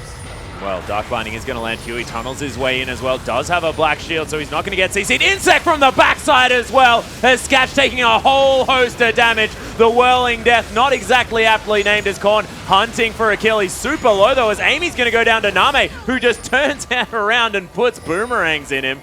Punished wants to find something. They do have the Tremor Sense available, and Name might be looking for a kill onto Long. Punish is going to go back to base, and we'll see whether King take the Dragon or whether they just leave. For about the 16th time this game already, Zero hits another Dark Binding onto Heart, and that is what started it all. Insect straight away with that teleport, decimating everyone in the backline. They get Scatch down again, and try as they might. I don't know how Name did that. That was unbelievable. Spell shielding is not even going to get hit by the laser beam as Name just blows the heal to get out of the way. So picks up a kill, and he waited on that spell shield to get it on the pulverize instead of the headbutt. And that's why my brain went to mush. Easy as she does it right now. The bot lane basically carrying their team through it with Huey, and Insect just coming in to reap the rewards with that teleport in the last fight. Right now, it is so unbelievably in control of King, even though the gold isn't that massive a difference. Only 4K. At 14 minutes, that is big. Well, yeah, exactly. And it's only one turret down as well. And King, they might just move around this map and pick up all of the extra resources that they can grab because they've got a whole lot of control considering that kill line. And when you've got Huey running around the jungle 3-0-1, you know that on the side of UP, they just cannot freely walk through their own just because there could be a Rek'Sai there with a whole host of items. That is right. And then being a 3-0-1 Rek'Sai enables you to actually team fight a lot sooner as well because you're the one with all of the gold. And what is a Rek'Sai going to be capable of doing if not team fighting later in the game? It accelerates your entire team forward. And then you've got a 2-0-3 Sivir. You've got Khorne, who's always going to be doing immense amounts of damage and is getting that blue buff at the same time as Punished. I would say King are capable of very handily taking a team fight out right now. Yeah, and then they've got the late game insurance of the Hecarim as well on top of everything. So, of course, a Draven, not exactly known for his mobility, is just going to get Hecarim'd in the late game. And I'm really questioning Scatch's decision picking up this champion just because Hecarim is on the Rift. So don't play something that's just going to get onslaughted. I mean, I agree. I like that he needed the damage and decided to go for Draven. It's good into the lane that they were opting for, the 2v2, but they didn't get that. And now you're stuck as a Draven against what is a big pony that can blow you up. So it's an afterthought, of course, that maybe that wasn't the right idea for them. In saying that, they picked up a Draven and a Riven. Perhaps one, not two, was the right idea. Yeah, potentially, but we'll see whether UP can pull it around as far as this team fighting phase is concerned. As you mentioned, only 2,000. Wow. Oh my goodness, Punish! That was so close as Khorne goes back to his distortion a little bit too early. Doesn't get the chain proc. Does mean that Punish does have to go back, but holy cow. Punished actually should have died there. A small mistake from Khorne. He had the spell shield on him and he was actually safe to secure that kill, go back to the distort. Instead, they don't get the kill, but they are getting the turret, and they're getting a second one, in fact. Yeah, so they've taken the whole outer ring and straight away destroy the inner turret in the mid lane, and that just unlocks all of the map here for King, and they're going to be able to start starving unlimited potential out of resources from their own jungle. Basically, yeah. And it wasn't even a distort that did that much damage either, now I think about it. It was literally just a 3-spell combo. Yeah, it was the QRE. Yep, and now they're in a very bad predicament, as you said, to get potentially starved of resources. The one rule of most mid laners and ADCs is to not be in the same lane together for a prolonged period of time farming, and at the moment we've got a Draven and a Victor holding hands. Yeah, and you don't want to do that. Of course, they can be friends, but just be friends over the phone from a different lane. Yeah, exactly. You want to be in a different lane. It's about efficiency and long getting distance all of the friendship is farm. all you can do, really. Exactly. Not going to fish for more of these analogies, as Name's going to easily shove up this wave on the bottom side of the map. Huey's there as well as Long. Having some pressure here on the top side. Does stun up Insect for a moment, but Insect not too worried about it at this stage. That Sapphire Crystal is there, and massive heads-up move. Just going to get the heck out of the lane. Says Amy, yep, okay, welcome. You can have the outer turret. I'm just going to go back. Yeah, meanwhile, in the bot lane, the Morgana sitting at the side trying his best to get those binds down. They're going to get another turret most likely here if they continue to commit. Name wants it. Yeah, there's the flash forward from Heart, though. Knocks Name back. Does have a spell shield. Multiple spell shields as Whirling Death. Not going to get the work done. With you on the hunt, they are going to run the heck away from this one. And it means that Heart can't do that for another 5 minutes. So they keep the turret in the end there, and they get the top turret. Insect having a very rough time here against Long. It's the fact that you have to go for that Cinderhulk and you only have health. I maybe would have even questioned his build path here, opting straight into the Cinderhulk when he could have left it at a Balmy Cinder and got some armor, knowing that the lanes were going to swap back. Instead, he finds himself about 40 CS down right now on this Riven. And that's actually a big factor for Unlimited Potential in maybe winning team fights. Yeah, well, he's going to go back now, hopefully picking himself up the likes of a Glacial Shroud, something like that, get himself along in this lane. But look, when that Frozen Heart comes in, you have to think that Insect not going to have as much of a problem in the lane. It starts to become like that, the time bomb essentially of getting these items, the item timings. Once that Frozen Heart is available, the Hecarim is going to be in a very comfortable position to at the very least deal with the split push of a Riven, and that is always going to be an ever-present threat. The Riven is most likely going to continue to split push here for the side of Unlimited Potential. And I mean, that's questionable given the rest of their team comp. They want to fight. They've got the Sejuani and the Alistar. They've got a Draven and a Victor even, who are just massive for team fights, but they're finding themselves further and further behind against what is a double spell shield and a super hard scaling comp. Yeah, and I just really love the adaptation here. Like, let's pick up as many spell shields as we can and make sure that Heart on the Alistar wants to be the playmaker, can't get onto the carries whatsoever because you've got spell shields, you're going to have Black Shield hanging around as well in the hands of Zero, and if Korn or Name get slightly out of position, it's not as punishing because they just throw down all the shields and move away. That's right. They've also got even the on the hunt from the Sivir as well. So everything available for them to disengage. If Alistar decides to use that Flash Pulve, as we saw, managing to get out quite all right with their lives. Yeah. I mean, it's the example of the team's drafting, essentially, where you look at the side of Unlimited Potential and it raises some eyebrows. The Riven, the Draven in one team as well. And then you've got a Victor. So you're looking at essentially a no mobility. Draven has move speed. Riven's a little bit hippity-hoppity, but you never really know.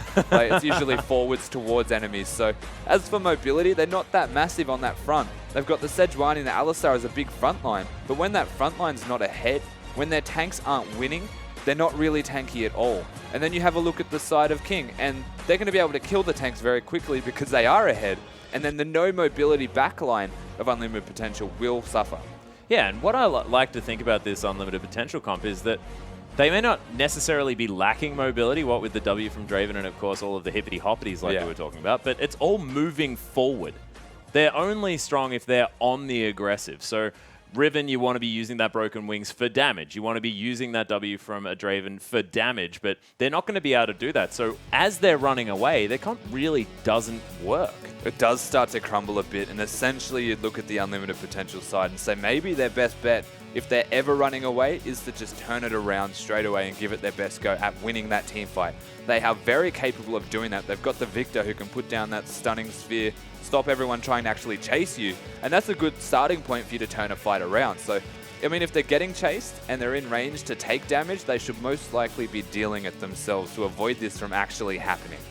Yeah, well, we'll see what they actually do as we get through this pause, ladies and gentlemen. Just letting you know, a lot of the players are getting back into this game. A few slight issues. We are going to be well underway very, very soon. You can see lots of things going on. Technicians working on computers left, right, and center, and we will be back into the game ASAP. And I'm excited to see whether Unlimited Potential can pull it all together, because I want to see this comp when it is working, because that's when it gets very exciting. That's right, and when it is working, it is going at the side of King. So the sooner they can close this gold discrepancy, find themselves a split pushing Riven while she still has that strength and capability of 1v1ing with Insect, then maybe they can get themselves closer by taking down some turrets or just getting some picks. Again, the Riven is probably one of the key factors in this, unless the Alistar has his flash available. The Sejuani not really having an impact so far, but all of the members of Unlimited Potential have the threat of picking someone. It's just coming down to, I guess it starts with vision control. And then vision control when you're losing a game and you're a side that wants to run offensively is always questionable. Well, we'll see whether they can pull it together. And look, I'm excited to see how it works. Of course, nice little transition there. Yeah. Cute stuff. So welcome back to the cast desk, ladies and gentlemen. We are going to be out of this pause, very, very soon. And yeah, look, I'm just worried. Just because Zero has been nailing these Dark Bindings. That first dragon that UP arguably wanted to snowball off. I mean, they had the Glacial Prison all ready for them. They could have got down that ultimate. Amy has shown that he's a fantastic Sejuani. Made it through the early game sort of without getting too much of a problem. Nailed that smite on the red buffs to secure that one away from Huey. But since then, everything's been going wrong, and it's mostly Sketch and Hart in the bottom lane who were talking up. And do you think it might be something sort of wrong with the synergy on the bottom side of the map? I don't think it's a synergy issue whatsoever. It's just Zero hitting these ridiculous bindings that just It's like, what's wrong with you, Zero? You're too good. Forcing you into an awkward position where you're just an Alistar soaking damage the entire time. And a Draven isn't really able to trade it too much when the bind hits because Sivir can throw that long-range boomerang. There's no actual answer. So at the moment, it's entirely on the fact that Morgana is hitting everything ever. And then you've got Huey, who's putting pressure in all these relevant positions. Yeah, and as far as how Draven works, I mean, is there going to be a stage where Sketch can get that sneaky kill potentially in the mid-game after farming out a little bit, cash in some of these Adoration stacks and find a power point? Or do you really need to get those stacks making money for you early? You don't necessarily need them early, but sooner rather than later is always the goal here because a Draven can snowball out of control if he gets a little bit ahead and can find a single kill, because with every kill you get more gold and then you have more items and it's easy to get those kills. Of course, it just makes sense. Yeah. In saying that, you don't have a item spike as such where you can just instantly turn it on and get all those stacks. You have a Bloodthirster first for the most part. It's more of a sustained trade and then random all-in with the rest of your team. You're always going to be strong in a 1v1, but it's going to have to happen soon for this Draven if he's looking to utilize his passive and get those stacks on board for him to ramp up ahead of the side of King. Yeah, well, we'll see whether they can actually get that done because it's looking a little bit dire for the Unlimited Potential team, and we'll see whether it's going to be sort of something that they look to in the ban phase as well come the next game, because I think the Sivir has a massive red mark on her head at the moment. Name, it seems to be that when he gets that champion, he's able to pick up the victories, and we've spoken about this many, many times. OMG was sort of discovered in our last series saying, look, you ban away Maokai and Sivir, and what are you going to do? Well, you're just going to lose. Basically, yes. So the Sivir is a fairly big concern at the moment. We've seen the utility behind the spell shield, even with the Morgana, the double spell shield at the moment. It works super well. Yeah, well, ladies and gentlemen, we are having a few computer issues, but we will be pausing it just for one moment. We'll be back very, very shortly.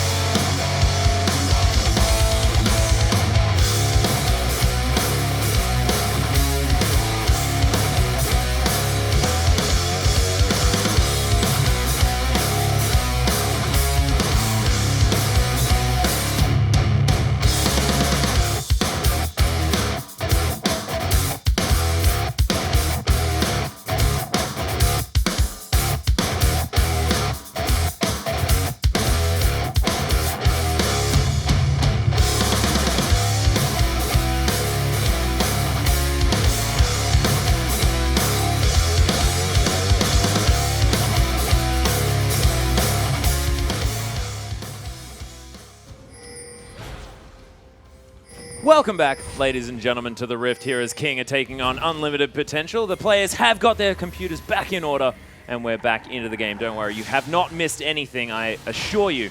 The pause has just finished. Dark Binding does go wide. 0. Uncharacteristically missing that one, and Lung going to take down a Gromp just to make sure he's staying ahead of the curve as far as that farm is concerned. You can see Insect there in the top side, able to pick up all the components of his Frozen Heart, in fact. Yeah, he's actually got the entire Frozen Heart completed as you mentioned it. Yes, you've cursed yourself in that sense, but Multiple times. 10 seconds on the Dragon. Most likely going to be King's control of the Dragon Pit. We'll see if Unlimited Potential actually want to contest this one. They do have a fairly big ribbon with those Lucidity Boots completed and a pickaxe working on most likely that last Whisper. It's a good chance for them to fight. The Bloodthirster finished for Scouch as well. Yeah, so Bloodthirster is a big deal for Scatch. Of course, it does almost have his potentially last Whisper. Could be going for that Infinity Edge second build, which I do actually like on the likes of Draven. But with all of this armor built up, I would understand sort of the Archer build to come into this Draven. Yeah, it seems to be more of a Crystal style. You want that last Whisper, so... Yeah, Crystal tends to build weird stuff, so he builds like Trinity Force third and stuff like that. Yeah, Trinity Force is good. Yeah, well it is. You actually like Trinity Force most champions. Yeah.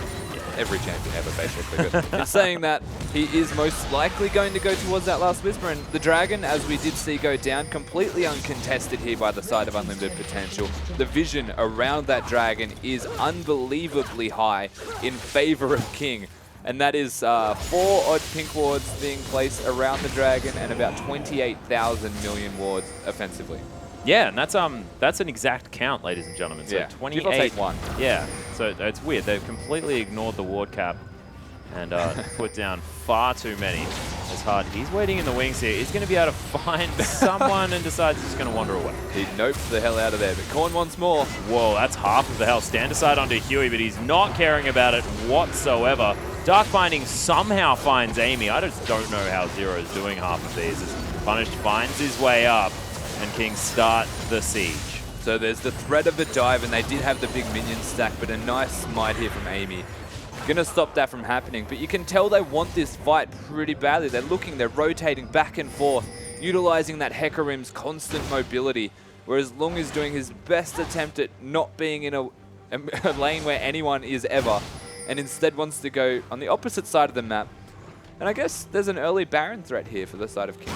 Yeah, potentially, if they can sort of maneuver themselves around. Of course, Lung does have the teleport available, so look, he will be able to get there in time, but King just know exactly where UP are.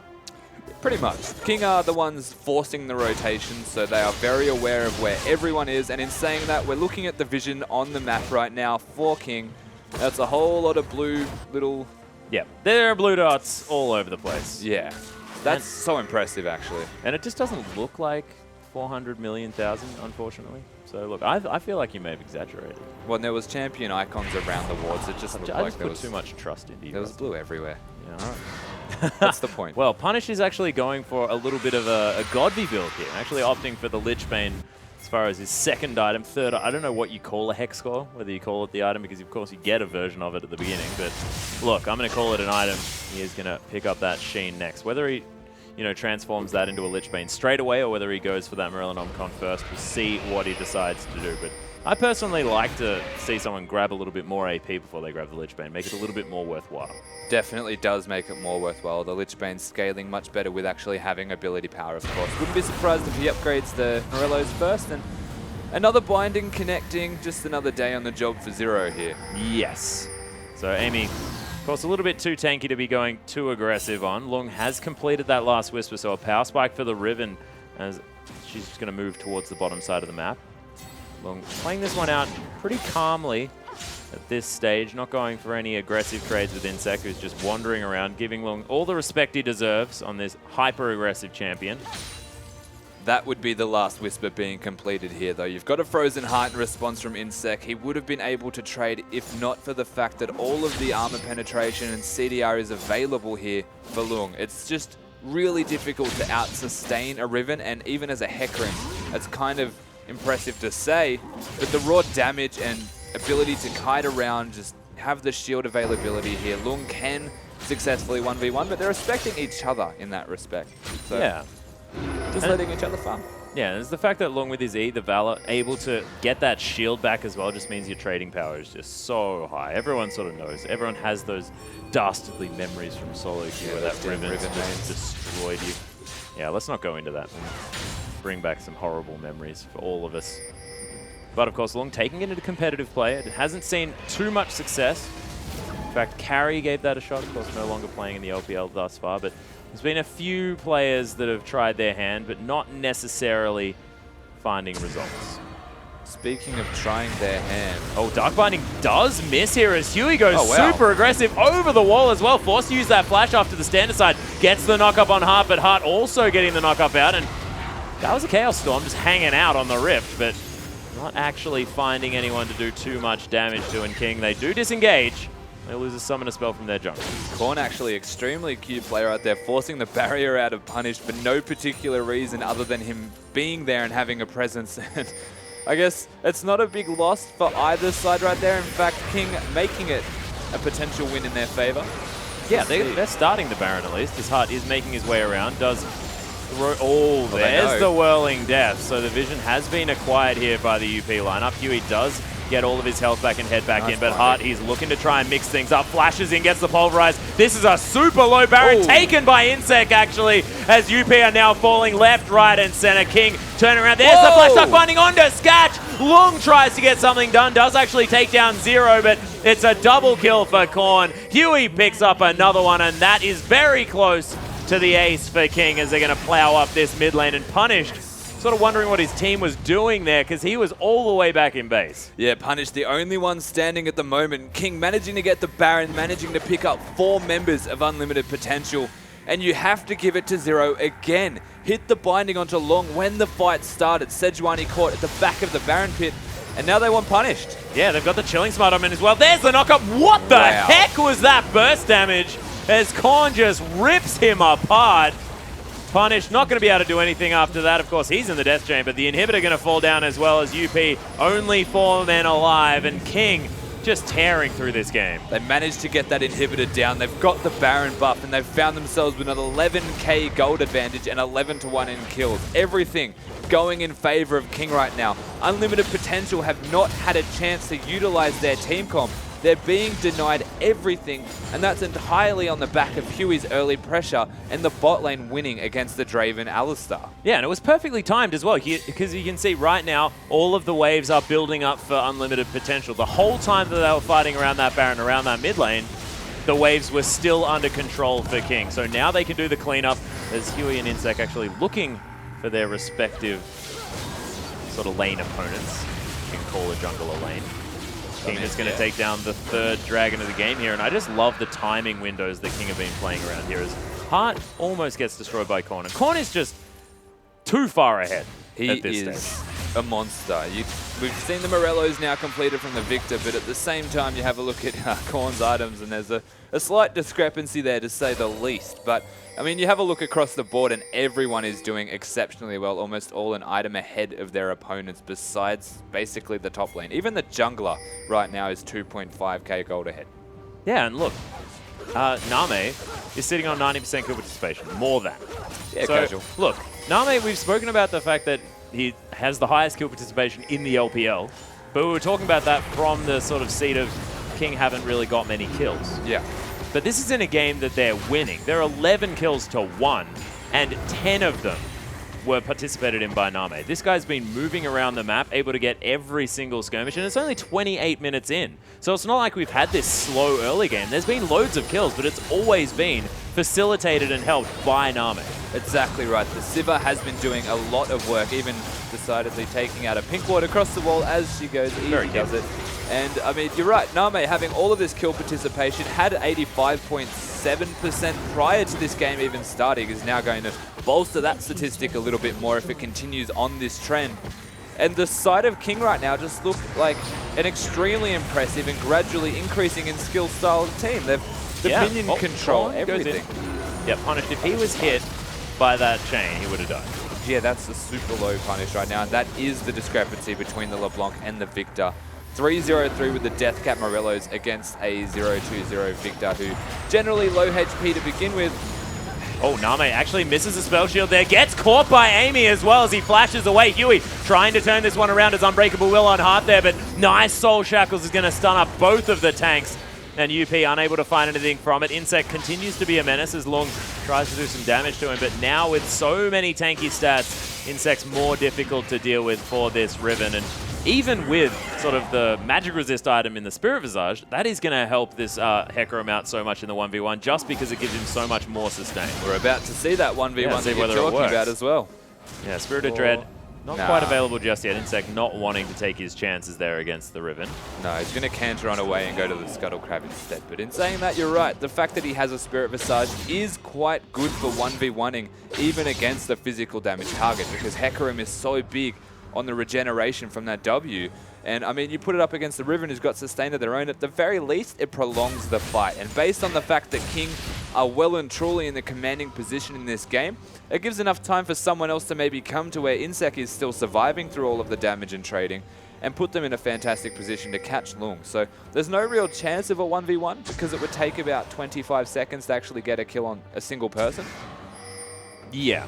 So, look, we'll see whether anything can come of Lung's Riven play thus far, just because, like we mentioned, Insect able to tank up for a lot longer than would otherwise be expected, especially considering the matchup that he was in. And he's been able to catch up a whole lot in that farm as well, just because he was split pushing for so long. Teleport onto the bottom side, though, as Sketch might have been out of position. He's trying to run as quickly as possible as Huey makes his way in. Oh, there's the tunnel. Doesn't get the knock-up as there's the binding as well onto Amy. Korn dashes through, does get a chain onto a minion as Insect. He's got Lung. Lung is super dead in this fight. Whirling Death gonna find Huey and Insect, but man, Insect is all up in everyone's face. Double kill now for Name as he's getting the auto attacks off. Chaos Storm from Punish, trying to get something back. But Huey, he wants to turn it around again. There's the smite, flashes onto Sketch, gets the knock up. Now Name tries to get some more work done, but Insect might have actually found Sketch. That distort that was a quarter of his health. Yep, casual kill there. And again, on the back of another Morgana binding. Completely caught out of position here. They find the Riven trying to farm. They find Scats trying to farm, sorry. They catch him completely out of position again. They force a fight. This King lineup are looking really strong. Yeah, King looking fantastic and picking up momentum from their victory over OMG, who was sitting pretty firmly at the top of their standings, now in third position as Hart does manage to get one.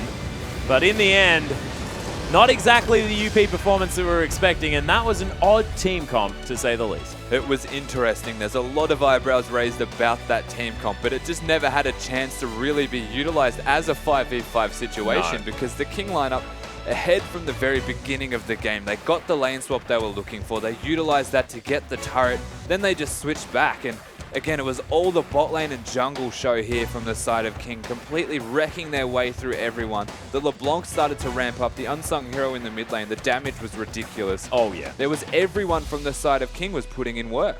Yeah, and I think that was like a 5-0-5 performance in the end by Korn, but 5-0-10 for Name. 15 out of 16 as far as the kill participation was concerned. And this Sivir, I mean, didn't necessarily make flashy plays, but was always there getting the extra damage down. And Name, the glue that holds this team together, really looking like he's putting his business shoes on this side of the game. And man, Korn as well, just destroying people. I want to see what happens next game.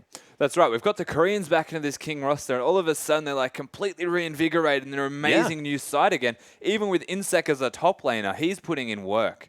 Yeah, well, we'll see what happens. It is, of course, a 2-game series, so we are going to have a short break, but when we return, Game 2 between King and Unlimited Potential.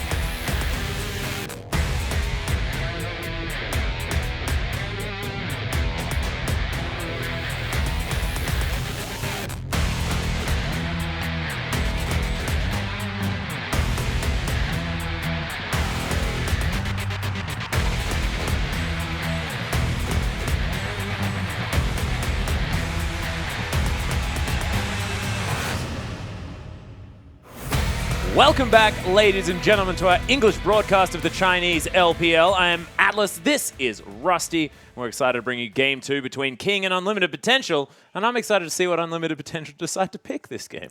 I have a few questions. I think they might be changing their draft up just a little bit, as we saw the result last game quite heavily in favor of King. 16-2 in kills, and even the building stat is just ridiculous. Yeah, out of control, of course. That jungle control. But look, Huey actually picks himself up the MVP, 4-0-10. Definitely a fantastic one. And this guy's deserving of a few MVPs, especially when he picks up the Rek'Sai. Let's just have a look. Ganks Punish just says, yeah, your first round picked Victor. We'll just kill it for you. Try as you might, corner steal that one. That was going to go to Huey. And again, not just the mid lane. Huey able to gank everywhere. He did the same thing in top, I believe, earlier in the game. 2-0-1 at that stage with that kill. And again, having this early pressure, the Sejuani could not provide, the drafting going so well for King, and then Huey actually playing it to perfection, getting his team the eye in on a lead, and they capitalized on that so well. Yeah, they certainly did, off the back of a whole lot of aggressive plays, and it was almost like Huey wanted to pick up the kills early on because he transitioned it into so many tanky stats that he was able to just be this gigantic frontline in the mid game where sort of this Riven was going to sort of spike and the Draven as well. So, of course, able to really provide sort of a platform for the rest of the team to really go off. And Korn and Name definitely did that. Essentially winning the game through having a bigger front line. You had a look at the last draft, the Riven, the Victor, the Draven even, like the no mobility provided, and then you're up against the Rek'Sai who was fed, Insec who was massive on that horse, and I mean, their front line was just so big, it overwhelmed the side of Unlimited Potential. They never actually had their team comp come to fruition and actually do what it was designed to do. And maybe it was an afterthought of their draft and how it wasn't necessarily the strongest draft up against a very good meta draft. But my biggest question about the entirety of that, they gave Sivir over for free.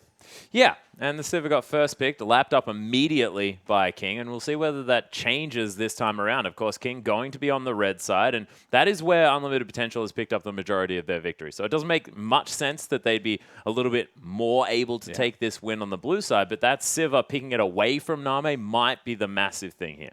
Yeah, you need to take that Sivir into consideration. Of course, there's many other options with the Kalista, everything available, but in saying that, now that you are the first pick, maybe you don't need to ban it, and maybe King do.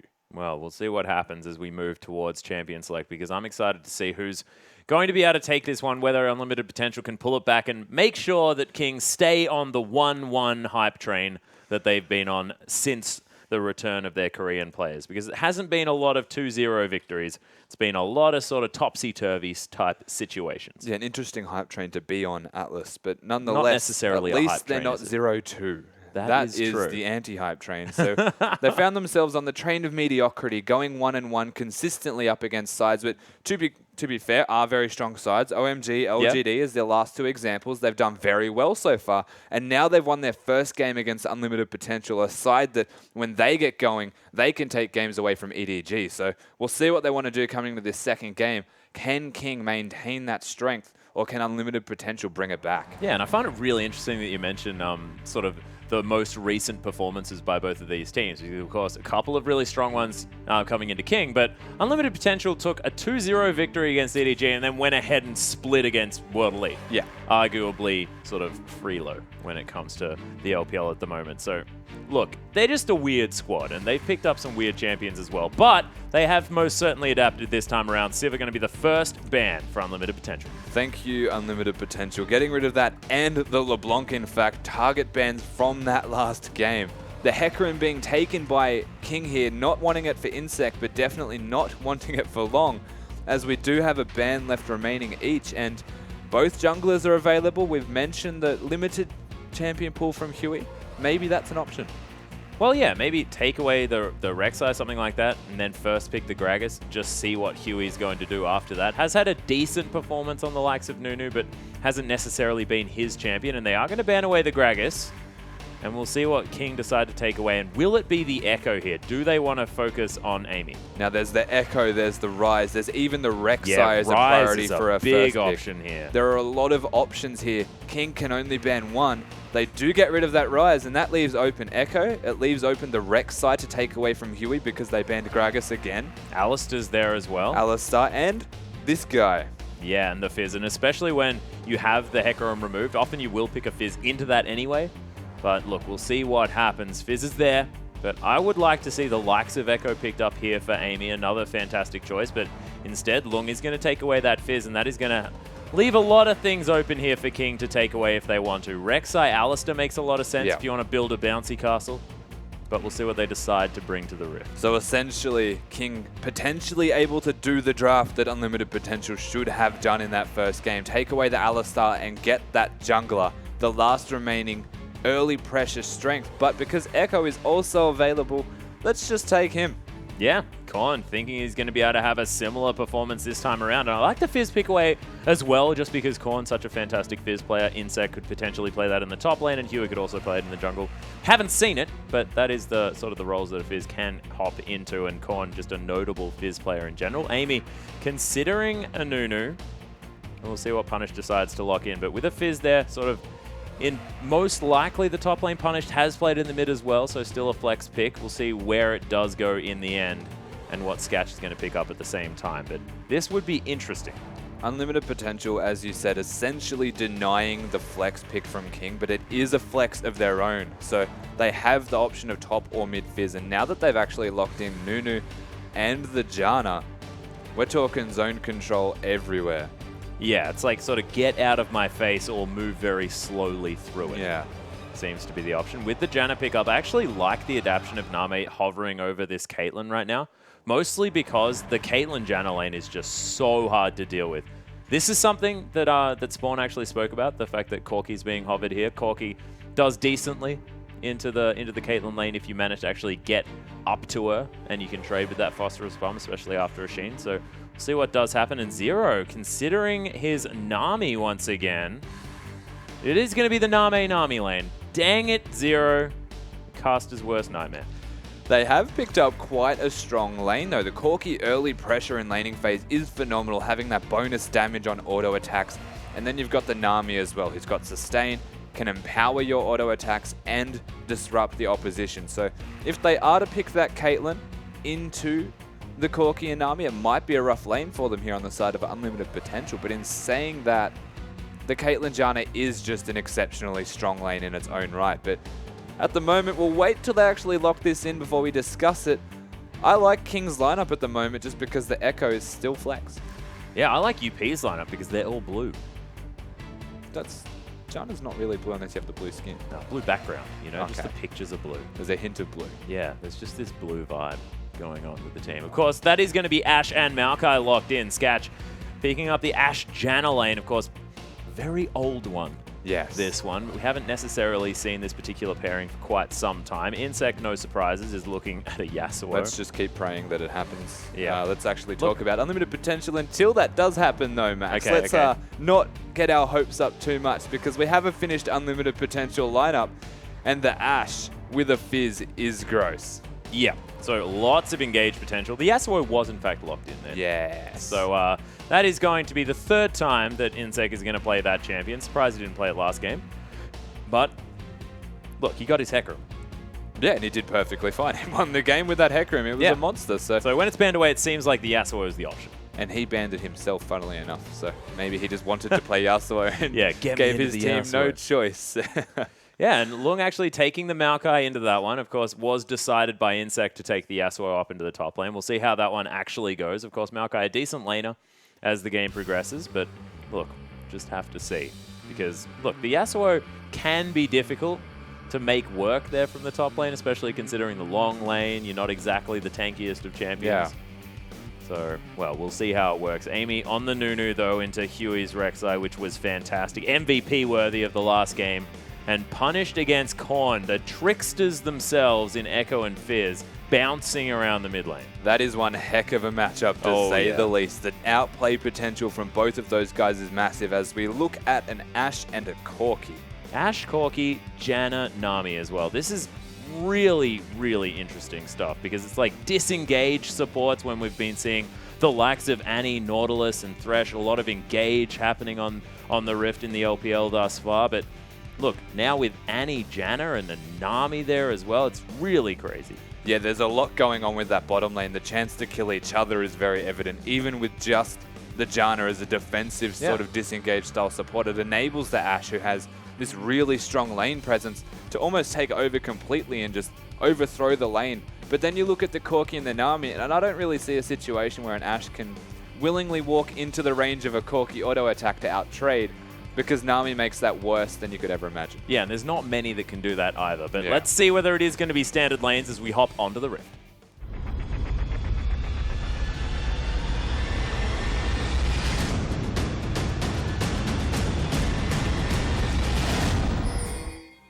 Welcome to Summoner's Rift, ladies and gentlemen, as UP are taking on King for the second match, or the second game of this match. UP actually with some very deep movements here. Zero going to spot them out. There's the Aqua Prison onto two members. The triple knockup from Huey as they're trying to get that damage down. Amy just walking forward is going to die for first blood. Insec going to pick that one up, but King are not done yet. Korn makes his way around, gets the slow with the time winder. The heal comes out from Sketch as Insec does get the Q off, doesn't have the E to close the distance, and Sketch gets caught by the knockup. Does Korn have the slow? He does. Zero with the Aqua Prison, nails it for the last hit. What is happening? And King are continuing the onslaught of pressure, where whether Korn can land the Zero's time got the winder is bubble the soon. question. It's up now.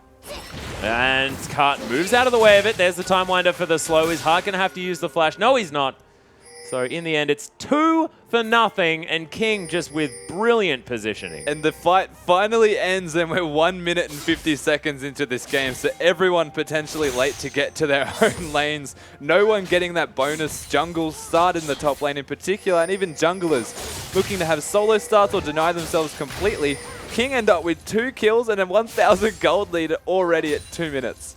Yeah, that's going to weigh on UP's mind for the rest of this game as well. These early invades that get advantages for a team that's already with a momentum advantage. Oh, it's just horrible to deal with. We'll see whether UP can rally and get themselves back into this one as Earth the Nami T in this bottom lane. With King Zero himself. Yeah, it's adorable. There's another Aqua Prison though, as Sketch going to have that shield broken immediately, but a lot of damage actually from this Ashe early game. So level 1 bot lane right now between both of these teams, even experience, does tend to favor the Ashe and the Janna, because Corki only having the one spell can be shielded, and Nami opting for that bubble. You don't have a lot of threat, but now that they're level 2 against each other, you have that extra damage from Corki's auto attacks or Nami's auto attacks, and the kill pressure becomes very serious. Yeah, Tycaller's Blessing actually picked up here by Nami as Sketch narrowly avoiding that Phosphorus Bomb actually. And there is a lot of foes coming down in this lane. Korn uses the E to dash out of the way. Nice work. And this lane is just super interesting, just because of the intricate plays that can come out. What you're going to dodge with the Playful Trickster, what you're going to dash out of the way of. Oh, that was close. Oh man, yeah, Huey actually manages to get the buff. Consolation prize for Amy. Yep, not too bad. Yeah, gets a couple of little ones. And they are actually relatively important. Yeah, they give a fair bit of gold, really. Yeah. But was that actually Huey locking down to the second red buff? Was that a 3 buff? No, it wasn't. That was a 2 buff at the very least. I think Nunu went the long way and got the blue buff, so they're both starting with a 2 buff start. Yes. Okay, so Rek'Sai was sitting on a couple of red buffs as opposed to being able to grab his own blue. So Amy heading over to the blue buff of his own is going to be able to lock that one down theoretically. Is at the Wolves at the moment. We'll see whether Huey can get anything done. And this bottom lane does tend to be the point of focus at the moment. Really, we'll see what is going to happen as we move forward. And it's all about these Aqua Prisons. Nami sort of a little bit one-dimensional in that fact, just because if you hit them, you're going to do well in the lane. If you don't, you're not. But there's the Valkyrie aggressively. The flash into the Aqua Prison. Nami gets exhausted as the last auto attack. Zero nails it with the auto. And I was going to say first blood, but that's the 3rd kill of the game, but the first in the laning phase. What feels like first blood is actually the 3rd, and again, that level advantage that comes out quite strong here for Name and Zero. Find themselves with a kill onto Sketch. Did not have his flash available either from that level 1 engage. And while we're talking about who is stronger from the level 1, have a look at Insect's items. Basically had that 4 laning phase. And on paper, you look at Long and say that it's actually a favorable matchup for the Maokai ever so slightly. I did not know you could win Wall Arcane Smash. Yeah. Very cute. Today you've learned. TIL. Actually, Huey coming through for an engagement here is punished. Oh, is the W going to land. Parallel Convergence is flashed out of the way of, and Korn is going to get himself a little bit of a shield, but not much else there, as now Punish without that Summoner spell is still pretty tricksy on this Fizz, but it does need to be a little bit more careful. Yeah, actually blowing the flash away from Punished is a big deal for this matchup, and it's a very intricate but cute matchup almost, because Punished can get completely outplayed by Korn using that dash to dodge the troll pole. So there's a lot of tricky and intricate outplay potential between them. We'll see what happens once they get 6 though, because that opens up to a whole new world. Yeah, there are a whole different level of opportunities, but as soon as you have sort of a burst assassin, Echo tends to do fantastically well. You use that Chrono Break and you negate a lot of what's happening there, as King with a huge wave on the bottom side of the map, and Nami just going to try and get rid of that with his Phosphorus Bomb. I meant Nami. Name. Oh, goodness. This is so frustrating. Yeah, I can already feel the pain coming up. But they're more so trying to keep it at a frozen position. They pushed those minions because they were all super low and they needed to actually get the last hits, but waiting for Huey to come in. Another aggressive Valkyrie from Name, as he's taking actually a lot of damage. There's the flash into the knockup though. Nice Howling Gale to stop anything more there, as Sketch trying to turn it around. Name forced to use the flash. Is he going to survive though, as he hard flashes forward? Doesn't get there. Still in fact had the heal, but Huey's going to fall down. Oh, the bubble indeed. Name picks himself up another kill. As UP actually not finished here on the bottom side of the map. Long did, of course, fall down for that kill, but they traded for Huey, and King now moving down. They're and looking so many pings. Insect uses the Wind Wall to stop the Howling Gale. Parallel Convergence comes down. Flashes from Korn. He's going to get the stun, and the Time Winder almost locks it down. Insect nails it in the end, as Name is going to have to use that Valkyrie to get away. Punish just going to Urchin Strike on top of his face, but it might be a sacrificial play here, as he doesn't quite have the Playful Trickster available just yet, and Insect nets himself another kill. King just going off right there, finding kills on the back of a smart and very well-timed engage from Huey. Gets turned around by Amy though, and the teleport comes through at the same time from Long. So started to turn around in favor of unlimited potential, and then straight away, this King Cavalry essentially just come through in full force, find themselves with some more kills in favor of their side yet again. And now they've got the Dragon readily available for them. It is 2 to 6 in kills, and they're fighting themselves further and further ahead with every fight. Yeah, and I'm just looking down this King lineup. 2-0-2 on Insect's Yasuo, and 1-0-3 on this Echo as well from Korn. These are the assassins that they want to be getting kills on, and they've got so many at 8 minutes into the game already. So really powering through thus far. A longsword, a cheeky Zeal as well for Insect as he goes back to shop, and Korn still yet to pick up his items yet. So, man, things only going to get worse for UP moving forward in this game. But I guess they don't necessarily have the hyper tank in the likes of Maokai for the late game, so UP might be able to hang on and get to that stage, but it's going to be difficult. They do have the capabilities to hang on, of course. They've got very good disengage. They've got a relatively high level of wave clear if it came down to a siege threat. They've got the assassins to make the picks. They've got the Ash Arrow as well. So they've got all of the makings of, at the very least, staying in this game or finding themselves getting further ahead from picks that they can make. We'll see what the Ash can actually do, though, as the game starts to progress. It will be very interesting to see if an Ash Arrow actually results in a kill, or if the side of King can do what they just did there and turn around an unfavorable start and have a favorable ending. Yeah, and what's your opinion on this Ash build? Of course, we haven't necessarily seen too many of the blue Ashes come out. Of course, I remember Genja picking that item up, but didn't really work out for him when he was playing it. But we have seen this pick up a little bit more momentum. I mean, personally, not a big fan of the blue Ash build. You kind of would rather be doing damage, I suppose, and you're sacrificing a lot of that damage to force yourself into a high level of mana sustain and lower cooldowns to throw out more arrows. You've committed yourself to not being a carry. You've forced yourself to being more of a facilitator for the rest of your team. And you look at the rest of the side of unlimited potential here, no one else is really going to be able to blow people up besides Punished and Scatch. So you've now got the blue Ash, who's not going to be doing as much as a raw damage Ash, and you've got tanks to boot. So you've got one threat now, and it's Punished. Yeah, so all on the back of this Fizz. He stayed up in farm, has picked himself up a kill as well as he grabbed one in the bottom lane. But not sure whether that's going to be enough. Acro Prison again landing in the bottom lane. Parallel Convergence trying to get a stun. Korn just putting it in the right position this time around. Finding his way in. Nice use of the Time Winder onto Heart. Loses half of his health, but Huey's going to go down first. Korn does need to be careful. Uses the ultimate, so much damage as long as Solo. Heart's going to get caught. Another Aqua Prison. Name trying to turn it around underneath everything, but the flash from Punish is going to lock him down. It's a double kill for the Fizz, and we were talking about Fizz needing to get ahead, and UP come up with a positive trade and 2 extra kills on that guy. They now find themselves with a 3-1 Fizz, which is exactly as we said where it needs to be, and this is a big step for Unlimited Potential. That whole fight actually going quite well, an aggressive dive from King, whilst Ash just chilling in the top lane, split pushing, gets some farm. So all in all, a successful scenario there for Unlimited Potential.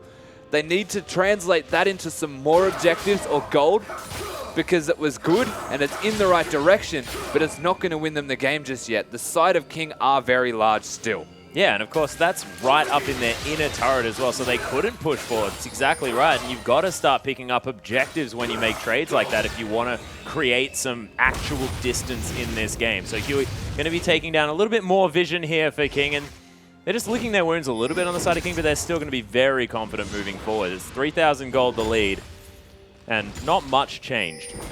No, basically nothing really changed from that. Just the fact that the Fizz got 2 extra kills. That's as that important. Morello's now, it is a big factor.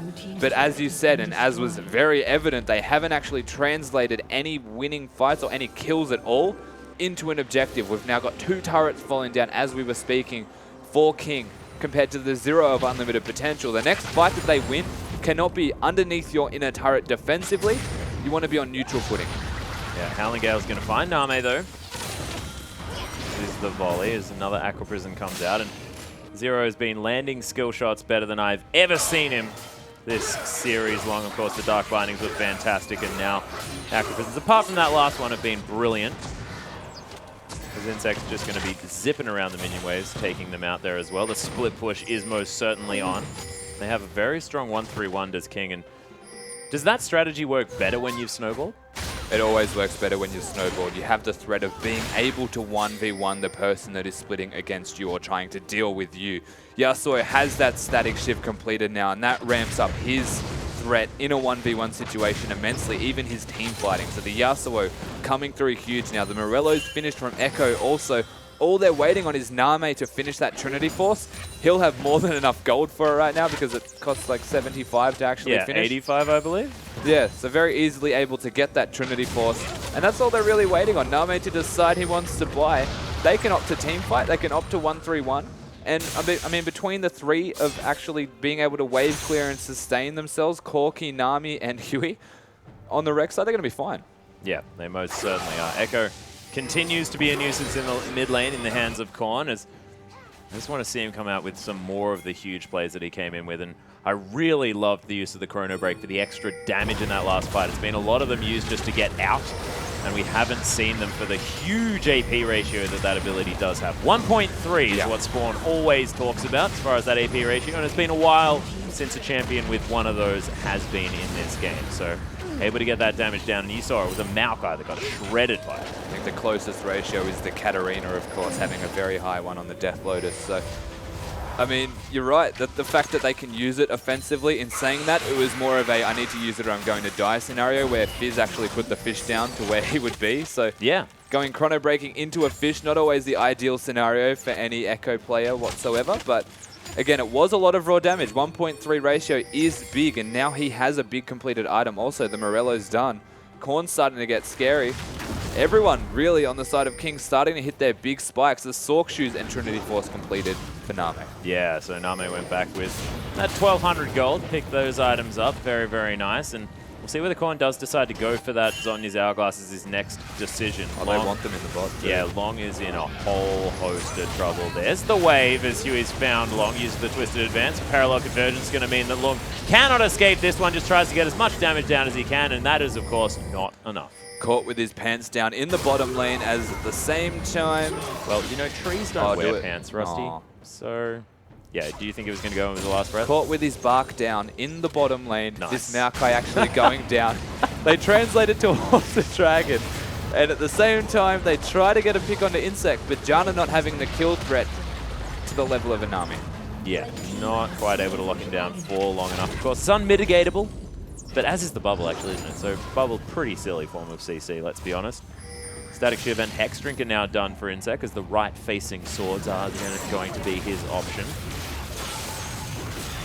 Yeah, I mean, really, even the Hex Drink are done here. Everyone on King's starting to hit those big item spikes. And then you have a look at the side of Unlimited Potential. And I don't want to touch too much on how much I dislike the Ashe build, but when does that really hit a power spike? I could never tell you. It's only when the arrow is available. I think it's like when you get a Muramana and a Brutalizer and you finish the last Whisper or something, wouldn't you then have lots of volley damage? You would have a lot of raw armor penetration, and you're always going to be able to do damage. Even now, of course, Ashe's volley actually one of the better one-on-one in terms of damage output abilities. Okay. But in saying that, you compare that to a Phosphorus Bomb from Corki with 1 auto attack, and unless you're at that 5 auto attack level on your Q, Sketch is going to have a very hard time as that Snowball went through the wind wall.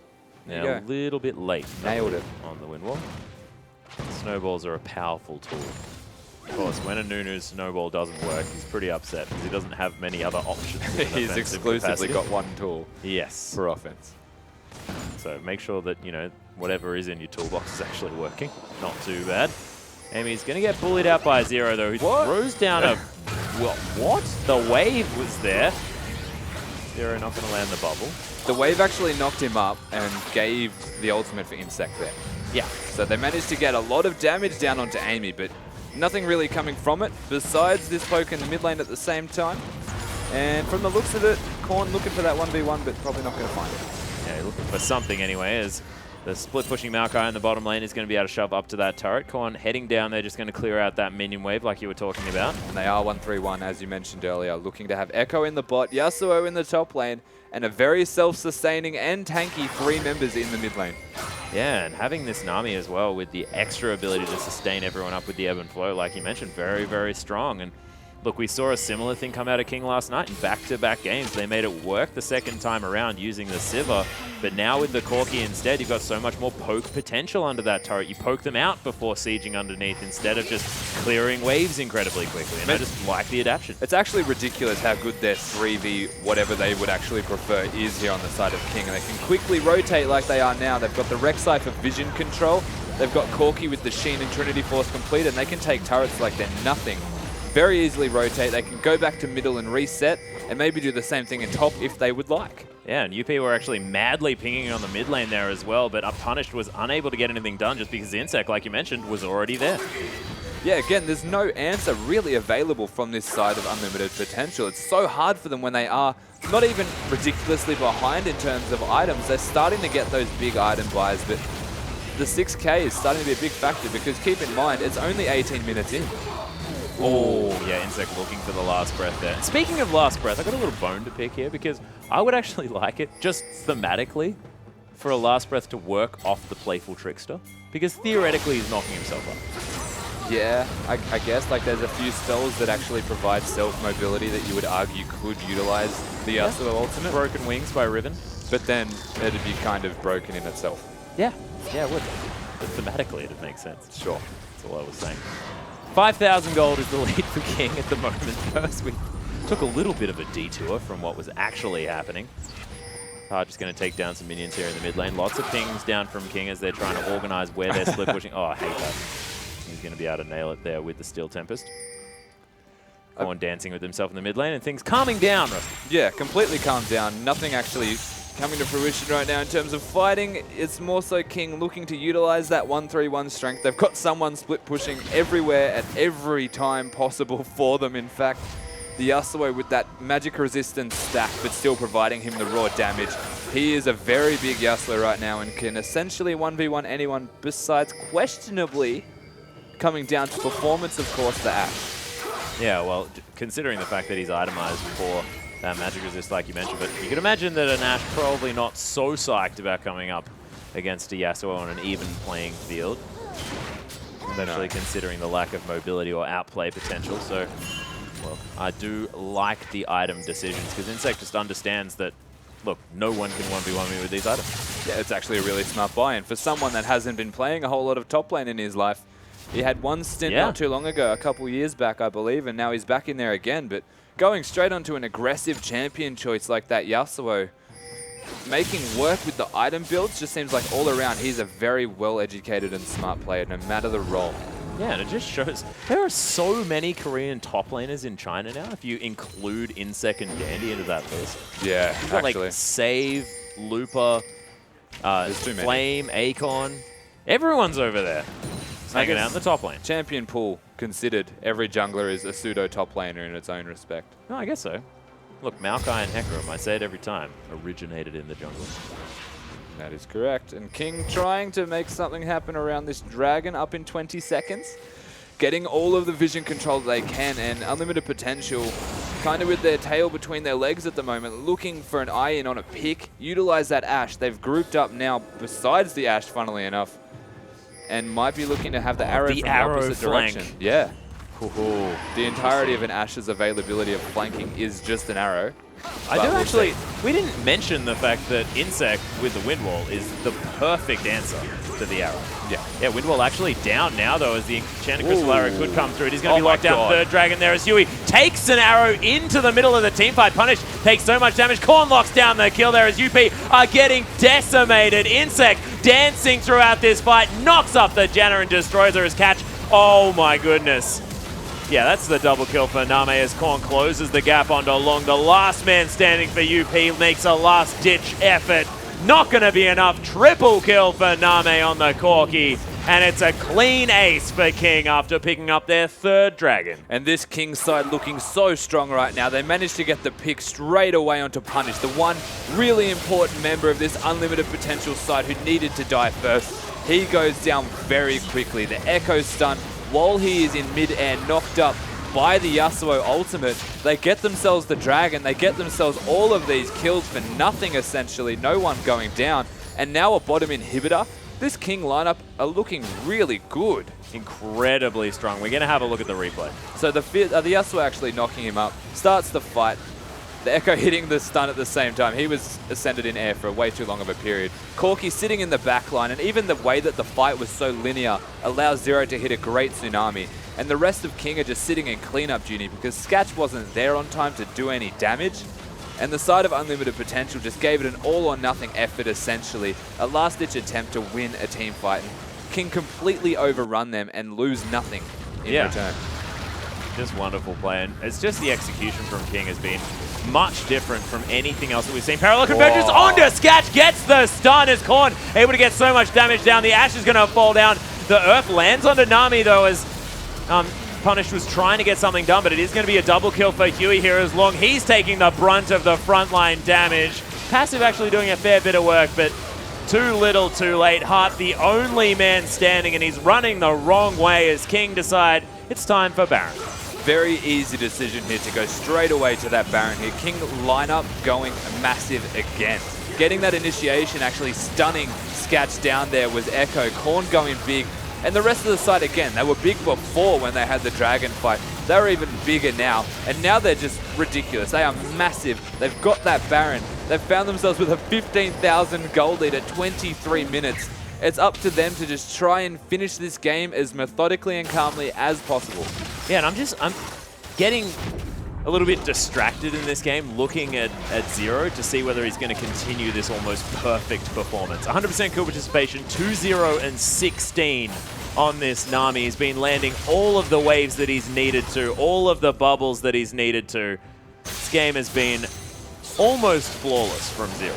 It has been essentially flawless from him right now. 1 or 2 bindings missing, of course, and he has a QSS even, this Nami right now. Yeah, I mean, you got to make sure that you can keep yourself safe. Yeah. Okay. You're going to get Mikhail's with the QSS, right? That's the strategy. Yeah, that's the strategy. You can QSS yourself, then Mikhail someone else. 2 people out of stuns. It's brilliant. No, QSS yourself, and then Mikhail's yourself when you get CC'd so you get the health back, right? Yeah, the selfish Nami build. I like it. Yeah, that's how it works. You got super speed for the rest of your team. They can have that. When you're 14,000 gold ahead, you can go for a death cap for all I care, Zero. It's still going to work. Oh, yeah. Make that Tide Caller's Blessing hit for as much as possible. Evanflow actually does decent damage there. Insect is going to get caught out a little bit by Long, but they take down the turret, and the Maokai is melting. Look at the big ones from Name in the backline as parallel convergence means that Korn able to get himself in amongst it. Punish trying to get out of there as Insect just dashing through the fight. The laser beam, that was very close. This King may need to be careful. Korn picks himself up a fish, takes it over to Name. Playing with fire, the King side, but they are again so far ahead that they could very easily take that top turret on the back of a wind wall just being there. The Ash Arrow went a bit awry, didn't really hit a priority target as such. And they find themselves in a fantastic position. Yeah, things really working out here for King. And I just love this earthy bottom lane as well. Yeah, it's so coordinated, and it's been working so well for King. They break the base, take down the top inhibitor turret. Of course, the bottom lane had already fallen there previously, and King just taking more for almost nothing here. UP have just really been shut out this game. Yeah, from start to finish, the 2-0 start at roughly 1 minute into this game. The King lineup, they start ahead, they get a kill onto Insect, he gets that null magic mantle into a Maokai lane, and that's a phenomenal position to be in as any Yasuo ever, and that's not even considering the rest of the side here from King. They get that experience advantage, that gold advantage, and they can just translate it and carry it so well through the mid game. And this King lineup look like they're super well at controlling the game when they are ahead. We haven't really seen them behind that much though, considered. Yeah, they're really just making everything happen this time around, and King, see whether they can just close this one out, because, look, not sure whether this game really should have even gone this long. Yeah, I mean, really, they had their opportunities to close out a while ago. They've made a few aggressive, overzealous decisions really just to win fights because they can. They know they're ahead enough to do so. So extending the game at their own leisure at this stage, it's up to them to, again, just try and close it out as methodically as possible. Top's the only lane remaining. Yeah, there's almost a 20,000 gold lead as well. Yeah, roughly. That's no big deal. Just kill them all and win the game. Like, Maybe really they're going for a gold lead record. Yeah, potentially something like that, as UP struggling now as their final inhibitor is going to fall long way away in the bottom lane, as UP really need to get together and make a last-ditch effort, try and get something done to hang on this game, but they're so far behind. On parallel convergence is there. They stun up Lung for a little bit, but he's pretty tanky still. Timeline to get and spend some time heading back. Zero QSS's himself out of the arrow, and they start the fight. Insect does get the knock up onto Sketch. He's tanking up the turret though as he flashes away, punished with a playful trickster into his own demise as Korn just heads back out after the chrono break. He's tanking up turrets left, right, and center. He does need to be very careful as that laser beam's been on him for quite some time. Hart, yeah, you are so dead. Yeah, pretty much out of here. The King lineup looking really good right now. They find themselves with a second victory in 2-0 unlimited potential. And I never realized how cute that was that Nami can go for the QSS and selflessly take arrows in the face before using it to cleanse herself. That might have been his plan. I'm going to flash in front of all of the arrows and QSS it so that I can then disengage for my team. Well, it certainly worked out. We saw it actually coming into fruition in that last fight. And man, 100% good participation, 2-0 and 17. Oh, no, 2-0 and 22. It'd be a lot more now, Yeah, 2-0 and 22, 23, something like that. Something ridiculous anyway. Massive performance from the immortal Earth-like Nami. Really fantastic play. And look, we'll see whether they can continue this momentum as we move forward. Yeah, definitely an MVP performance there from Zero. We'll see if it actually comes through to be an MVP, but in saying that, the King lineup just completely rampaging their way through unlimited potential. Not even looking like they had a chance of winning this game right now as unlimited potential is definitely deserving of a bow. Yeah, you can see Insect there as well. Still struggling with his leg, but able to at least play League of Legends, and certainly did a fantastic job. His Yasuo has looked pretty good from the top lane. It did. It looked great. He's played a lot of Yasuo games, and we've seen he can make it work against champions, even like Maokai, who theoretically they're super tank and they're up against a very fragile Yasuo, but they make it work. And Insect not needing his feet to play League of Legends, very thankfully. Yeah, that's just generally how it works. And I just really like the fact that we got to see it against a Maokai as well, just because the last couple of games played it against Nautilus every single time. So not exactly your standard matchup, but making it work now against more of that sort of standard top lane pick. So kudos there to Insect in the top lane, and we'll see whether he is going to play more Yasuo as the season progresses. But ladies and gentlemen, we still do have one more match up our sleeve. World Elite going to be taking on EDG in a massive sort of David versus Goliath match coming right after this break.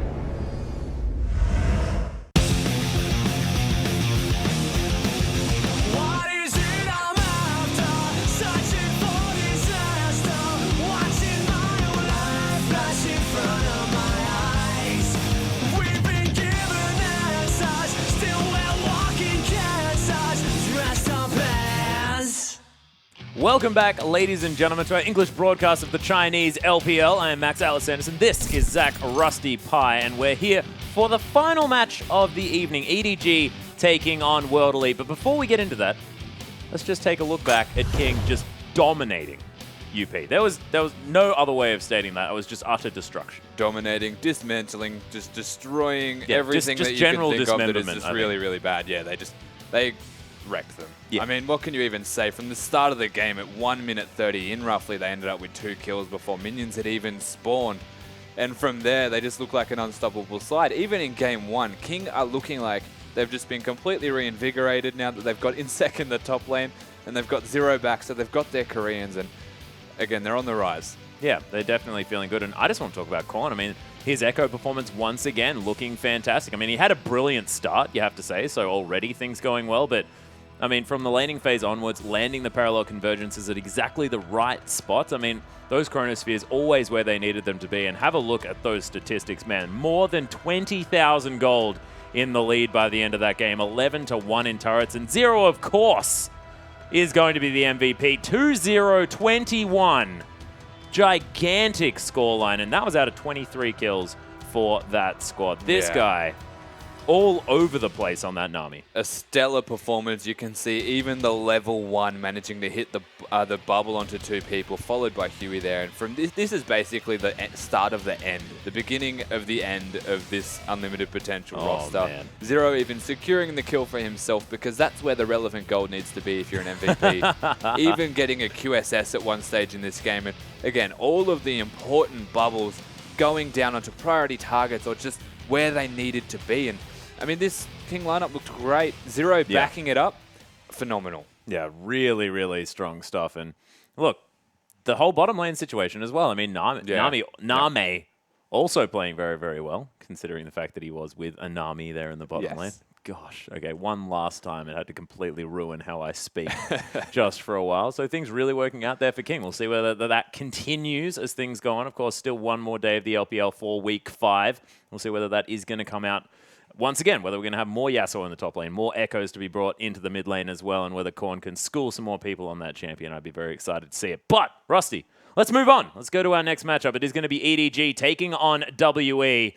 And look, we look back at sort of the last sort of mainstay as far as the clash of these two teams. It was WE taking on EDG in the semifinals, or I think it was actually the quarterfinals, moving into the as the playoffs went off in the first split of the LPL. So, yeah, I managed to get it in the end there. But the reason it's so difficult to say is the fact that WE took them to 5 games and Pawn needed to be sort of airlifted in from hospital to try and take the victory, which he did manage to with Cassidy in his hand. So it was sort of one of these glorious superhero moments that you'd only read about in comic books, but instead happens in esports. It's sort of wonderful to see that happen. But, man, look, World Elite really took it to them. Yeah, the point last time that they had played against each other, went to Game 5. World Elite gave their all, took it to the very limit there. EDG only just coming out ahead, of course. World Elite, they were a slightly different side back then. They felt like they'd hit their stride massively, and now there are some questions raised, but that's what they were last like when they went against each other. We have a look at their last recent matches. It does raise some questions for this EDG side, who in the end did take them out, but they've lost 3 of their last 4 games. Yeah, both World Elite and EDG sitting on a sort of 25% win rate over the last 3 games, actually. So EDG hitting themselves in a little bit of a slump. But for the first game, we are going to be bringing Koro straight onto the lineup. I believe we may have Bamey in the mid lane, but we'll see what happens here as EDG bring out the big guns, especially in the top lane. Clearlove here playing Rek'Sai his last couple of games, but this guy can basically play any champion, and it's super exciting, unless he's playing Eve against TF, which wasn't as fun. Bamey there, of course, is going to be in the mid lane, and look, we talk about the fact that Pawn is sort of their mainstay, the guy that they play with if they really want to take a victory, but look at his statistics. 33, 9, and 37. This guy is no slouch in the mid lane, and especially with Deft as an AD carry, you barely even need to be in the game. Yeah, no, you're pretty content not being in the game with Deft as an AD carry. He does an immense amount of work, can play that Jinx, Corki, Kalist, everything that he could ever imagine. And you can't talk about the bot lane of EDG without mentioning the greatest support to ever exist. Yeah, this guy is so incredibly good. Really able to get things done, of course. Amazing last night, actually showing us that in the hands of OMG, that sort of the Annie players are always there. Of course, this guy really doing some fantastic stuff. And I was looking at Amazing saying, yeah, Mako, That's the sort of things that we expect from this guy. Yeah. So we'll see whether Mako's going to pick up the ante as well. Have seen a little bit of a resurgence just recently, and I don't know whether that's just an amazing only thing or whether Mako will head back to one of his comfort picks as well in that champion. But man, I'm excited to see how this game goes, because World Elite definitely have a tough task on their hands, but if they want to face EDG, there seems to be no better time than now. This is essentially the best time. Again, just to reiterate, EDG losing 3 of their last 4 games and getting 2-0'd by Unlimited Potential, the side that we just saw get 2-0'd by King. Yeah. And that could say a lot, but we never really know what we're going to get with EDG in their first game. They've brought in Koro and they've got Baimi, so changing it up a little bit there on this side as we are going to move over to the World Elite roster instead. Yeah, have a look at what World Elite's going to be bringing in. Of course, the train driver himself there in the top lane, no doubt, in Aluka. Would be very excited to see what he's going to be playing. Of course, managed to get on Sion. Yeah. Which is super exciting.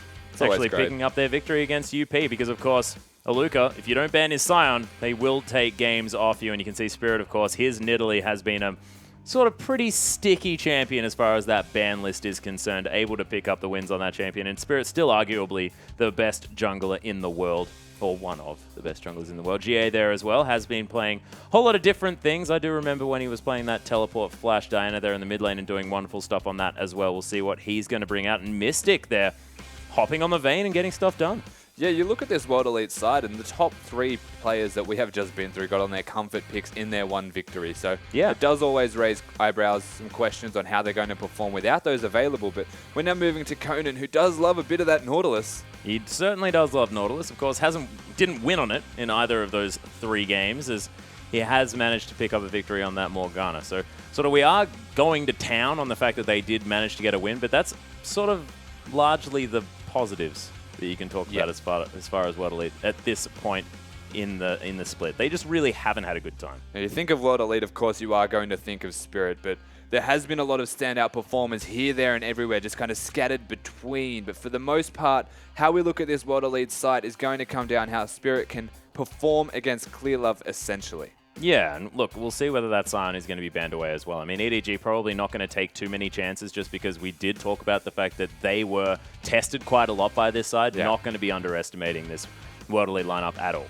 No, they're actually 1 point ahead to be first on the ladder right now, EDG. They're looking for another 2-0. It is what they need to secure their position on top. And I mean, oh dear, they've got the makings of a graph comparison here, which should say that they're pretty comfortable at taking this game out. The gank success rate, the aggression, the blue side win rate, pretty much everything right there. They're giving a big hug to World Elite. Yeah, well, you can see, I mean, judging by the graph, I mean, the fact that the top left and right sort of edges win rates, are going to be win rates on each side. Yeah. So at this point, things looking not so great for World Elite, but they're on the red side, and they win the majority of their games on the red side. So, yeah, it's just the fact that EDG tend to win close to 100% of their games on the red side. That's the real problem moving into this one. But you can see still some fairly high spirits on the faces of our World Elite players, and we'll see whether they're going to bring that in to the Rift and make sure that they get everything done. We are going to have Champ Select very, very soon, ladies and gentlemen. I just want to see whether Sion gets through again. I want to see whether Aluka can have another fantastic performance on that champion, because he's copped so many nerfs, and Aluka still makes things happen. Commanding Sion bans, even after all of the nerfs and changes, it is impressive to see, to say the least. But in saying that, are they going to respect Aluka's Sion? Are they going to ban away the Echo that we've seen Spirit play a fair amount of right now? Even the Cassiopeia and the Azir do often see bans that could very easily be taken away from the mid lane of Xie. We'll see what they do opt into doing when we come into the Champ Select, of course, but I would be surprised if they give Aluka Sion. Yeah, I would be surprised too. I mean, it's one of these exciting things. They were more than happy to give, like, if we're talking about the UP matchup, they gave Aluka Ryze, who's a ridiculously powerful pick at the moment, and they lost the game. Yeah. And then let Sion through, and oh my goodness, we can't win. It's just hilarious. I just love that sort of situation. Aluka just such an interesting player, and he just needs to be on the tankiest thing possible. He definitely plays well on the mega tanks. We are, of course, ladies and gentlemen, into the champion select. Echo and Fizz going to be removed by EDG, and Alistair and Kalista going to be taken away from EDG. So World Elite banning those two. So Kalista being banned away from Deft is always interesting to me, because I don't necessarily see Deft as a Kalista player, but we'll see whether he's going to hop back on the Jinx. Of course, his Jinx statistics getting destroyed, upsettingly enough, by QG in their last matchup. Yeah, they're a little bit wrecked there, but we have a look at the overall bans here. Of course, Jinx is going to be available. Very unlikely that it gets banned. And we're looking at a Fizz, Echo, and Cassidy as the full 3 bans being out by EDG, targeting Spirit in the jungle, maybe even GA in the mid lane for the Echo for all we know, but the Fizz being taken away is another eyebrow raised here. I haven't seen Aluka actually play Fizz in saying that, so, I mean, with 1 ban remaining, we'll see what they want to lock in here in response, but the first pick, Civ is still available. That's very important to note. Well, I guess I mean, Spirit's been playing a little bit of Fizz. Aluka did pick it up in one of their matches against RNG, but yeah, this is what happens, guys. You know, blue side tends to want to pick Sivir. So it's just what happens. The thing is that... Oh, Sion got through. Sion got through, guys. Hold Aluka. the phones, hold the phones. Oh, yeah, hold everything. Insta-lock it, just get it out of the way, Aluka. Come on, make us happy. No. Do it. That's the analyst running over saying, Aluka, lock it in. Lock it in right now. You've got this. The 3 bans, though, from EDG were more targeted than they were strong champions. They are still strong champions, of course, Echo, Fizz, and Cassidy. But because they're not having to get rid of the Ryze, the Alistar, and the Kalista, which are forced bans, it leaves open that Sivir, no hesitation locking it in. The response here, Victor's seeing a very high priority right now in the Chinese rosters, taking away in response with the Nautilus. Yeah, and out of the last 4 games that GA has played, of course, 50% of that has been on the Victor. Not necessarily picking up victories, but still, of course, pretty used to playing that champion. Was one of the first to really add it to the repertoire, as well as Clearlove on the Rek'Sai. Spoken so many times about Clearlove's ability to make early pressure happen. We spoke about him as a herbivore previously, but since then has really been able to get around the map and force exchanges. And my God, the EDG bottom lane is terrifying. Yes, that is so terrifying, much go. There is so much go in that lane. Yeah, they're basically a Milo commercial right now. I mean, Mako getting... That is such a localized reference. My goodness. What? Don't worry. Everyone's just going to have to look that up. If you guys are in North America or Europe, something like that, something away from Oceania, it's going to be a little bit of a problem for you, but it will be worth it. My goodness. I don't know. It's fine. Let's just get it together. Move forward. GA considering the Gragas as Mystics hovering over the Morgana here for Conan. Yeah, the response to the Rek'Sai is always...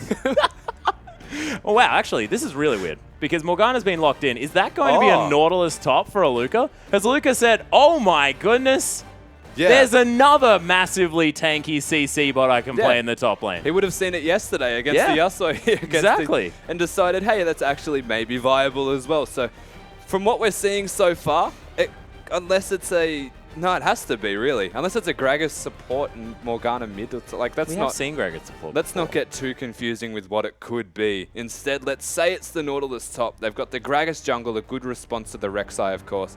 And the Morgana support against the Annie, always going to be good if you can Black Shield the Annie Engager. It's not exactly easy to do, that's for sure, when her spells are instant. Yeah, and look, this is what happens when you have Aluka, basically. Because Aluka doesn't play your standard top laners. So Koro basically, he was looking through saying, oh, well, look, I could play Maokai, Hecarim, everything ever that or is usually popular. Like all of the top tier picks in the top lane. And he decides that it's going to be the Hecarim this time around. Of course, Koro's Hecarim is one of the most terrifying in the entirety of League of Legends history. Man, I'm making some massively outrageous assumptions, but it's a pretty pretty close to the truth as WE considering their final pick. But it is going to be Baimi on the Orianna. Of course, we've seen him pick up a lot of these control mages in the mid lane, and all I'm seeing is just insane team fighting. Yeah, that is a whole lot of go buttons as well here from EDG. The Orianna very good at working with the Hecarim as well, granting the move speed, even the Annie to a degree. They've got a lot of engage options, and then they've got the disengage possibilities or the zone control from the Orianna ultimate or from the Orianna ball even. And then the on the hunt can be used offensively also. So a very big go button here from EDG. And you have a look at the side of World Elite, and they have tanks everywhere. They've got the Nautilus in the top lane, they've got the Gragas in the jungle. Ridiculous. Then they've got the Jinx to just sit at the back and just do raw damage output with that big front line, which you said Aluka loves to do, and we can tell he does. Yeah, the only thing I'm worried about here is the fact that Koro is on his Hecarim, can just devastating charge into the backline and just beeline for the Jinx. Mystic is going to have a little bit of trouble staying alive in a lot of these fights. We'll have to have the Chompers down very early, make sure that he's cutting off choke points so that Hecarim is not going to be just diving on him because, I mean, if Koro can do anything, it's teleport flank, and he's so good at it. Yeah, and a lot of it comes down to getting excited here as the Jinx as well to try and dodge all of that Hecarim damage. If he uses his ultimate, he can't get onto you. And speaking of his opponent, of course, is going to be deft on that Sivir, and I feel like they should have banned that away, but don't listen to me. We'll see what actually happens. We've been telling people to ban Sivir this whole split. Yeah, I know. And her win rate is still super high, around about that 80% mark. Really, really strong, irrespective of whose hands it's in. It's just because she's got so much utility. That ultimate, absolutely fantastic. Just on the hunt, you just pop it. You got a Hecarim with extra damage. You can get right on top of your opponents. And it's just got so many uses as well. You can use it to run away. You can reposition, all that sort of stuff. But we'll see whether WE do have a plan for how to deal with it as we hop onto the Rift.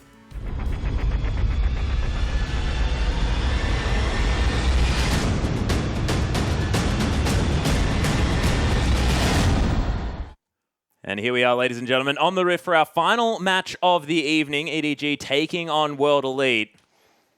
And we'll see whether WE can pick up another outrageous victory, potentially like they did against UP in their last match. Of course, momentum in their favor for the first time in quite a while here for WE. Yeah, the makings of a potential victory is what we can take from this against a massively strong side like EDG. Now is the time for them to strike, that is for sure. On the back of a 0-2 defeat, of course.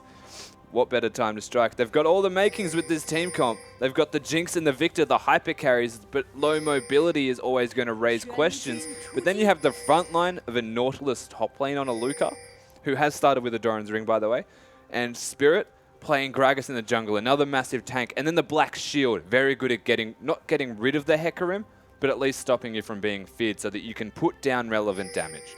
Yeah, that's true. So Mystic is going to continue to be able to run around. Of course, you can possibly get a kill during that Onslaught of Shadows if you do have the Black Shield, and then you're bailing. You're getting the heck out of dodge. And GA as well going to be able to control a lot of the area with Spirit able to throw down that explosive cask if things get a little bit too rough. So I do like what World Elite have put together here, and we'll just see whether the tanks can get big enough to keep Mystic safe, because that's the whole situation here. And already a lot of action here in the top lane as EDG really fighting toe-to-toe with WE up here. Yeah, there's a lot of trading right now. Jinx having a small range advantage, but in terms of raw damage output, you'd have to give it a little bit to the Sivir and the Annie, because the threat that Mako can put down is big. You can already see them trying to respect that and sticking back. But yeah, we've covered the World Elite team comp here, but let's have a quick look at the EDG side. And there's only really one way to describe it, is a whole lot of go with not a whole lot of disengage. They want to find the fights, and you're right, unless the tanks from World Elite start to become out of control and get too big, there's always going to be an option for EDG to utilize to engage. Yeah, and they can almost keep up with an excited Jinx as well. I mean, it's just crazy how much speed that they have as Aluka, with that Titan's Wrath, able to really command some respect in this lane. But Hecarim, not necessarily known for having a lot of power early on in the laning phase, considering the fact that he's a little bit manigated with that Rampage. But we'll see how he goes as we move forward. It's actually a pretty good matchup here for the Nautilus, because he's got a very high base damage with that Riptide, about a 5-second cooldown, whereas Koro needs to start to ramp up in his damage by hitting all of these Rampages one after the other and actually stay around the minion waves for prolonged periods of time. Yeah. And that is great for the Nautilus because he's got the auto attack resets, and the Spirit. Oh, yeah, and Koro actually does get the flash body slam. There's the slow as well as Aluka. Does he have the dredge lane? Flashes forward. Aluka, the most aggressive play I've seen out of that guy, and nails himself first blood. And first blood to a Nautilus. He started with a Doran's Ring as well for that extra sustain through lane. He is going to be big, but speaking of... Oh, here's the answer from Clearlove. Tries to get the knock off. A beautiful Black Shield. Mystic running away. They're still trying to get the damage down. Double flashes, but Clearlove not able to get the kills. All of the relevant summoners, though, completely taken away from World Elite. No flashes available, and the heal used from Mystic. A fantastic Black Shield, though, to ensure the safety of his AD carry, and they do get out with their lives. Yeah, well played from Conan, but it may just be a return visit from Clearlove here to the top side of the map, where, of course, we didn't even mention the fact that we've got a bit of a topsy-turvy laning situation going. Of course, the lane swap was picked out here by WE. Yeah, found ourselves with the Australian setup, essentially, as we're going with Australian down jokes. under laning upside type thing. down, yeah. Yeah, not too bad. May as well do it. Yeah, we committed earlier. Well, Bamey is going to continue farming here in the mid lane. He's going to even out this CS that GA is slightly ahead on. You can see both of them not going back to base just yet. It's just going to be a bit of a farm situation here. And both of these mid laners with a lot of sustained damage in the late game, but Victor probably able to get a little bit better of the trades, I guess, with the shield that's paired with his Q, but I guess Command Protect can help out there as well, so I don't really know how this lane works. How does it work, Ross? That's your point. Yeah, ask me the question, I'll give you the answer. They're quite evenly matched when it comes to raw damage output this early. You've got the Command Protect, as you said, and then the attack dissonance. So you compare that to that of GA, who's only really got the lasers and the Q and auto attack. You would almost say they're evenly matched, but the big difference is, first and foremost, a defensive summoner from Baimi compared to the Ghost and Flash from Jie. Jie has very low base stats in terms of his health as well, so it's entirely possible for Baimi to blow him up. In saying that, Baimi will start to run out of mana a lot sooner than that of Jie if the trades are prolonged and nobody goes down. Yeah, nice use of Baimi actually managing to get the damage from the Command Protect as well as he put the ball a little bit further over Jie as it comes back there. Sort of a pseudo orb of deception if you want to think about it that way as well. Kind of like it. You know what's funny is a lot of this mid lane is actually down onto who can hit the most minions with their Doran's Ring to sustain through with the mana as well. So at the moment, quite evenly matched, and you can see that's reflecting by essentially everything right now. Yeah, and you can see 44 CS to 41, so nothing to write home about either, as Koro is going to head towards the top side of the map, actually. We're going to have a switch back here, as Deft didn't even have a CS advantage after the bottom lane did have to go back to base after using all of their summoner spells. There's the Shockwave forcing the flash out of Jie, as both of these mid laners did just hit level 6. Yeah, now that occurred because of the lack of mana on the Victor, as you see a nice spell shield blocking Aluka there. Aluka level 6 right now on this Nautilus with a Glacial Shroud. He's in a very comfortable position to sustain through a 1v2.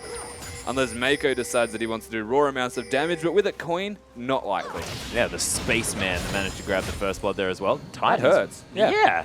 What the heck? So Riptide really tearing through Death. It can hit up to 3 times depending on the path that you take when you run away from the Nautilus. So that's what makes it exceptionally strong, is that if you try and run away from him and he's at the perfect range to use that Riptide, you take about 270 damage from a level 5 Riptide.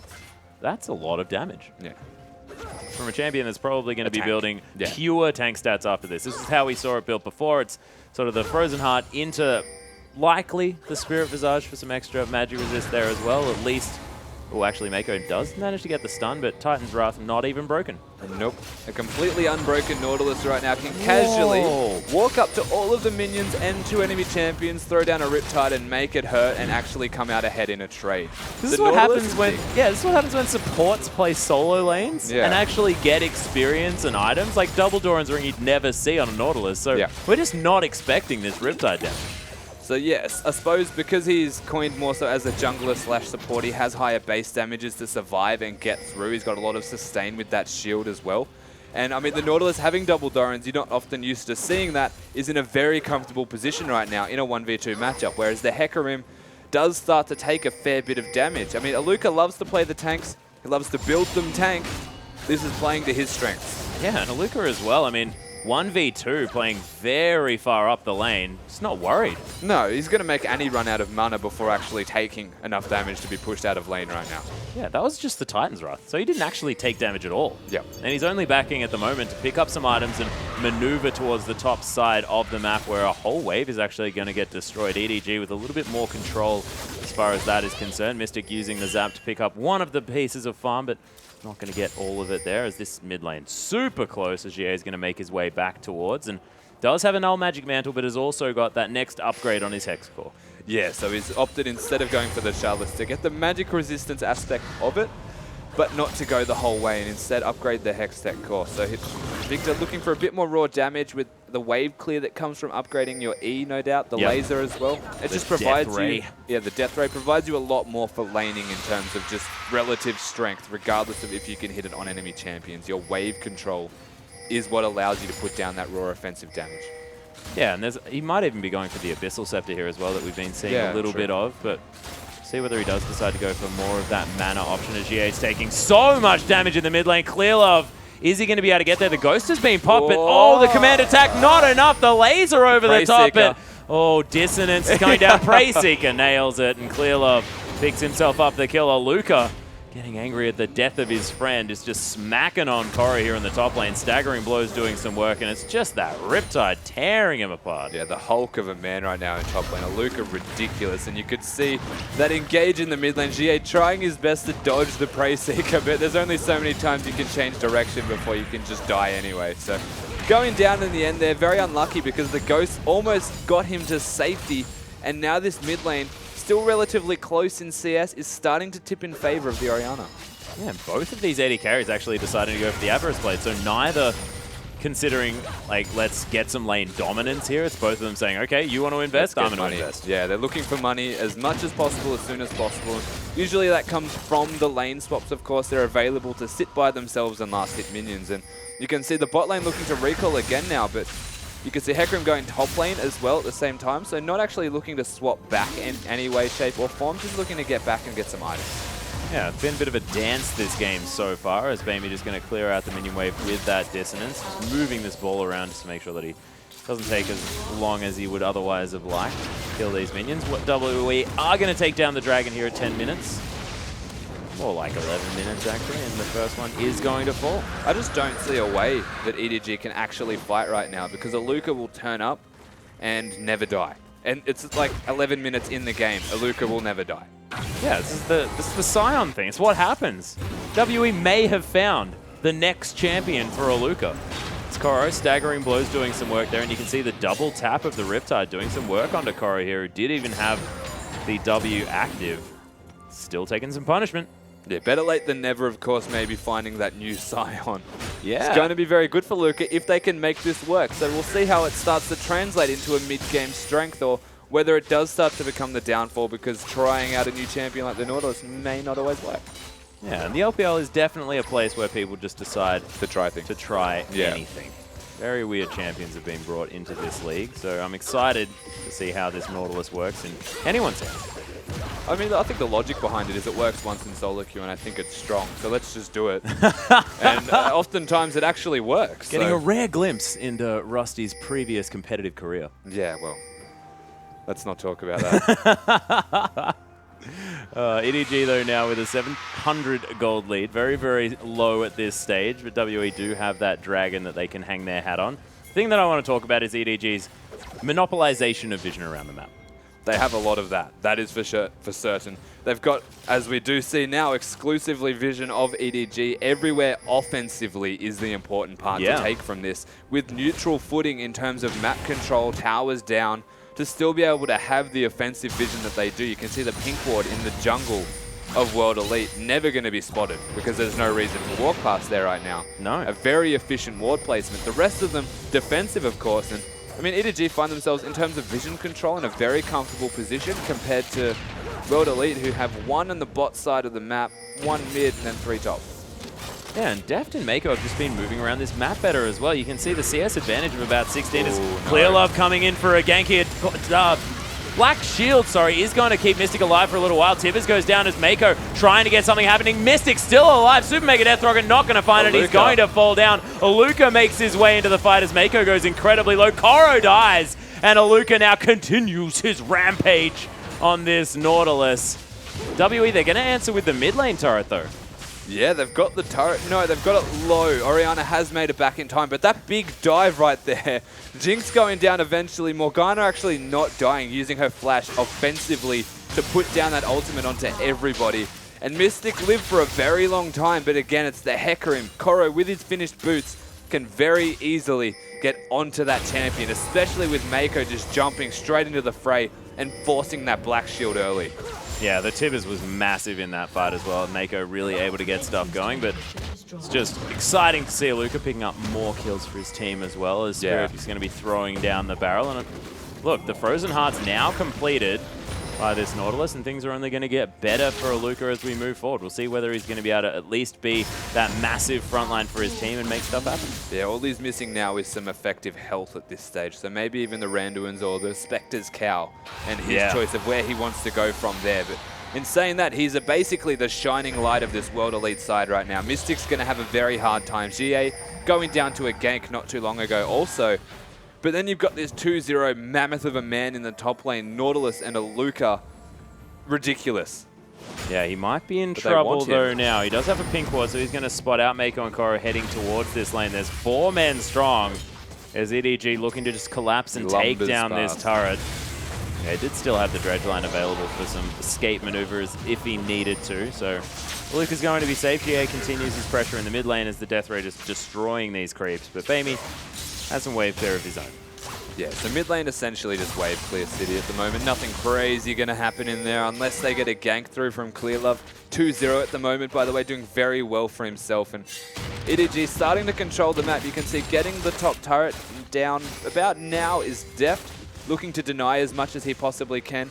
The response, though, from World Elite, they've got Gragas working around the bottom side. Going to get spotted. Yeah, they're looking to do exactly the same thing here that they tried to do to Aluka on the side of EDG as Koro actually makes his way underneath this turret. He's got the ultimate available as Skirmish to Save is going to be used onto Mystic. Zap doesn't land, but the Chompers are there as well. Koro getting caught out of position just a little bit, but no explosive cast ahead over the top. 5 members of WE Strong heading down towards this bottom side as Clearlove, that's not where you wanted to back. He's not going to, and WE going to continue the pressure, but Deft, some alone time with this turret in the top lane. I think he's enjoying himself with this alone time, also managing to get it very low. The next wave should be that turret. The response, though, from World Elite, they've just gone 5 into the bottom. They're committing, and if this continues... What are they committing for, though? They're going to lose this outer turret in the mid lane as well. Yeah, they get 2 turrets, but they're going to lose 3. If this continues, Deft will have this down, and they're not actually going to get anything positive from it. 2 turrets, 3 turrets if the mid lane does go down. It doesn't. So, I mean, all in all, an even trade, but you've lost a lot of damage onto turrets that will then be a lot easier to take. Yeah, and the map pressure as well gained here from EDG as it's 3 turrets to 2 now, and that inhibitor turret actually taking a fair bit of health damage as well. So, look, not sure about that decision there, WE, but we'll see whether it pays off as we move forward. Whether they need to shove down that bottom lane is the question that we'd like to be asking. And maybe they'll just move Jinx. Like, maybe it's the next lane now, and let's just move in and take the inner turret with everyone. Well, they're quite capable of doing that because Jinx is just super strong at taking down objectives. They've got a Luca who is that big front line with the Merc Treads and Frozen Heart completed. And in saying that, the solace of this whole trade is that the top lane turret does regenerate health. That's true. So that's a comfortable position being on the far side of the map from where EDG is situated to not actually take the damage. It's in a very good position to regenerate that health. World Elite, very able to capitalize on it, have Jinx maybe go to the top lane or the mid lane, group up again and look to siege, utilize the range advantage, the fact that Aluka is a monster right now, even Spirit, quite tanky. They can take, or they can try and force fights. It's going to be very hard to do, though, against this EDG side who have got the Orianna for wave manipulation and control, Deft for wave clear, Mako to just turn it on and engage. Yeah, it's true. This EDG lineup definitely looking strong moving forward like we've spoken about. Konan not going to find the Dark Binding here as EDG continue to clear out vision. Koro and Aluka fighting once more, and Aluka continues to have definitely the upper hand in that one. Mercury's threat's now completed by this Nautilus, who isn't going to be able to be stopped whatsoever. Looks like Dragon is going to be the point of contention next, and EDG want to grab their first one, and WE want to deny it away. We'll see whether WE can actually get themselves into position or manage to get some vision back here as well, because it looked like they were trying to get some, but haven't managed to, especially not towards the mid lane side of the river. Yeah, we look at this Dragon and we're looking for how Koro and Aluka can actually impact it. You can see Aluka keeping Koro under the turret, now has the availability to actually just walk down if he would like. He doesn't have turrets to defend up there anyway. He can just teleport back to the top lane if it comes down to that. Starting to rotate, looking for potentially the Dragon, but in saying that, they're looking at mid as well. Yeah, mid could be the option here as Aluka just daintily gates his way forward. Hops about. Oh, I love that wandering animation. It just suits Nautilus so well because he's so massive. The Astronautilus. Yeah, what even is gravity, Aluka? He couldn't tell you. He is so big. Yeah, slightly less acceleration than it otherwise would be. This Konan just going to clear out some more vision. Deft just going to destroy it. So, look. WE and the EDG just having a vision battle at the moment. We'll see whether anyone is actually going to start off the Dragon. Luca walks out of the way of the boomerang from Deft. So far, there just hasn't really been that many sort of upfront engages. There were a lot of great ganks early on, but other than that, not really too much team fighting. It's going to be going in. I like it. I like it a lot. Oh, thanks, Luca. Thanks, mate. Too kind, actually acknowledging that we're talking about him when he can't hear us. That's wonderful. He knew it. He knew it. He could feel it. in his bones. Yep, Bamey just ruining that cannon creep for Deft. Might be some fighting on the Rift now. See whether WE can use that to their advantage. Mystic wants to clear out that wave, but it's going to be taken by GA, so drama on both sides, you have to think. Taking every opportunity to put damage onto a turret, though, is Deft. He has been taking everything possible, even if it doesn't involve a champion. So here we can see what Elite maybe want this. Yeah, Gravity Field is down, but there's the teleport from Aluka. Oh, the it's going to bind be nailed there as Deft is going to get destroyed. There's a depth charge as well from Aluka just to make sure that it happens. It's following Clear Love around and see whether the barrel is going to be enough. It's not, does get the slow onto Clear Love, but only going to pick up the one kill does WE, and Koro's going to take the mid lane turret, and they got the dragon.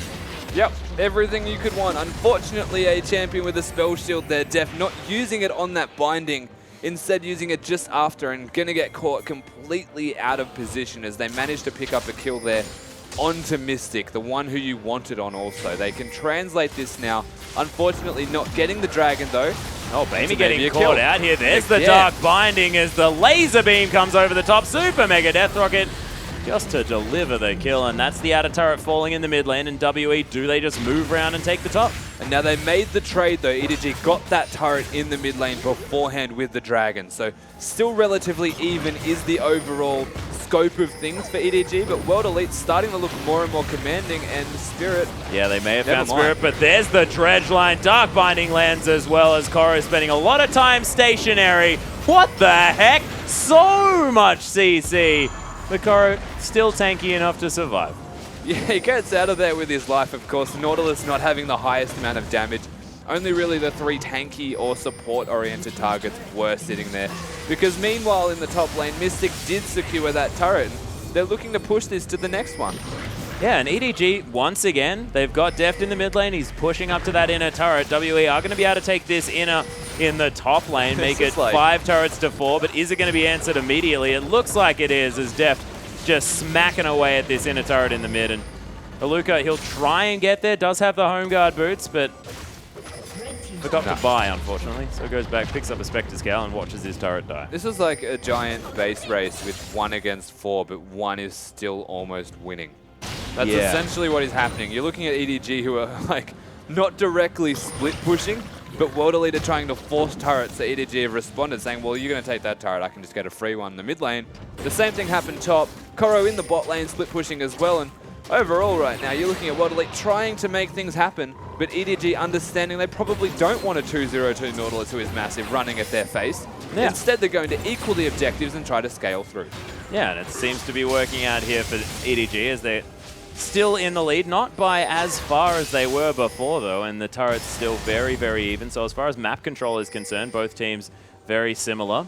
That being said, EDG have their middle inner turret up, so a little bit more, I guess, defense, because it cuts off a couple of choke points as opposed to the bottom inner turret, which is only going to really open up 1 extra avenue of escape from that jungle. So see whether that is going to help out as far as EDG's control, but I mean, that's nitpicking at its best. Yes and no, of course, because that is the mid turret. It is a bit of maneuverability and a safe spot for EDG, essentially, where they can just revert to that area and be secure. But you have a look at the other turret here from World Elite that it is still up, and that says to me that if someone tries to split push in the bot lane, they get extra time to work around that Baron control. We are at the 23-minute mark, and the bottom lane here of World Elite is the one spot you want turrets to still be up in, because you're going to be focusing around the Dragon and the Baron, and if you're forced to go bot lane, then you might lose it.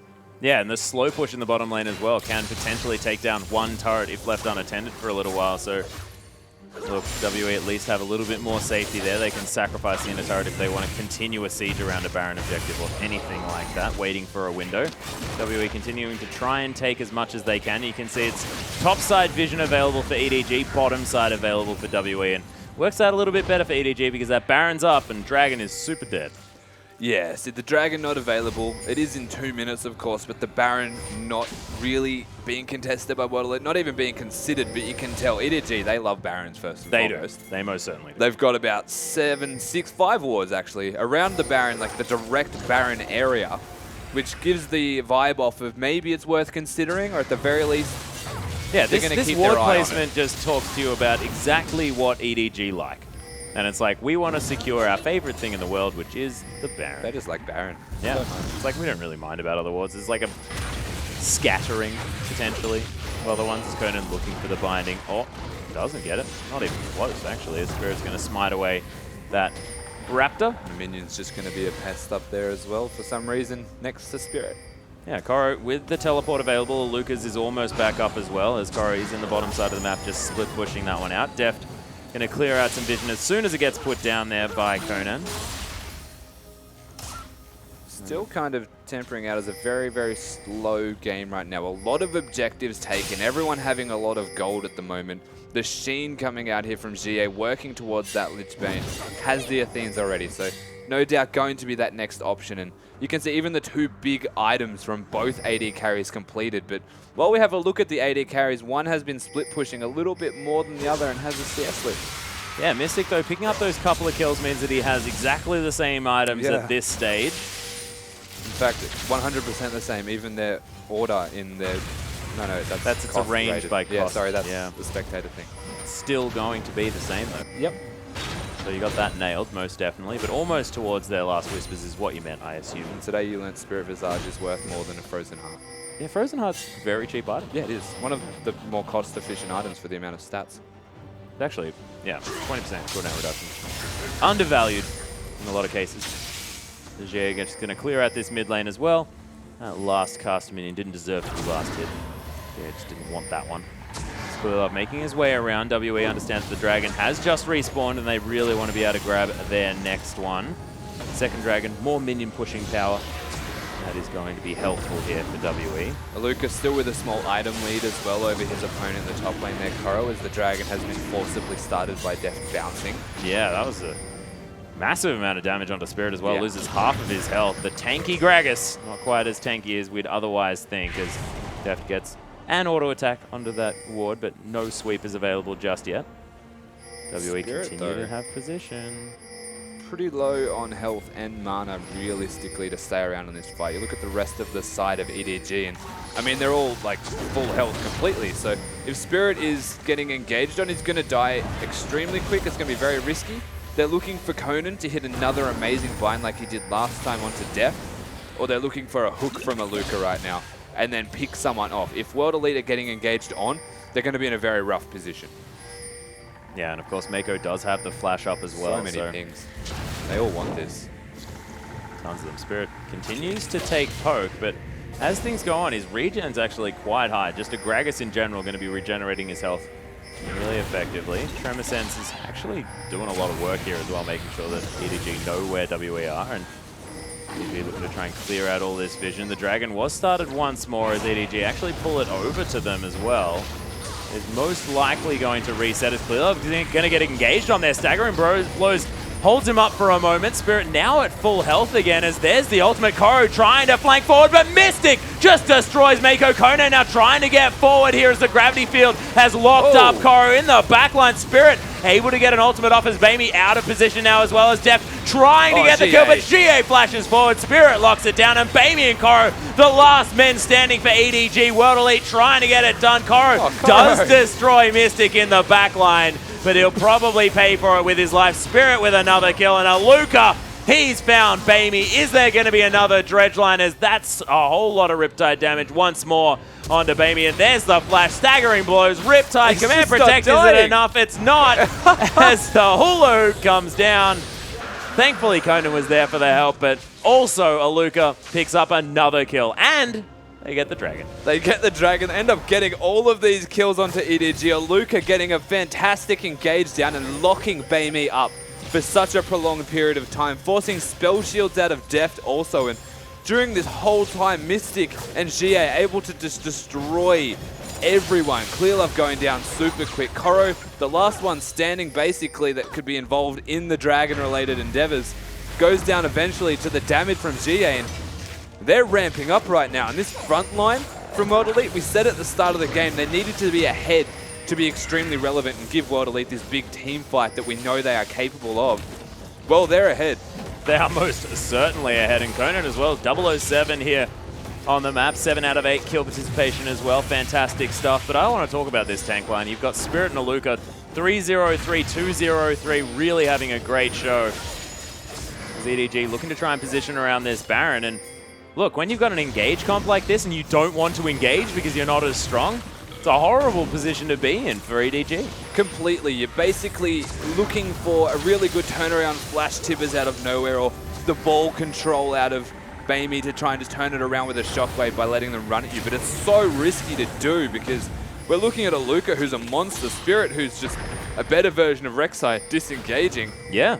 I mean, you're looking at the World Elite lineup right now, how ahead they are, not necessarily in gold, they're behind. But the fight, Mako gets caught by a Dredgeline. Aluka in amongst this fight as Mystic trying to kite around, does pick up Mako, gets excited, but there's the onslaught of Shadows. Clearlove locks down that kill. Meanwhile, on the other side of the fight, WE trying to get things done. Mako the only one dead though, and that's a support for the AD carry. Mystic was a lot of their consistent damage over on WE's side.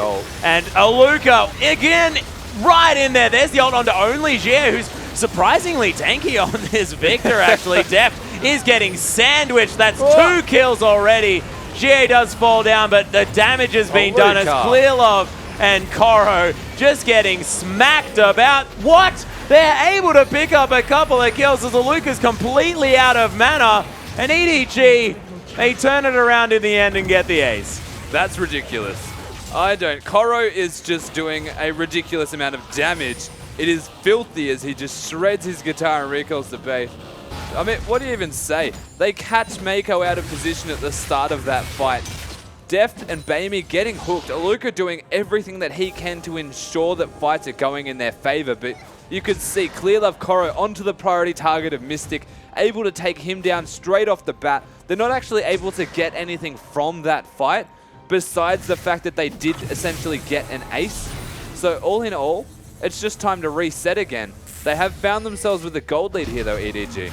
Yeah, EDG now with about 3,000 gold in the lead, but nothing right home about it 30 minutes into the game. Lots of vision scattered around this Baron area, of course. EDG not with the capability of removing all the WE wards just after that little skirmish with only Koro and Clearlove up. So now going to probably move back there and consolidate some vision. Lots of pings going down from EDG.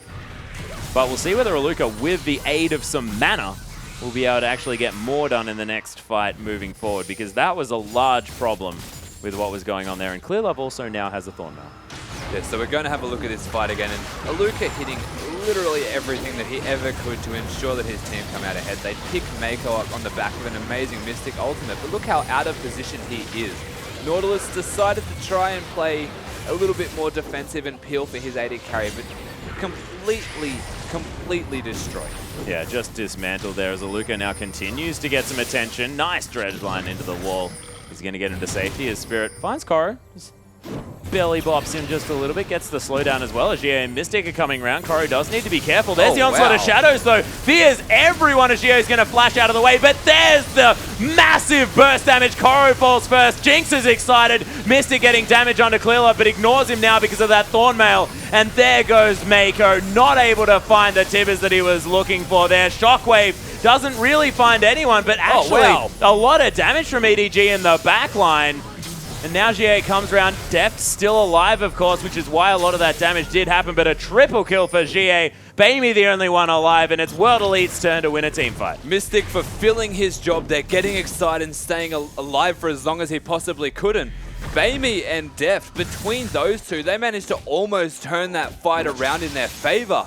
But GA just came through too strong, and again, World Elite's turn to win a fight. As you said, nothing actually coming from any of these fights, besides they're just killing each other because they can. We're now looking at a 5-kill advantage in favor of World Elite, but still 1,000 gold for EDG. We're pretty much just been a minute. Time to reset again. Let's just look for another team fight. Yeah, it's like, let's fight around Baron. Oh, wait, we don't have enough people to take Baron. Let's fight around Baron again. The fights are so close, there is no clear-cut winner, regardless of how many people are alive or dead. They can't afford. In the first fight, Clearlove and Koro are not able to just do Baron by themselves. It would take too long. In the second fight, it's the same thing. GA can't do it. There's the depth charge from Aluka, though, looking to try and get it amongst him. That. That's a big ult on cooldown, though. He does have 30% CDR, so... Look how fast that is actually ticking to be back around. Already a quarter done as far as that cooldown is concerned. That is gross. Yeah, more barrels flying out.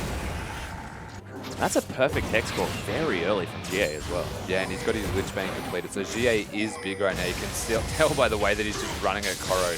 This massive tank who has his Spirit Visage. He's not respecting him.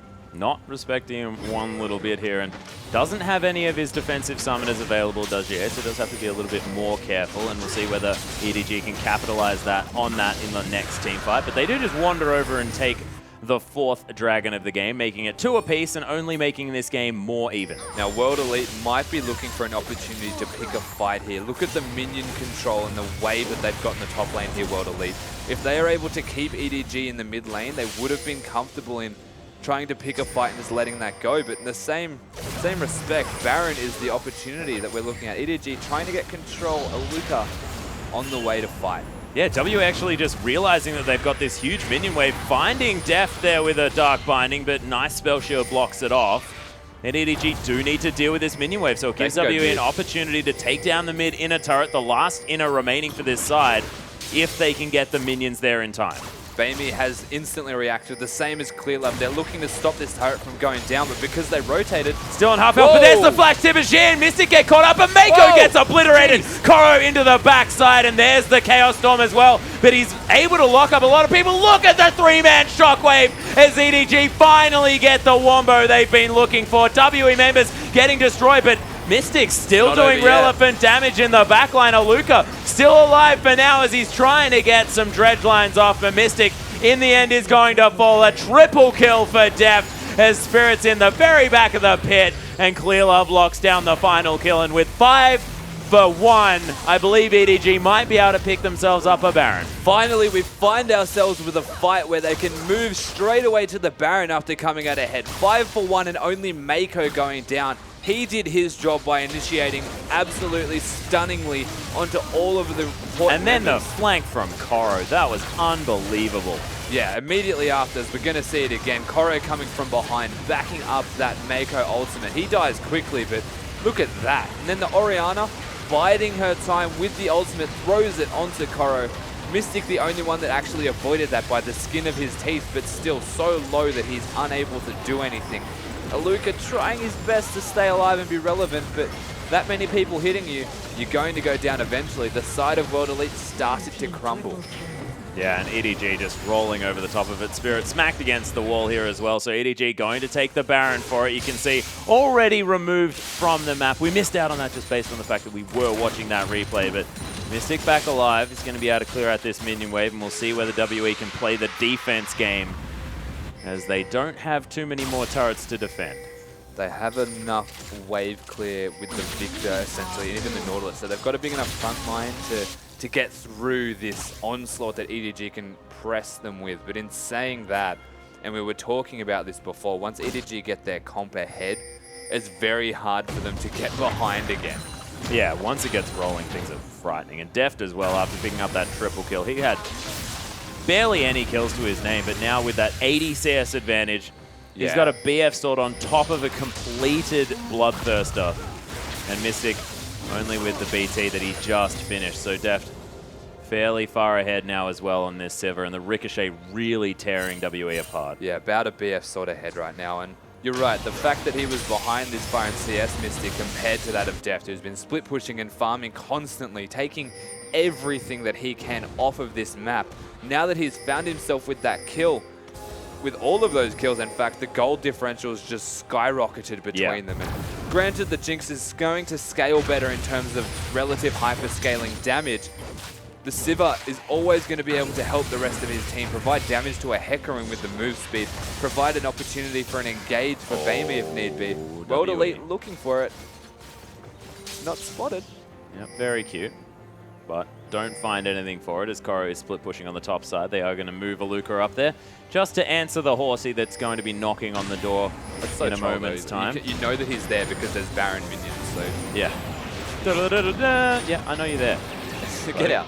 Don't be like that. Koro's devastating charge makes some hilarious noises. Titan's Wrath again from Aluka. You can see so much health from that shield as Mystic comes around because Aluka's struggling to actually clear out this minion wave. Oh, there's the dredge line. Some cheeky plays from Aluka, but nothing going to be answered. And there are 2 siege minions. Mystic deal with them as Spirit's going to come around and stop the split push from ClearLove. Multiple fronts now being attacked by EDG. The cannons. Yeah, Luca's like, guys. There's going to be 3 cannons now. Yeah. WE stepping out of their base, though, for a moment. Aluka going to get some spare time there on the top side. They're going to take the red buff away from WE, and EDG now just suffocating the WE players, who have put on a fantastic performance, considering sort of where they've been on the standings this whole split. They're still ahead in kills, given how the game's going. Yeah, Whoa! there's the flash in from Spirit. Massive explosive cast as they're trying to get the ball in the right position. Def, though, in so much trouble. Destroyed by GA Cora now on the front line, but he's going to get destroyed. There it is, the gravity field doing so much work. The one-man shockwave and the spell shield available. Triple kill for GA. And this game is not over, Rusty. This game is so far from over. The Gragas engage was unbelievable. The body slam actually connecting with 4 members. That is unbelievable, to say the least. And then you've got GA, who can just turn it on. Right here. He can just turn it on, the damage that he's putting out right now. And on the back of a fight, with Spirit and Aluka being so tanky and the engage being so amazing from a Gragas, they get the inhibitor, and they're still going. Yeah, they're going so hard onto this one, They looking to try and take this one down. Mako does have the opportunity to try and get a multi-stun off here. He does get Tibbers off into the backline. Clearlove with the knock-up. He's looking to try and take someone down, but no one's dead yet. The turret falls. Clearlove getting taken down solo. WE, Aluka takes down Clearlove. 5 seconds on Coro, 11 on Bamey. Deft is alive. They're trying to take down this Nexus. Spirit's there as well. They destroy Deft, and WE do the impossible. EDG falls. How? And Rusty is actually exploded. They just turn it around. One amazing fight. One amazing engage from Spirit. They get the kills down onto important members.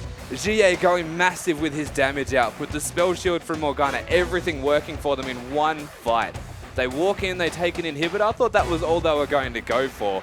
And instead, they managed to pick up the entire game. They pushed their way through. Aluka so tanky. That is mind-blowing. Yeah. And Aluka, he's found his next champion that needs to be permabanned. And I mean, the Scion was available. He could have gone to that if he wanted to. Thinks that the Nautilus is going to be his best option, and he proved it that time around. Got first blood in lane off a gank from Spirit that was really well orchestrated. And towards the end there, I mean, you have to say, Spirit, multi-man body slam, massive 5-man explosive cast, split up everyone, no wombo available, and then WE just clean up the fight and the game. It was just perfectly executed. Yeah, you could coin it to one moment. It would be that exact spot where Spirit engaging. They were even ahead by a kill before that fight happened, but down about 5,000 gold. And they just turned the game completely on its head. That engage was unbelievable, followed by the damage. And again, we've seen fights where EDG came out ahead. It was when they were able to kill the priority targets of the Victor and the Jinx. But when World Elite are engaging, when it's on their terms, and there's no way for you to get this wombo because of the explosive cask, they just run over them. Yeah, it was just so well done. And we do have a replay of that last fight, and I want to see it again because, man, Spirit just played it so damn well. There's not even anything you can say when we roll this clip besides look at Spirit go. He is in this situation, flanking from the side. They all react, but he finds the opportunity. Look at that. The flash, 3-man knock up there, and then the 5-man cast. The only reason it wasn't 4 is because of the spell shield from Deft. And he has no spell shield, so Aluka can very easily hit that dredge line. Followed by the Victor ultimate. Koro's just a sitting duck left to die. They follow it up with another amazing dredge line, and the black shield allowing GA to pick up that triple kill.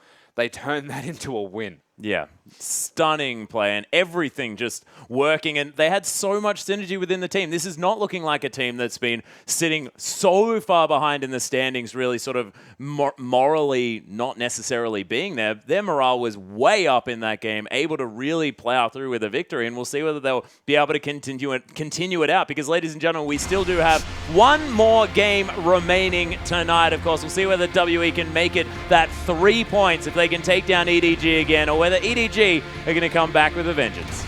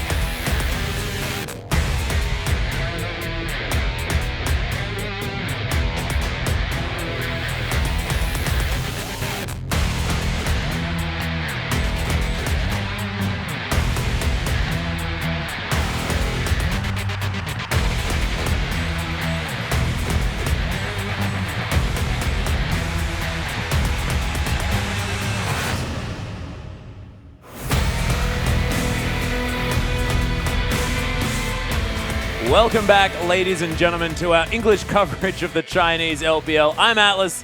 This is Rusty, and that last game was out of control. So incredibly close for so long. Looked like EDG were getting some control back, and then the most incredible teamfight engage from Spirit. The 5-man explosive cask after the 2-man body slam in that whole clump of people.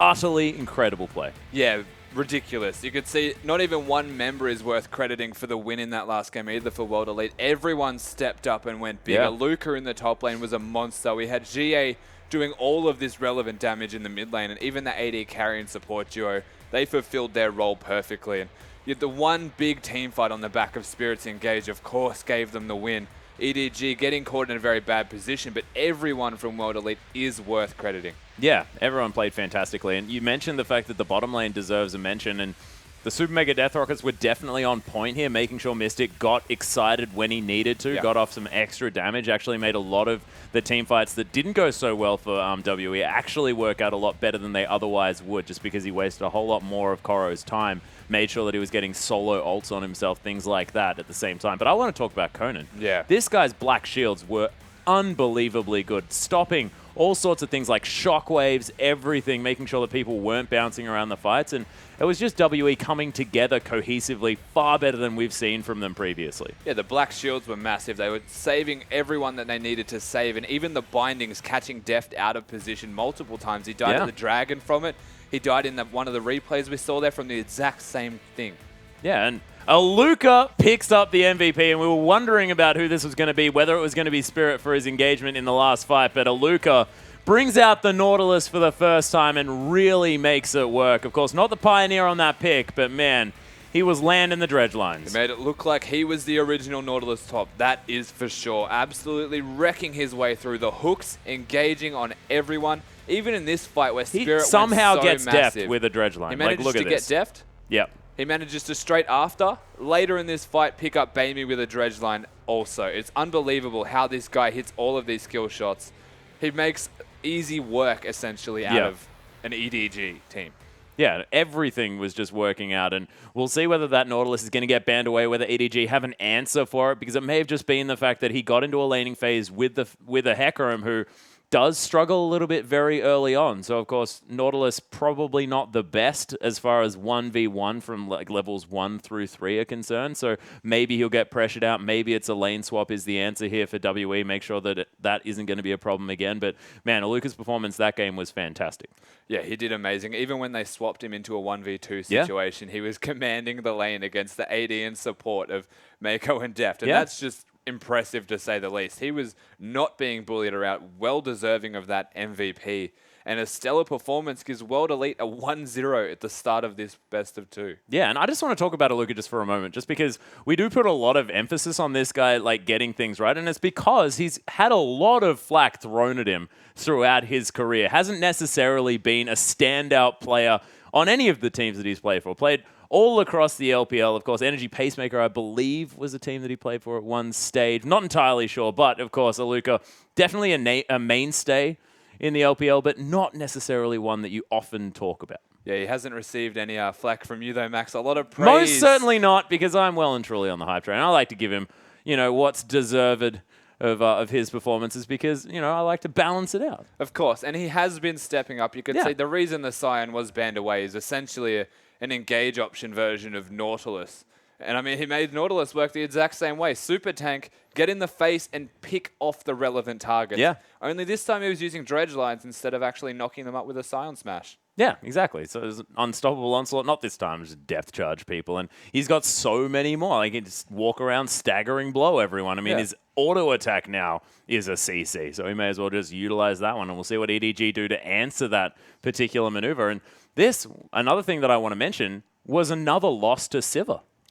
Yeah. I mean, that's interesting because Siva was so highly prioritized by EDG as well, being first picked away. And you can see the Nautilus was in the first rotation from World Elite after the Siva was picked. And I mean, it's worked out arguably better. So maybe EDG need to reconsider. They aren't the first pick this time, though. What is going to be prioritized? Yeah, and we'll see what WE want to make sure that they get their hands on as well. Will it be the Nautilus first pick? Make sure Sion grabs that one if he wants to. You can see he's looking pretty angry right now. And Koro was also looking like he was pretty ready to get onto the Rift and get his revenge. Of course, Koro, a fantastic player in his own right, and he still did play very, very well in that last game. But what can you do after an engage like that last one? Just everything working out so well for WE, and they were close enough in gold in order to make sure that that was still able to be followed through effectively. Yeah, EDG, they were that close to actually being able to finish that game. There was one more good fight for them, and they had it in the bag. But World Elite turn it around. They get the ideal team fight, and it doesn't even matter what the goal difference is, because if a victor they were gets, behind. Yeah. They were behind by 3,000 gold at the end of that game. So WE coming back with a massive one. Yeah, and all it took was one person to be caught out of position, Gragas explosive cask into the Victor, and he can blow anybody up. I feel like the biggest issue from that last game was more so the Victor. Yeah. Well, we'll see whether it does get banned away or whether WE actually put enough priority on that champion to pick that one up straight up. But so far, not too many changes as far as this ban phase is concerned. Hecarim is going to be removed from Koro, though. They do not want to see that again. And Alistair is also the removal from WE. And Callista Echo going to be taken away from EDG. So the red side Callista ban, pretty standard. And the Rise is actually going to be taken away on the blue side, which is interesting. But Siva, not going to see that in the hands of Mystic. EDG know what's up. They still put a lot of priority on that champion. There is so much up in the top lane for Aluka. Anything that he could like out of his two best champions that we've seen from him so far. Yeah, and we'll see whether, if he doesn't pick the Nautilus right now, whether it is going to be the Nautilus pick away from EDG. Mako could, of course, play that champion, or Koro could try his hand. We'll see exactly what happens there, as Aluka still taking some time making his decision on his first pick decision. Look, there it is. And I wouldn't be surprised if he just locks it in, and he's going to Nautilus for Aluka. And he deserves it. He deserves to be able to first pick away his own champion. I mean, the best part is it's a flex pick, because it could be a support. Yeah, it could go to Conan. He could still pick Sion for all And Conan has actually played sort of prior to this 3 out of the 4 games on Nautilus as well. So exactly, they're more than able to move that into the bottom lane. Koro thinking about Kale. I'm not sure whether that is going to come through there, as Bamey is considering something else. And Clearlove does have the opportunity to head back onto Rek'Sai, but not too much is changed up here for EDG. They may need to make some changes in order to get this one going, but he's going to be Mako on the Janna this time around. Oh, wow, and Spirit. I just realized, Yeah, has the opportunity to get on his Nidalee, and he could have done that last time, but his Gragas is also available, and that was fantastic too. Yeah, so they've gone for the Rek'Sai, and I was going to mention that the Fizz is available, so another potential option for them. But we'll have a look at what EDG have locked in first and foremost. They've got the Janna and the Rek'Sai. Now, the threat of the Janna Caitlyn is always going to be evident. Yeah. And we'll see what they want to do in the next rotation if they want the AD carry to be picked, because we're looking at most likely the Jinx. Yeah, well, Mystic, it's a pick away from Deft as well, who'd only recently picked up his first loss in that champion in a very long time.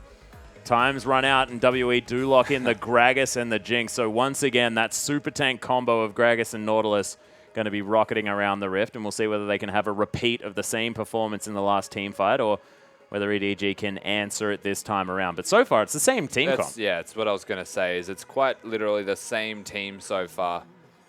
We'll see what their last 2 picks want to be, and if they want to keep the same team, because if you beat an EDG with it, I would say it's a pretty good team comp. If it ain't broke, don't fix it, Rusty. Yeah. That's sort of just the rule. But Koro is going to take the Rumble into the top lane this time. Might be able to give Aluka a little bit more of a hard time on more of sort of an early spiking champion. Yeah, at the very least is a resourceless, has the shield style champion. Of course, you've got the overheat, so you can't spam for too much. But the big question that we did pose at the start of this, when Nautilus was in fact picked immediately and locked in, is it going to be support here on Conan, or is Aluka going to pick that one up again? Because he's completely available to flex that and go whatever he would like. And oh, wow. And Jay just going to immediately lock in the Twisted Fate as well. So EDG can have to deal with this guy moving around that Rift. And Twisted Fate has seen some victories. Of course, UP grabbing that a fair bit and grabbing some wins on that one as well. So EDG Bamey now thinking about the Azir to take into the matchup, and Sion was locked in. That front line is ridiculous from WE. Yeah, so you're looking at an extensively big front line. You've got a Sion, Nautilus, and a Gragas who are just going to be in the way so that you cannot. I think they're like the biggest models in the game, apart from like a 6-stack Cho'Gath that you could chuck in there. Like these, even the model size of these champions is silly. Yeah, that's pretty big. I mean, they could even run a strategy where Jinx stands underneath them.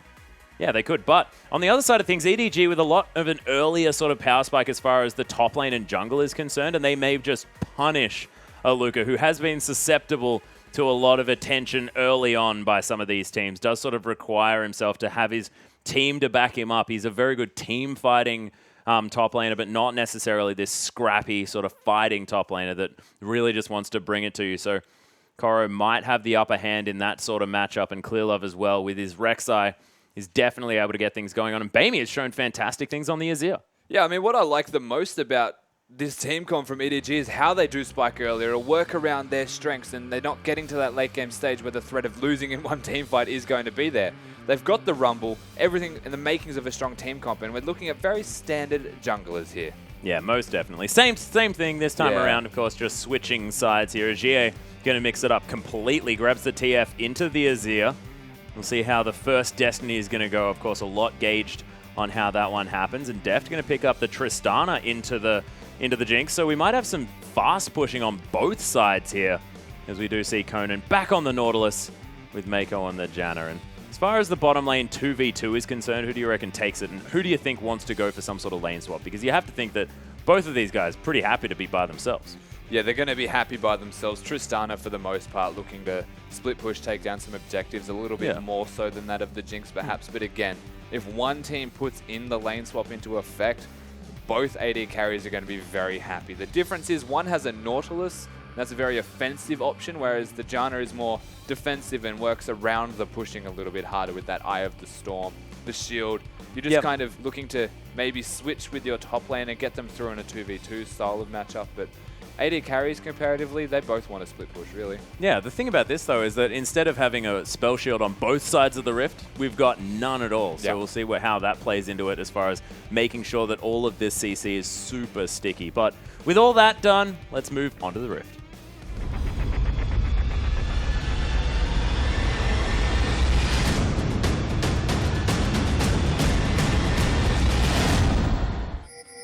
And here we are, ladies and gentlemen, our final game of the evening. This is day 2 of week 5.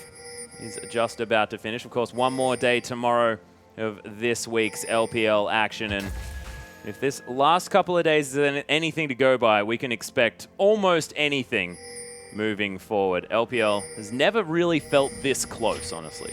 Yeah, it's pretty close. I mean, World Elite and Unlimited Potential being able to take games away from the top side EDG, who are only 1 point away from second place against the brand new LSPL side.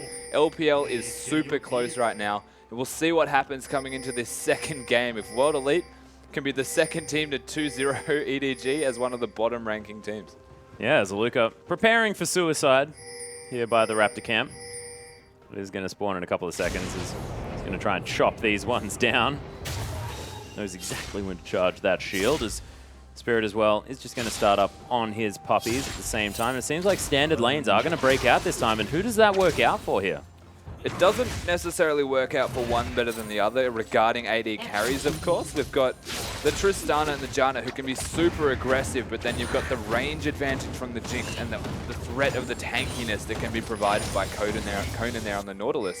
All in all, it'll come down to who can actually just get the relevant damage off. There's no real kill threat from EDG, but if World Elite can't get onto them, then it's going to be quite standard and just farming. But you have a look at the top lane. I mean, you got Sion into a Rumble. Both scale quite well. One's going to be a little bit more tanky than the other, but Rumble, little bit more tanky. Yeah, just a small amount. Okay. You know, nothing crazy. It's going to be ridiculous. Well, Dredgeline going to land on a Mako there as the Zap finds its mark at the same time. Level 2 hit by WE first. But as you were saying. Yeah, no, just a lot of control based off levels in the bot lane. But you look at the top lane and item spikes is the biggest difference between these two right now, because the Sork Shoes, the Haunting guys, and even the Zhonya's Hourglass that can come out of the Rumble are big fighting marks for the side of EDG. Working around the Dragon, an objective, a turret, kills even, just for kills. We saw a lot of that last game. It gives EDG windows, big windows, where they can actually pick up an advantage. Well, Flask starts for both of the solo laners for WE here, wanting to make sure that they keep themselves alive, can use their health as a little bit more of a resource in these lanes. Play a little bit further up to pick up the farm. Koro, see how he does go against the Sion here as Mystic, just throwing some rockets around in this lane. Very explosive bottom lane. I Yeah. have to say, based on these champions. Rockets, explosive shots, all around. Pretty explosive. Yeah, just dynamite seems to be the vibe. Amy just easily able to clear up these minions, nicely organized in order to get the last hits underneath that turret. As EDG getting pushed in here on the bottom side just a little bit. Rocket going to be used. Oh, doesn't get it. Probably should have gone back to the minigun there, but I mean, I'm not exactly the expert. It's kind of interesting that a Tristana is being pushed in and nothing really progressing from that, of course, just both trying to farm. And when a Tristana is pushed under the turret, it does get a little bit harder to last hit. That is certainly worth noting.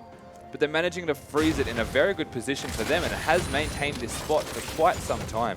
Yeah, that being said, you look over at Deft CS, and Yeah, he he's is ahead. not struggling whatsoever. Actually ahead, of course, of Mystic, like he was last game as well. And it's one of these situations where you sort of expect everything to be working out for WE, but then Deft just still manages to get farm. Yeah, So it's an analyst's worst nightmare, really, because what you're saying should happen just doesn't happen. yeah, it comes down to the fact that EDG and Deft in particular has managed to freeze it where he is. Threads the needle, though. There's the the Flame Chompers as Deft is going to rocket jump out of the way. Nicely played there from Conan, just to make sure that he keeps the pressure up. Makes it a bit harder for EDG to sit in that bot lane in the position they were. Might push them under the turret, or it might make them push instead. The Tristana with the explosive shot, every last hit that she gets, makes it a little bit harder for them to stay in a defensive position. Forces them into an awkward spot, and you're up against the Nautilus who can make it hurt. Yeah, Mystic actually prioritizing the harass here over the farm, but look at Mako falling down very low. There's the staggering blows as well as the Ignite's down. Can he get excited here? No, he's not, as Deft and Mako both forced to go home. Now, the Janna using the flash is the only big summoner burned from that trade right there. But yes, completely forced out of lane. They find themselves with an advantage. Spirit didn't knock him up. Yeah, gets slowed from it, but not quite held on to long enough by Aluka. He had of course, Corridor would have just walked away scot-free, so had to really let it go there. But Spirit paying a visit to the top side, not finding anything. No, nothing actually progressing from any of this at the moment. Just a lot of pressure. The bot lane getting the other side to recall is the only big win so far. And they find themselves with a 4 CS advantage and an Avarice Blade against the pickaxe. So even now, you might even say that Deft is in a better position in this 2v2 from raw damage stats compared to an Avarice Blade, unless a crit comes out. Yeah, unless Mystic gets sort of the ideal crit situation. We've spoken about pros and crits before, haven't we, Rusty? So that crit chance might actually equal a little bit more. Basically, yeah. Whoa, the ultimate comes out from Aluka, though, as the Destiny comes in as well. Aluka just tanking everything up. Spirit with the flash as Aluka is going to survive for now, but Koro in the red zone as GA is going to take the turret aggro. And this dive is not working. Koro does need to be careful now, I guess, but everyone going to back away, and Koro says, yeah, okay, guys, it's fine. Okay, so the coolest thing that happened just there is Koro used his ultimate on the minion wave. Yeah. He denied them any chance of a prolonged dive using the minions to tank the turret. He made them tank the turret. And that is how he is alive right now.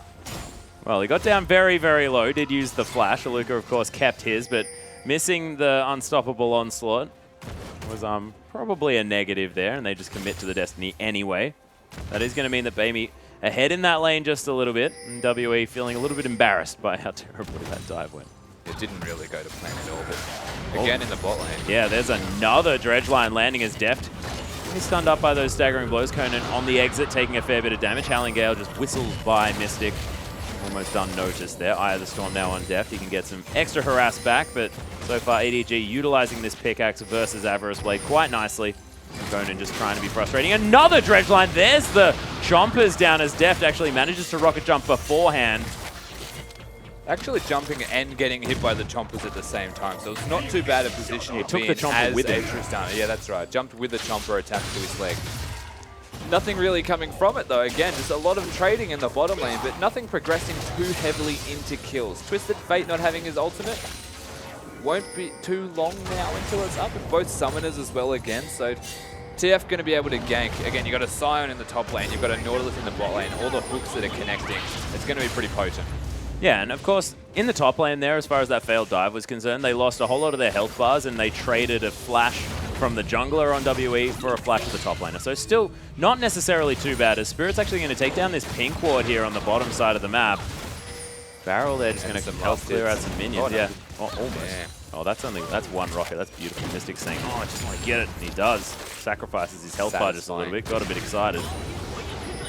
Understandable. He's playing. Yeah. Gets the knock up again, does a Luca. Nice use of the W there, just to make sure that he gets as much damage down as possible. Koro silences himself and smacks Luca in the face.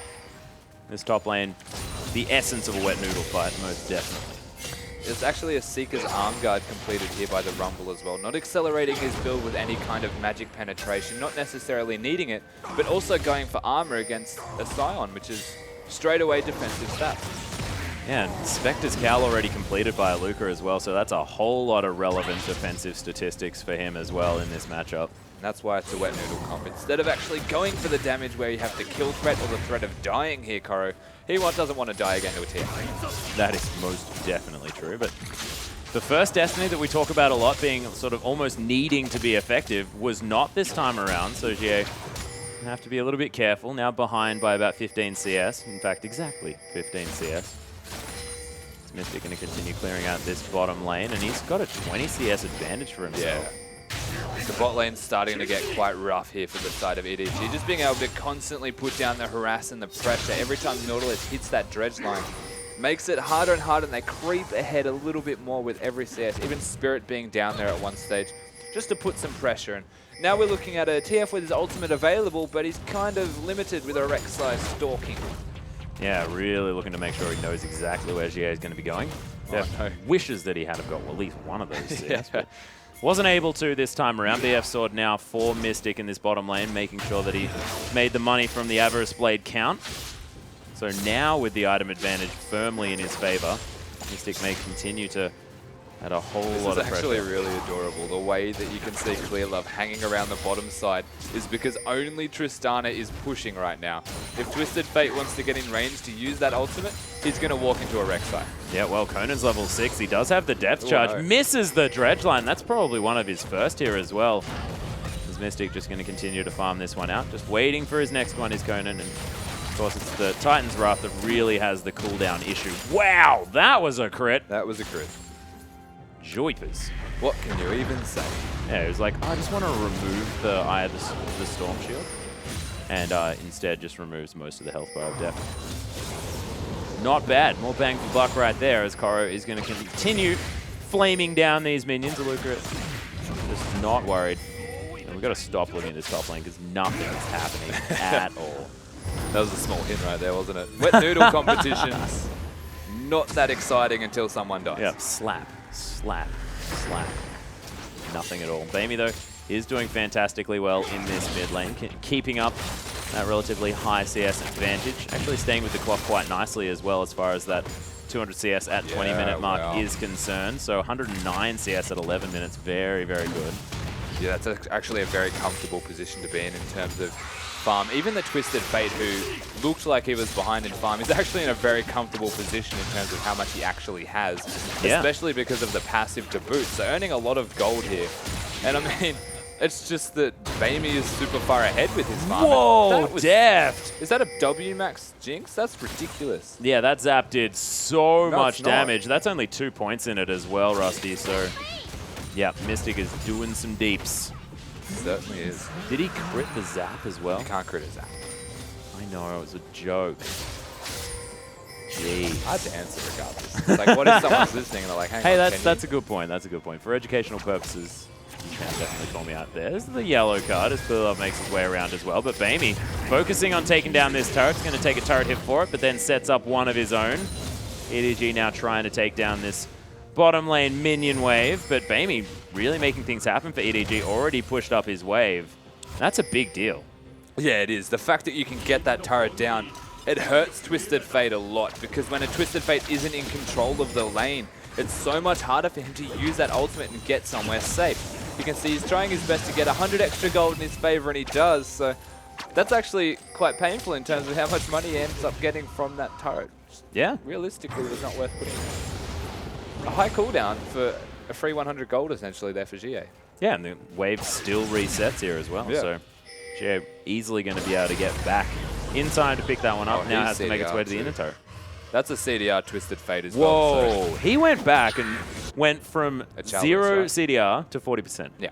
He's now looking to ultimate, is what you can take from that. Both summoners available, the gate, the ultimate's still available. Twisted Fate probably going to be somewhere that isn't mid sometime soon. Yeah. I have a feeling he's going to be doing that quite often throughout the game as well. So it may be his destiny. You had to, didn't you? I did. I actually didn't feel good about it either. That was pretty gross. I promise. Mystic going to get blown up by that explosive shot as Conan's going to use that Relic Shield to get some farm. Still a bit of a lead here for Mystic as well in the bottom lane. And overall, quite steady. Nothing really happening across the map at the moment. Everyone content farming. The top lane, as you can see, a Haunting guy is now done for the Rumble, which is nice. It gives him a lot of extra pressure if they look for a Dragon, but the first Dragon's already World Elite from a few minutes ago. Yeah, and look, Aluka now going back since a long time ago. Spirit coming through, but there's the QE over the top. Destiny going to be used by GA just to get over to the other side of the wall. Oh, he was looking for Clear Love, but he was already gone. And I mean, you'd already used the ultimate, so you have to go somewhere. May as well, yeah. Let it go. Journey. Took some extra damage from Bamey in the mid lane, but not going to be too worried about that one at all, as Def with a level disadvantage, able to get a decent trade there with Mystic, who almost lands the zap but doesn't quite. Def barely Storm, in control in a 1v1 is what we can take away from that. The fact you've got the explosive shot for the bonus damage does present issues when you're trying to 1v1, and you've got an Eye of the Storm. So it comes down to Conan being able to hit a hook to kind of equalize the lane. But hello.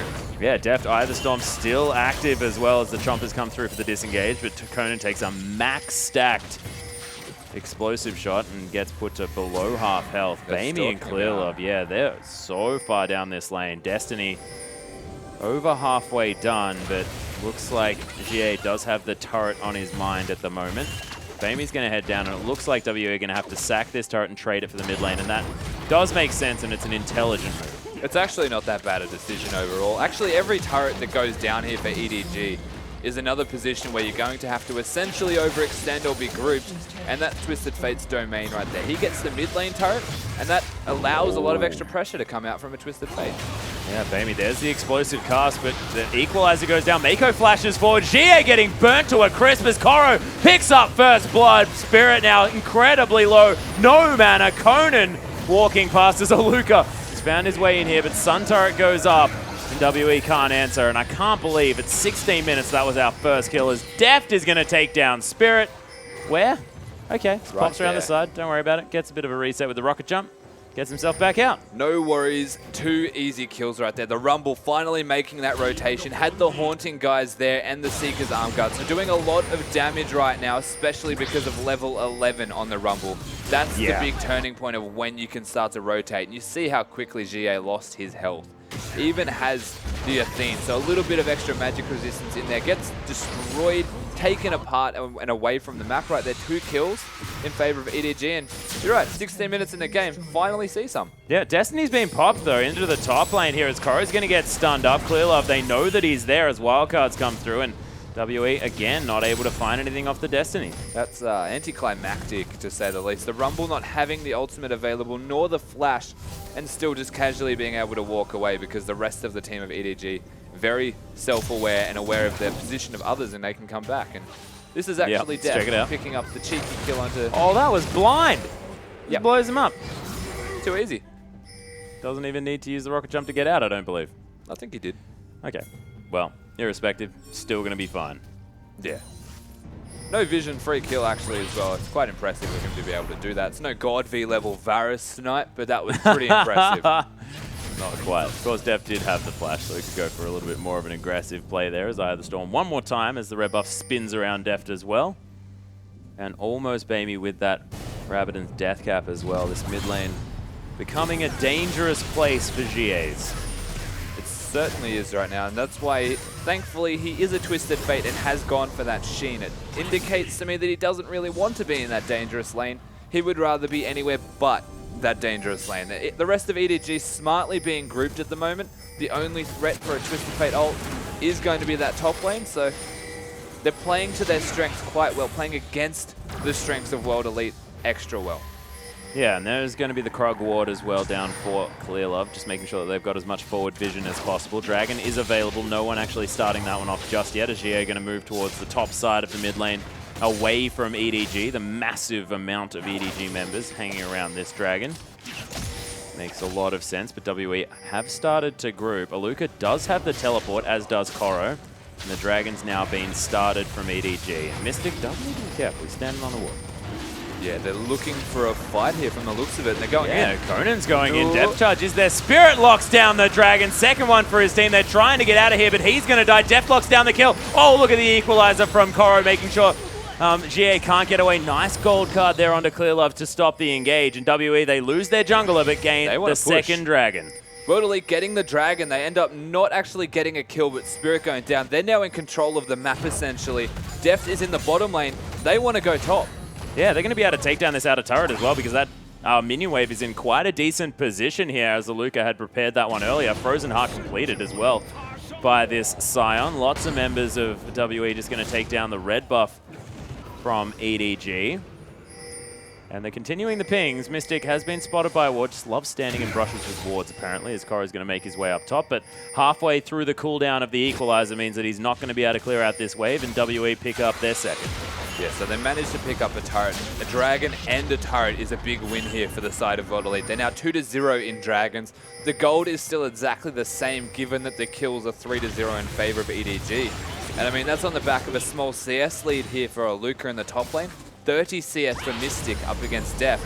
And the fact that the Twisted Fate, though behind in CS, still has his passive to carry through that gold difference and essentially equalize it and eventually pull out ahead. In fact, he's probably ahead now. Yeah, well, he's like 10 CS behind. I mean, there's barely anything, and Bamey only with a few assists. He's 500 gold ahead, and he has no assists or kills. So that is entirely on the back of the passive. Basically, what you're saying is that passive pretty good. I'd say it's pretty good. Not too bad at all.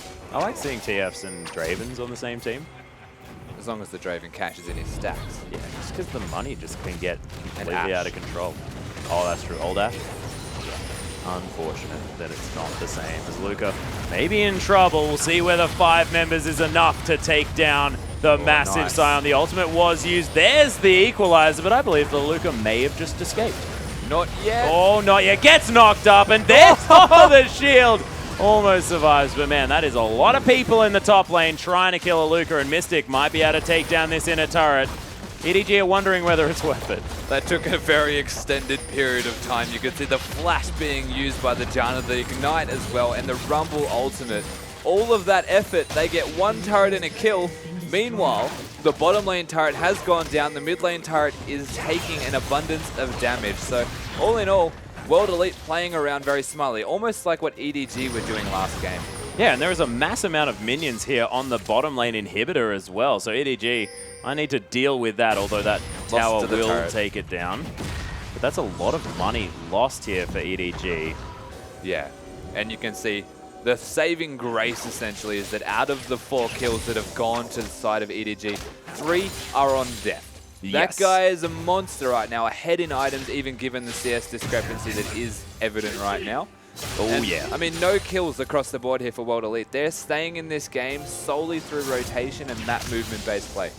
Yeah, and they're being able to pick up all of these turrets across the map as well. Mystic, of course, with massive amounts of minions. And as far as scaling goes, we haven't spoken about that too much. I look at EDG and I go, that's a Rumble, that's like mid-game power. But is that all that they have to offer? Do they have the late-game power here in this comp as well compared to WE? So Rumble is the mid-game powerhouse of this side. They've got the Rek'Sai to carry that through with the tankiness, but then when it comes to late-game scaling, they've got an Azir and a Tristana. They've got the Janna to support those 2 carries as well, so definitely the side of Edward Gaming's late game is phenomenal. But you have a look at the side of World Elite as well. They've got the Jinx and Twisted Fate, one of the most underrated and best late game scaling champions possible, because he's got auto attack buffs that just work so well. You've got the gold card with the stacked deck, and I mean, you get a Litzbane, that thing's always going to scale well with AP. Yeah, that's true. And of course, it's not necessarily about damage scaling in a raw fashion. It's about the fact that he can split push so effectively. He can move around the map. He can give exclusive vision on everyone. As Koro's going to get hooked. There's the depth charge. Mako takes so much damage. Empress Divide keeping Bamey safe. There's the 4-man knock-up from Clear Love. Amazing work. Buster shot. gets rid of everyone as now Aluka tanking things up for days. Careful, the zap Mystic. on Bamey as Aluka's still alive. Oh, Don't know how. No cards. one's dead. What? Oh, Clearlove gets the re-engage as Conan going to sacrifice his life. They got out okay. World Elite, what are you doing? As GA's locked the gold card, but not going to be able to get in range. There's the rocket jump onto Aluka. Pretty tanky though. Oh, Preyseeker almost locks down the kill as Bamey trying to get in close, but EDG, they only get one of that incredibly long team fight. That was a super prolonged team fight. You could see the Buster shot actually knocking away all of the members of World Elite that were available, keeping Aluka by himself. And again, after a prolonged fight like that, only one kill going down. I mean, Mako got super low on the Janna. The engage was on the Rumble as well. I can't believe nobody died, really, from the side of EDG. Yeah, I think just Koro just flashed away. I believe he may have even got over the Raptor wall. I'm not sure. Don't know, Rusty. Just don't understand how no one died. I felt like that was a just type so of team fight where confusing. people should have died. Yeah, it was. Yeah, I know. I'm upset. I just want people to die for action's sake, not because like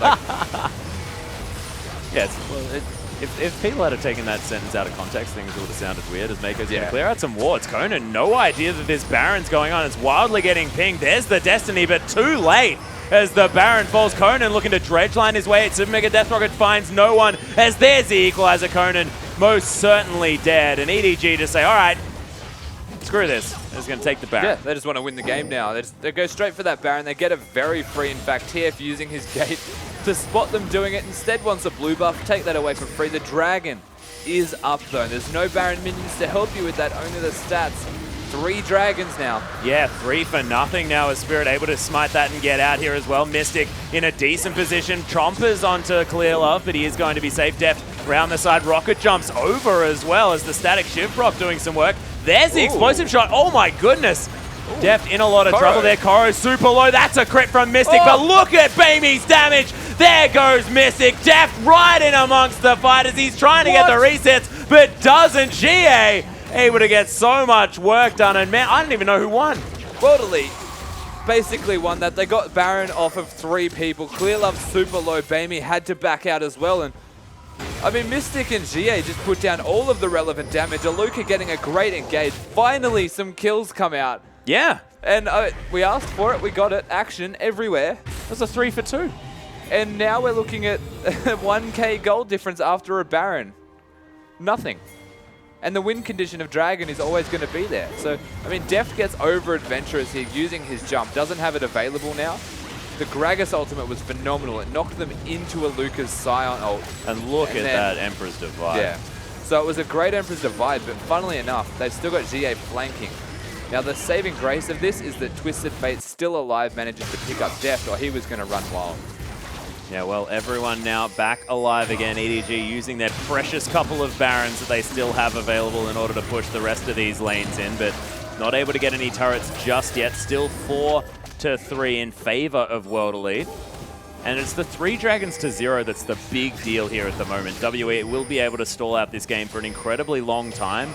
And despite the fact that they don't have very much vision, with GA having so much cooldown reduction, this Destiny's always going to be up when they need it to be. Clearlove may have found Spirit, who's very tanky. Conan as well, able to get a lot of work done. And this is a big deal. Deft doesn't have his last Whisper yet, and Mystic has already built his. So EDG probably not looking to fight until that item discrepancy has been even. Yeah, look, that's a pretty big CS difference between the 2 AD carries, to be fair. I mean, we're looking at a position where the Last Whisper to only the makings of the Last Whisper, he is very close, start to favor the side of World Elite right now. And the Twisted Fate is going to be content with the wave clearing. He can handle the fact that EDG are starting to push into their faces, but it's going to come down to the next fight again, where we've hit this period of time where nothing happened, then everything happened. And we're in this small lull right now where we're waiting for the next fight to really determine who is in front. Yeah, and it's all on the back of World Elite, you have to think, because they've got this engage comp that really wants to bring it to EDG. They've got the Unstoppable Onslaught. They've got the Destiny to make the moves and get the picks.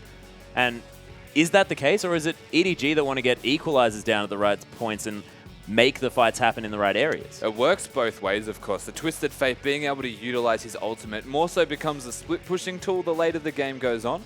Yep. So you'd be looking at the side of Edward Gaming thinking maybe they are the ones who want to initiate, put the Rumble Equalizer down onto the relevant targets, work work around the poke that the Azir can put out, but then their engage isn't all that great. It's almost exclusively the equalizer because you've got a Janna as your support, and then you've got a Rek'Sai who is able to engage, but only really with the flash available. You look at the side of World Elite, of course, and they're probably just going to split push and be content doing so until they find the opportunity to engage. And then you'll see the Scion come through, the TF ult come through, the Nautilus go in, and Spirit on that Gragas. Needless to say, he can be pretty impactful in teamfights. Yeah, most certainly can, of course. They have a lot of engage options, of course. The train driver himself, Aluka, can just drive himself into the middle of a teamfight and get things going on. And the positioning opportunities as well with the Destiny, with the fact that Get Excited is available there from Mystic as well, is going to be very important. So we'll see whether World Elite are going to be able to get it all together and make it all work for themselves, because I guess they do have an execution-heavy type comp where you have to decide when you want a split push, when you want a team fight, when you want to position around objectives. And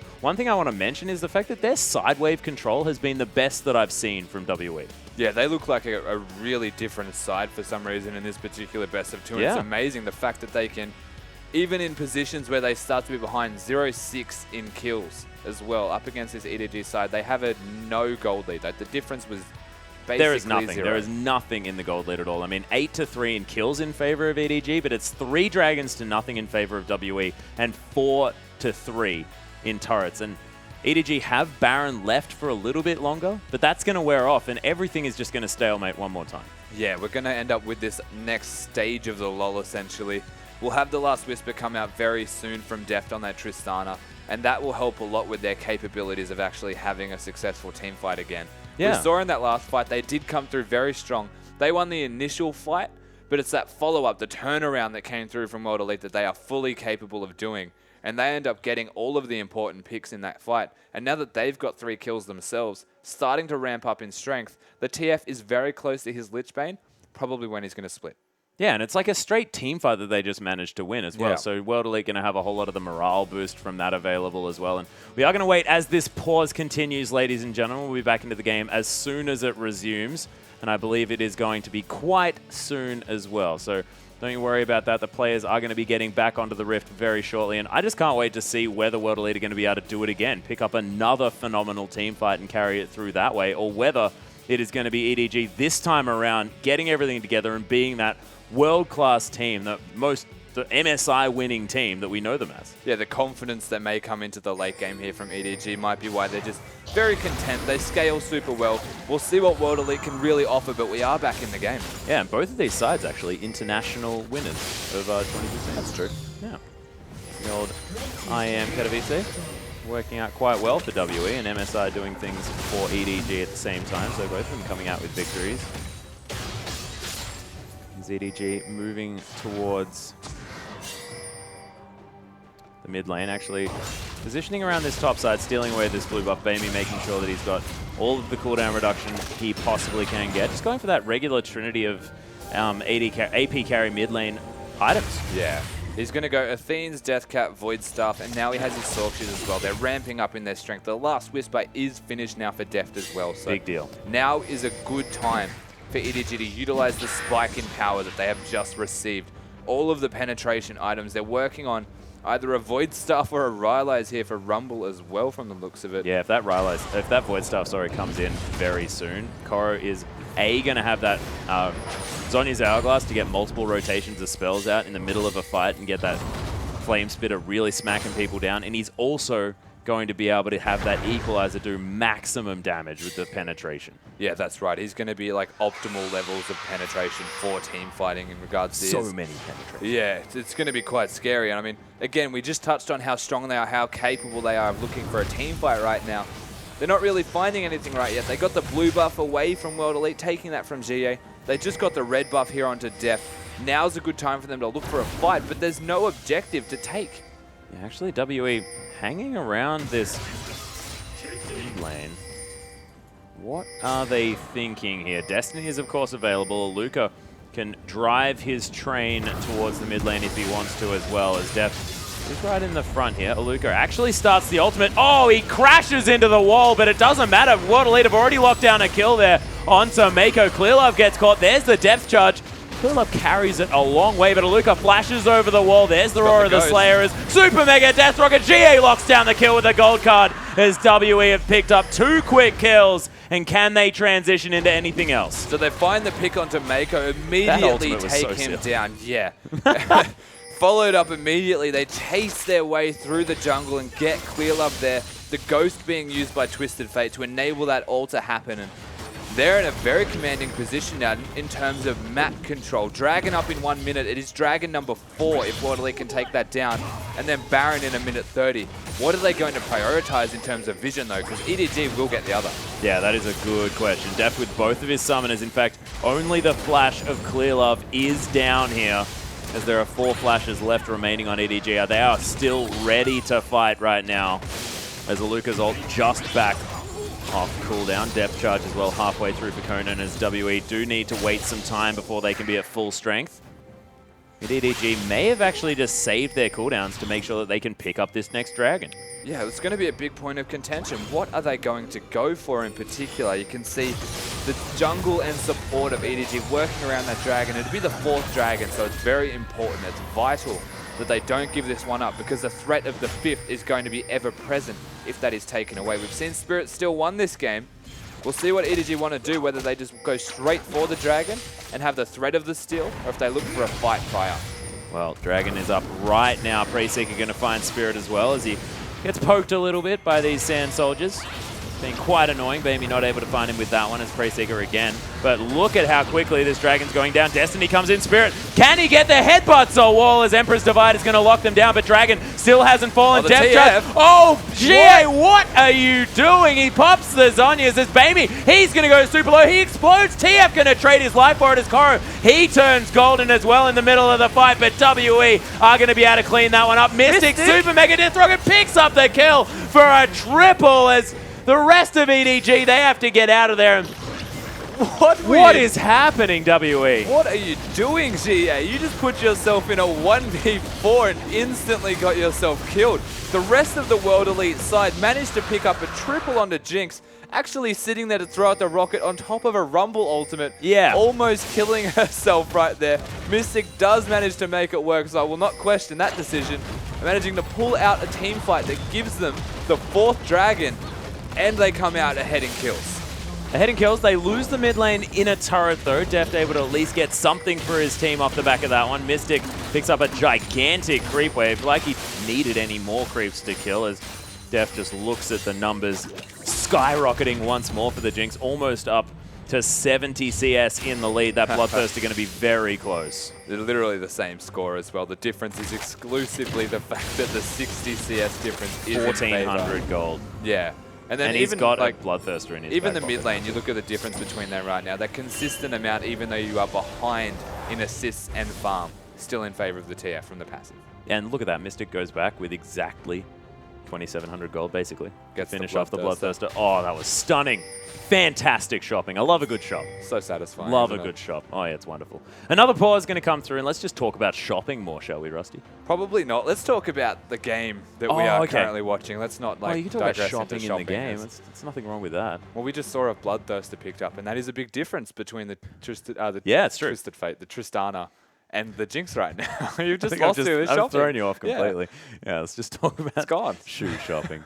Shoe shopping. No. No. Okay, yeah, so let's talk about the Tristana and the Jinx in the mix-up, because, of course, both of these carries very, very strong in the late game, but is Tristana going to be sort of, as far as equal items, equal 4 items, is Tristana still as strong as Mystic, even at this level 16 mark? Definitely still as strong. The Wow, question it's a level comes 16 down- to 14 for Deft Yeah. and Mystic. So Def still going to continue to ramp up with every level. And at this stage, because of level 16, Mystic is exceptionally far ahead. Yes. Just from the capabilities of using the ultimate, how much it's going to do. So again, we're looking at them both. And right now, Jinx is definitely going to be more relevant. In terms of scaling, they're probably about the same strength. Oh, Luca could actually set up an ultimate through this corridor here.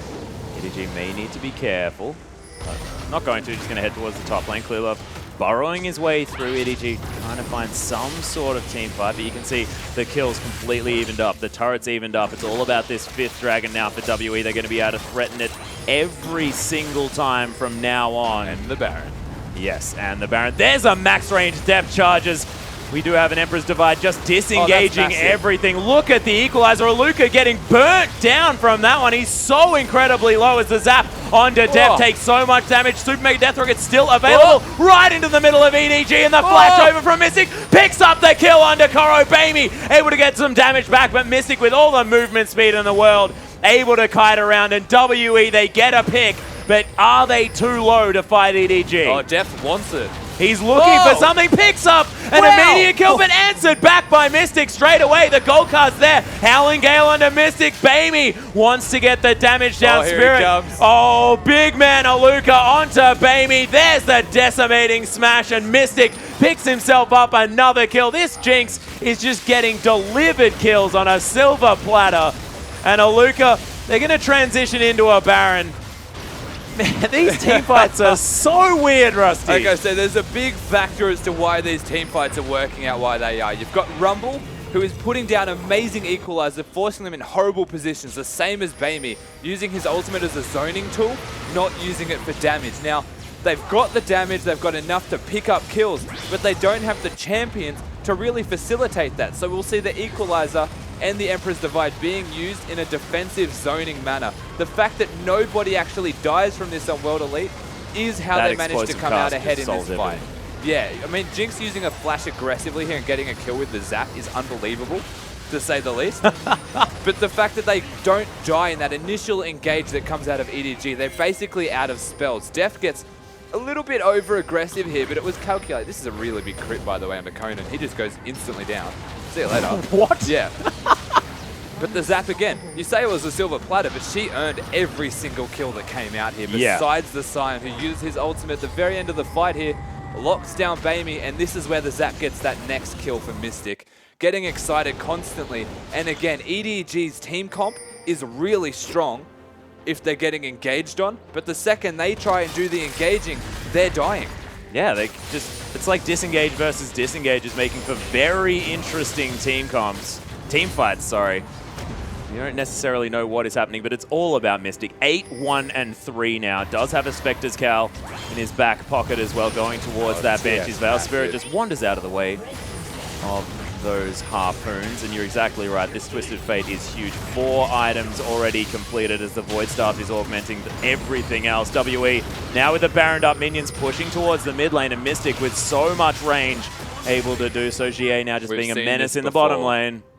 We most certainly have. Last time we were in this scenario, we saw World Elite win a team fight over EDG and end the game. So there's always that ever-present threat of if they can actually finish the game from this scenario, World Elite, or are they going to lose another team fight and we'll find ourselves back at square one. But Dragon up 53 seconds, and it will be Dragon number 5. Yes, that's important. That's the big deal. The Baron is essentially prolonging the fact that EDG are stuck in base to actually give them a free run at that Dragon fight.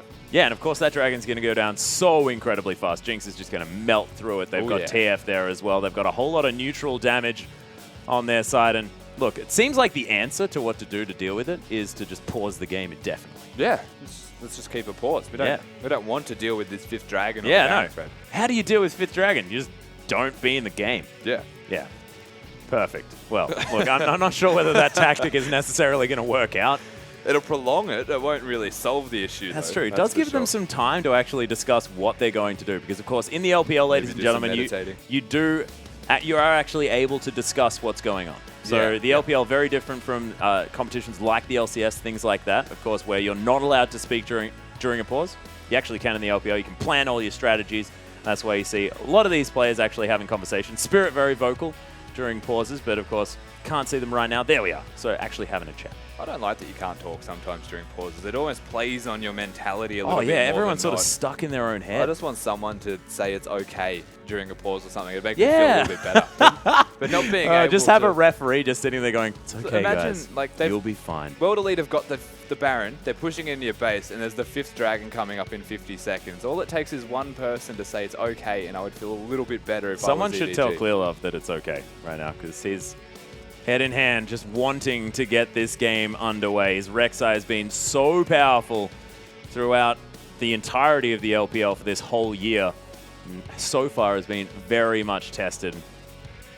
And it's just, the jungle battle is a huge one here. It's Spirit versus Clearlove, arguably the two best junglers in the LPL at the moment. And it's been Spirit finally able to have the backup from his team to show exactly how good he is. Yeah, Spirit's been giving a lot of credit on how good he is as a jungler, but we have not seen the rest of the World Elite roster really step up and have his back until now.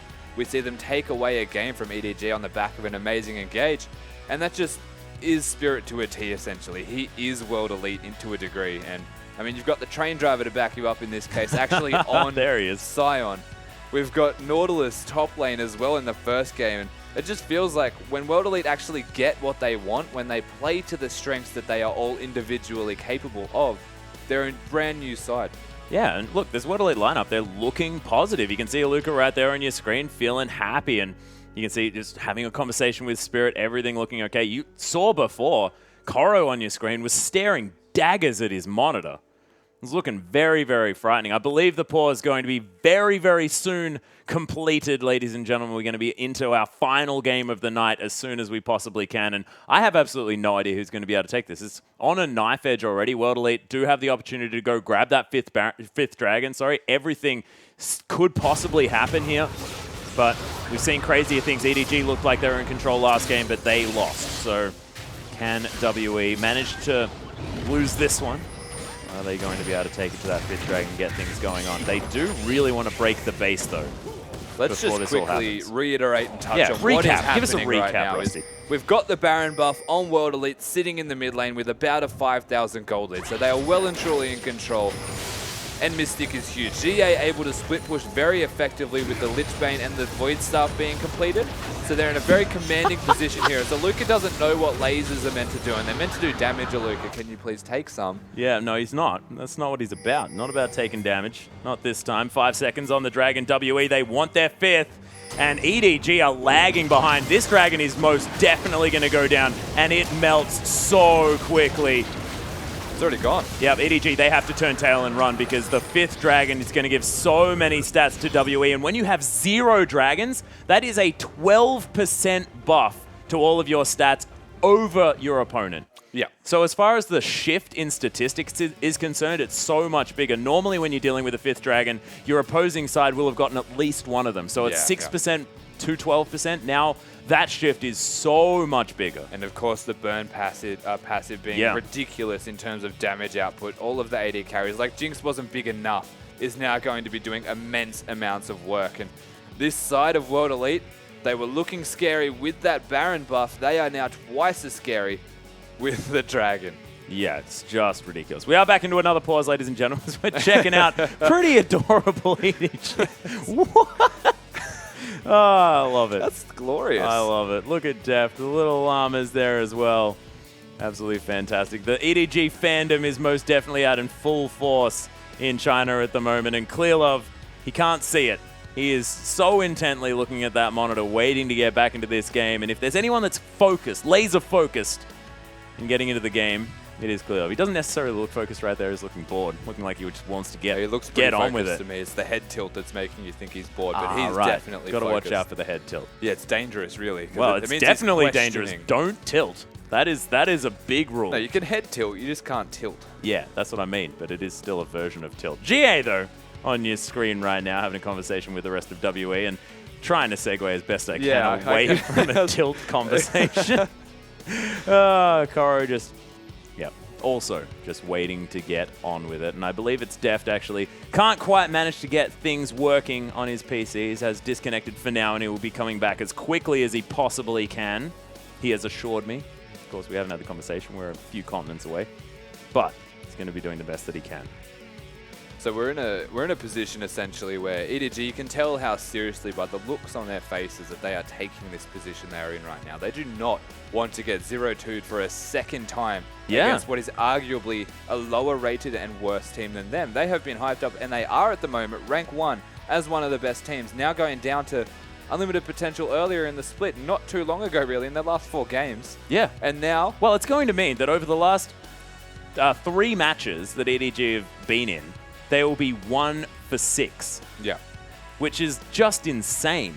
You can't imagine, given the start that they had to this split and how strong they are as a side, that they could be 1 and 6 Yeah. And that goes to show how close the LPL is starting to become as the lower ranked teams start to find their stride in particular. I mean, we're looking at a side, World Elite side right now, that are threatening to take a 2-0 over EDG in this game, and they've got that 5th Dragon buff, and they are in an extremely commanding position to do so. Yeah, not to mention what this means for WE as a team as well. I mean, we talk about momentum all the time, but it's gigantic. They pick up the win, against QG earlier on.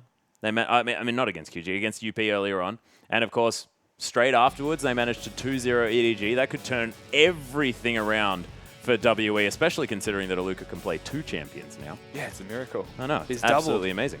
Yeah, double the champion pool. Amazing champions pool, Yeah. is what we should say. He can play multiple champions, but the Nautilus was comparable to the Scion, and that says something. That does say something, and it's just so strange talking about Scion power picks and Nautilus power picks for Aluka, because no one else tends to make that happen. Yeah. There's a lot of people that still try. Of course, we're looking over at RNG there, who have played a little bit of the old Scion, but hasn't necessarily done the same things as it does in the hands of Aluka, as you can see right there. Just wants to get back in the train. Yeah, he's just waiting. We're all waiting just to get back into this game. It's on a nice edge right now. We don't know if it's going to just completely tip into the balance of, like, World Elite in control, but can they actually put the nail in the coffin, so to speak? Well, yeah, this is World Elite having to not necessarily make a split-second decision like they did in the last game. This is them having to methodically take down EDG on a strategic level. They have now got a 5th Dragon. It's going to make things a little bit more handy as far as getting that one down. They've got a 6,000 gold lead as well and a massive Jinx. So that is going to help things out here for WE. But can they actually break the base, get in, and get things done? Because EDG, if they can do anything, they can make miracles happen on the Rift, especially in the late game. Yeah, it's not over until that base is well and truly broken right now. And EDG, they've got enough wave clear. They're a very good side at being engaged on. And we commented on that team comp earlier. If the side of World Elite are running at them, the Emperor's Divide has negated every Scion ultimate ever almost, except for one. Well, yeah, we're just going to go into a quick video there on the Chinese stream end of things. I'm not entirely sure what it was going to be, but of course the pause continues, ladies and gentlemen, and we'll just see when we're going to be able to get this one back, because of course some PC issues tonight over on the Chinese end. Just can't quite get the players into these games as effectively as we otherwise would like, Rusty. I just want to see the end of this game. Yeah, I just want to know if World Elite can do it, if they can actually take the last game away from EDG, and it's looking so promising, but you're right. PC issues starting to affect that. It's really unfortunate. Yeah, most certainly is, and we'll see whether we are going to be able to get back into this game as soon as possible. Imp has been in and out of the game quite a few times thus far, but still just hoping to try and make his way into a actually working computer. Yeah. But if I was a side of WE, I'd probably want him to have one of those, because a legitimate victory probably feels better than if he doesn't actually make things happen. But, ladies and gentlemen, we are going to have a short break while Def fixes his computer. We'll be back very, very soon.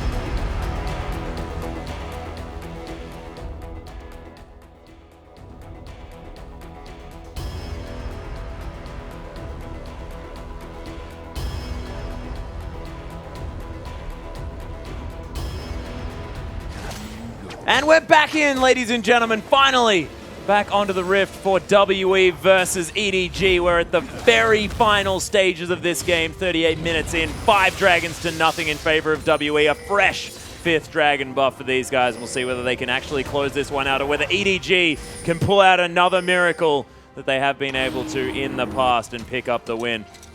Yeah, Flasks are being picked up across the board as well, and Aluka has a Thorn Mail. My goodness. Everyone's starting to get all those big relevant items. You can see even the makings of Banshee's Veils and stuff coming out of the Gragas and the Twisted Fate. But if they manage to utilize this Dragon 5, they probably won't even get to update those in time into their respective items. Yeah, it's a 6-item Jinx as well. Banshee's Veil, as you mentioned, completed. Woof. Everything coming together. Well, Deft might be in trouble. Aluka paying a visit to this top side. Of course, he is alone. Deft, with a lot of wave clear, will more than happily deal with this one. 5 members of EDG just parading around together just to try and defend all of these turrets. But that inner in the top lane is most certainly going to fall down. The last remaining inner turret on the map. See, that one's not defensible. See, that one's gone, like 100%. But you look at the wave control of EDG right now. They're pushing the bottom lane minions freely at the moment. There's no one down there to actually respond to that and stop that. This so turret's diving. dead. Yeah, Mystic able to take that turret down. Now the minigun just going to tear through this inhibitor. And EDG, they can't fight this 5th dragon team. And GA just going to continue split pushing. You see these minions just burning down to the hands of these 5 dragon buffs. Now they're essentially biding their time right now. They've got the Twisted Fate and the Jinx that are massive and they can quite easily poke people down. But again, they're going to need Twisted Fate to go bottom and deal with those minions. It's starting to push back in their favor ever so slightly, but it's going to take time. And that's time that their Dragon 5 buff does not necessarily have a whole lot of. So GA needs to go down there, attend to this, utilize his ultimate and the fact he has a zone use as well.